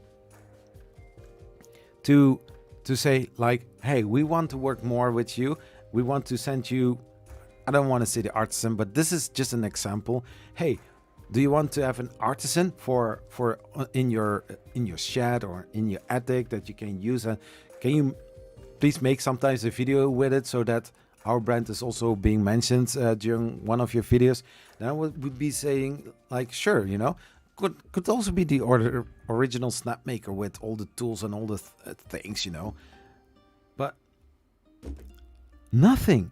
They're saying just like, we are trying to you know, nothing in the direction of the users, nothing against the backers. And normally, I know from Kickstarter they don't do refund, but because I'm very pissed and I don't like it that how they are treating other backers as well, I'm like, I want my money back. But most of the Kickstarter campaign were delivered, and they are making money. They earned money with it. How difficult is it to say like, okay, here's 988 euros. We are sorry. I hope you are still open for work with us in the future. You know, nothing at all. Honestly, I would have bought a Kaiwu Tycoon. Can't remember the name, but your IDEX one. Yeah, it's the Tycoon IDEX.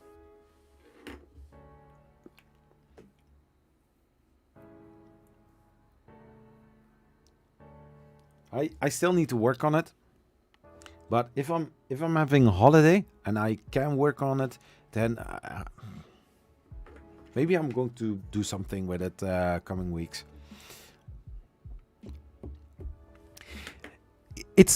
Listen, it's not a Creality brand. It's not a brand that sells cheap printers. This is just a level up Prusa, but then, you know, located in China, having pleasing. I did see somebody posting on Facebook mentioning that this printer looks like a Apple. I used during my JLabo videos this term. It is a printer that looks like it could have been made by Apple, you know?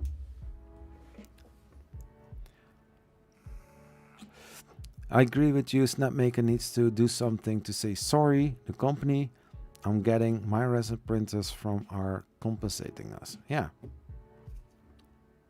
If something goes wrong, it's not only how you solve it, but how are you handling your future customers. If you get a good service, don't abuse the system. But if you have a great customer service or customer satisfaction with this, people are coming back. They want you to say how great Snapmaker is. We had this problem, man. As Snapmaker, they understood, they listened, they did something, but no, they did not. I'm asking not only for myself, I'm asking also for my viewers. I don't want to make a video about how bad this company is, how they are treating backers.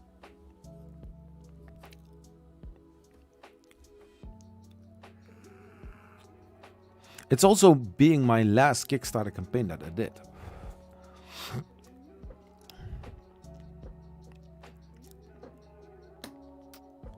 I can understand if the whole Kickstarter thing didn't work, and then the whole J pre-order and such didn't go through either, then yeah, I can understand you can't get a refund. Yeah, so if the whole project failed and you don't get any refund and you don't get anything, of course. But this is now in the process of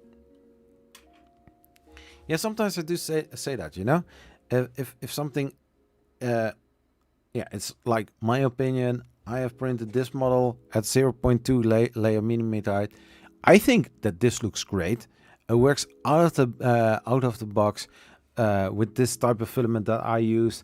You see the layer lines a little bit more, but I have seen this on many of the prints that coming out with this type of filament. Because if I'm using a different filament, I don't have those layer lines that clearly. So it's a filament related thing, or I'm just stupid and I don't know how to dial my 3D printer. But hey, that's your opinion. This is my opinion. I don't know what you're thinking about it, but these are the problems that I had, and these are the things that I do like on this machine. Something like that.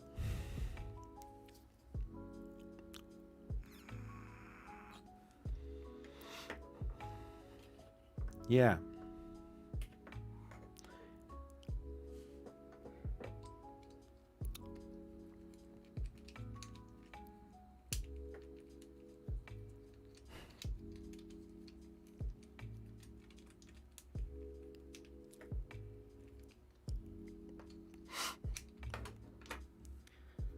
Four people watching.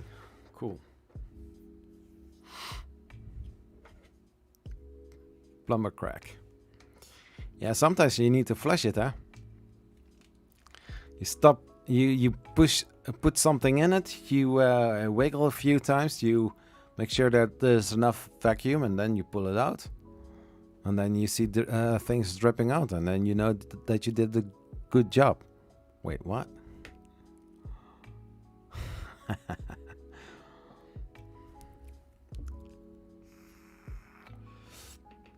I know how to flush the drain.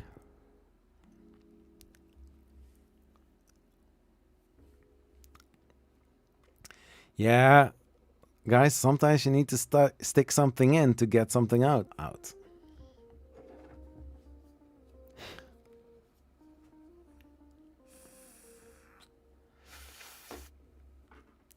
Yeah, there is this one woman on our in our office. She also like those kind of talks, and sometimes we are going so far with the things that we say, the remarks that we make on top of each other. They are so bad, and people that are not knowing us, they have a problem, not me, not we. I see the problem you had, but you know how to overcome it. Thanks for standing up for people like me just starting. Yeah. What I can do, and that is the point of view from this channel, I try to see it as a noob without checking the internet. Trust me, if I'm running into issues, instead of what would Jesus do, how would I try to solve this issue? Because sometimes if I'm working with wood, or I'm trying to fix something, I'm not going to find it on the internet. I'm trying to figure it out for myself, because at some moment somebody figured it out as well without watching the internet. So some things, with technical things, with logical thinking, you can solve quite a lot. And just like people are saying, like, okay, you have a bad build plate adhesion, you know what you need to do? Clean the bed, level the bed. Clean the bed, level the bed. Okay, that works, you know, most of the time. There is this one dude, he said, whatever you do, don't use hairspray on the build plate. And then a few lines later, he says to use glue stick. And I was like, dude, you just say not using hairspray. But 2 days ago, in the daily 3D printing question, or 3D printer questions, you know, there's this guy, Mike. He posts some great conversation questions. What do you print with Valentine's Day? Or did you already use the new Prusa Slicer Beta? or what do you think about multicolor printing, those kind of things. And a lot of people are tagged on those in those tweet posts, so people are going to give reactions, tweet about it, and you get some nice ideas or nice feedback from other people with other views on it, and that is cool. um but for me, I'm using hairspray for a long time, and it's really the last resort that I'm going to use if prints doesn't stick to a build plate. Because even though you have leveled it and you have cleaned the build plate, just heat up the bed, spray a little thin layer of hairspray on it, and watch that the layer is going to be getting getting, you see it, that you will see that the bed is going to look normal. Once it is heated, the hairspray is interacting with it, and then the first line is going to be printed on it, and because of the heat from the nozzle, the filament is being printed on the heated bed.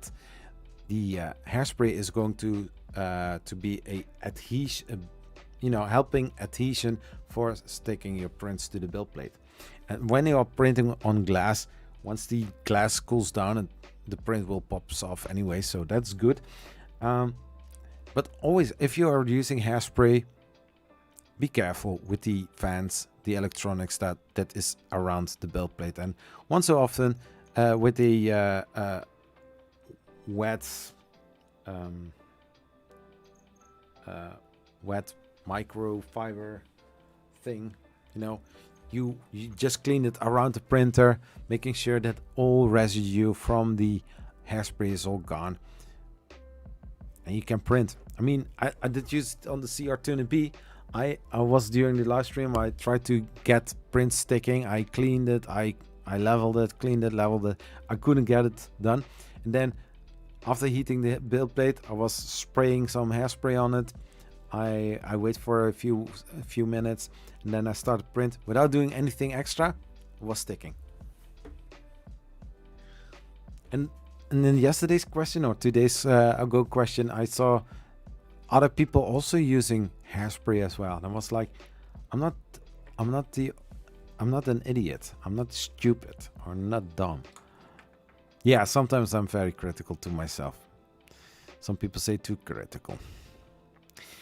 Anyway, half of the people on the internet will tell you have leveled the bed. Yeah. Yeah. You need to level the bed. That's also a very great advice, but sometimes it doesn't work.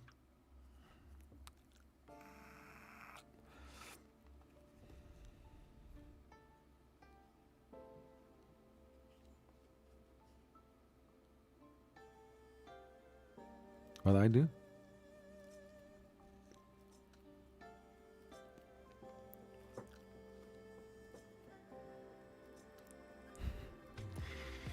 Yeah. The best build plate no, there is also hairspray on it. I also have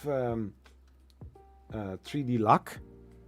I did use it on a glass bed for printing ABS because ABS wasn't sticking to it.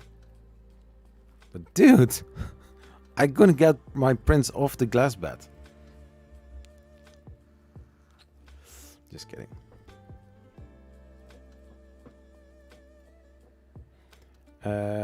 Go to bed.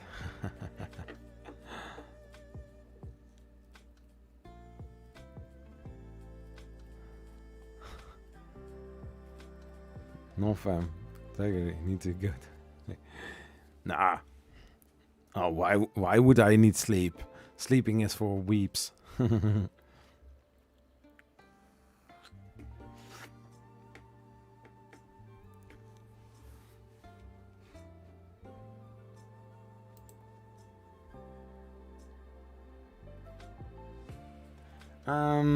Trick fucked me up. Which kind of trick?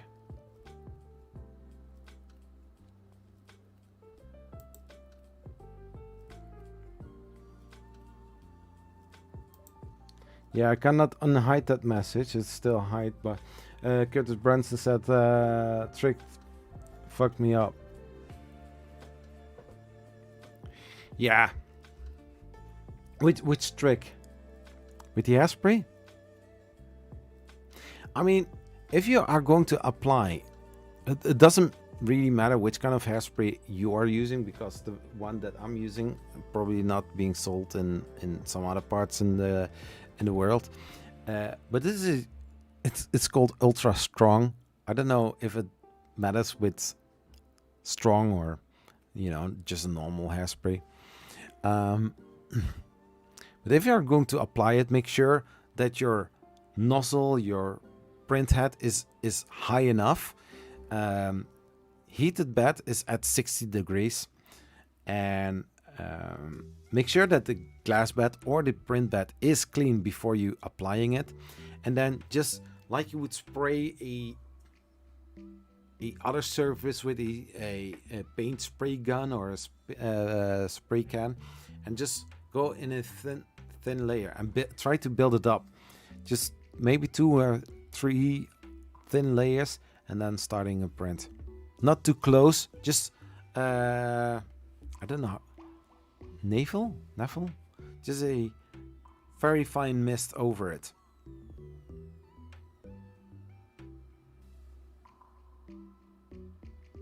You said that what I have been doing through level every 3 prints. Which kind of printer did you add? If you have the Ender 3 or the Ender 3 Pro or any other 3D printer from Creality, they come with very flimsy springs. Try to look for yellow or blue springs, doesn't really matter. But those yellow springs are usually not round, they are flatter, and they are thicker as well. So if you compress those springs, turn the wheels all the way down, and make sure to start leveling your bed with the nozzle being heated and the heated bed being the nozzle being heated and the hot bed as well. And then go to the first leveling point, and then turn it clockwise, to move the bed upwards. And then with the piece of paper, and then going through the whole process, and then making sure that everywhere the nozzle is at the same height. If you have the idea, I clean with alcohol every print. If one piece of advice, maybe I'm going to make a little video about it.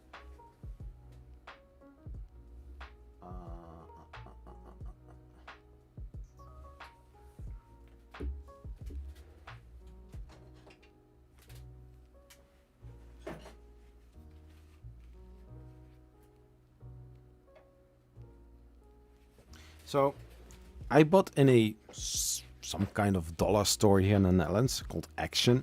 I bought these very thin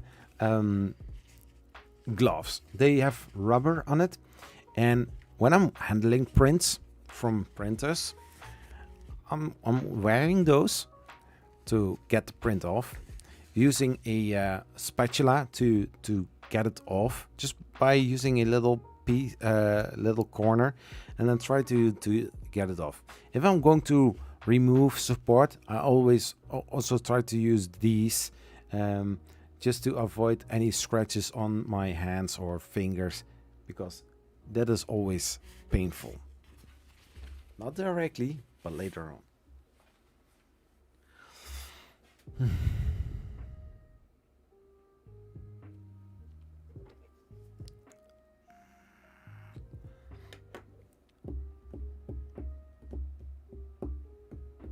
So, but it's almost 2:30. It's 33. I need to end this live stream. Need to go to bed. Non-stick, I will see you on the other side, on the Facebook side sometimes. Yeah. If you don't follow me on Twitter yet, Zachary _Bergen. It's a fun place to be at. If you're on social media, it's a great place to be. sharing your ideas, sharing your prints, and being also in contact with other like-minded on Twitter. See you till the next one. Everybody, thank you so much for watching, and we'll see you next time. Peace. Bye-bye.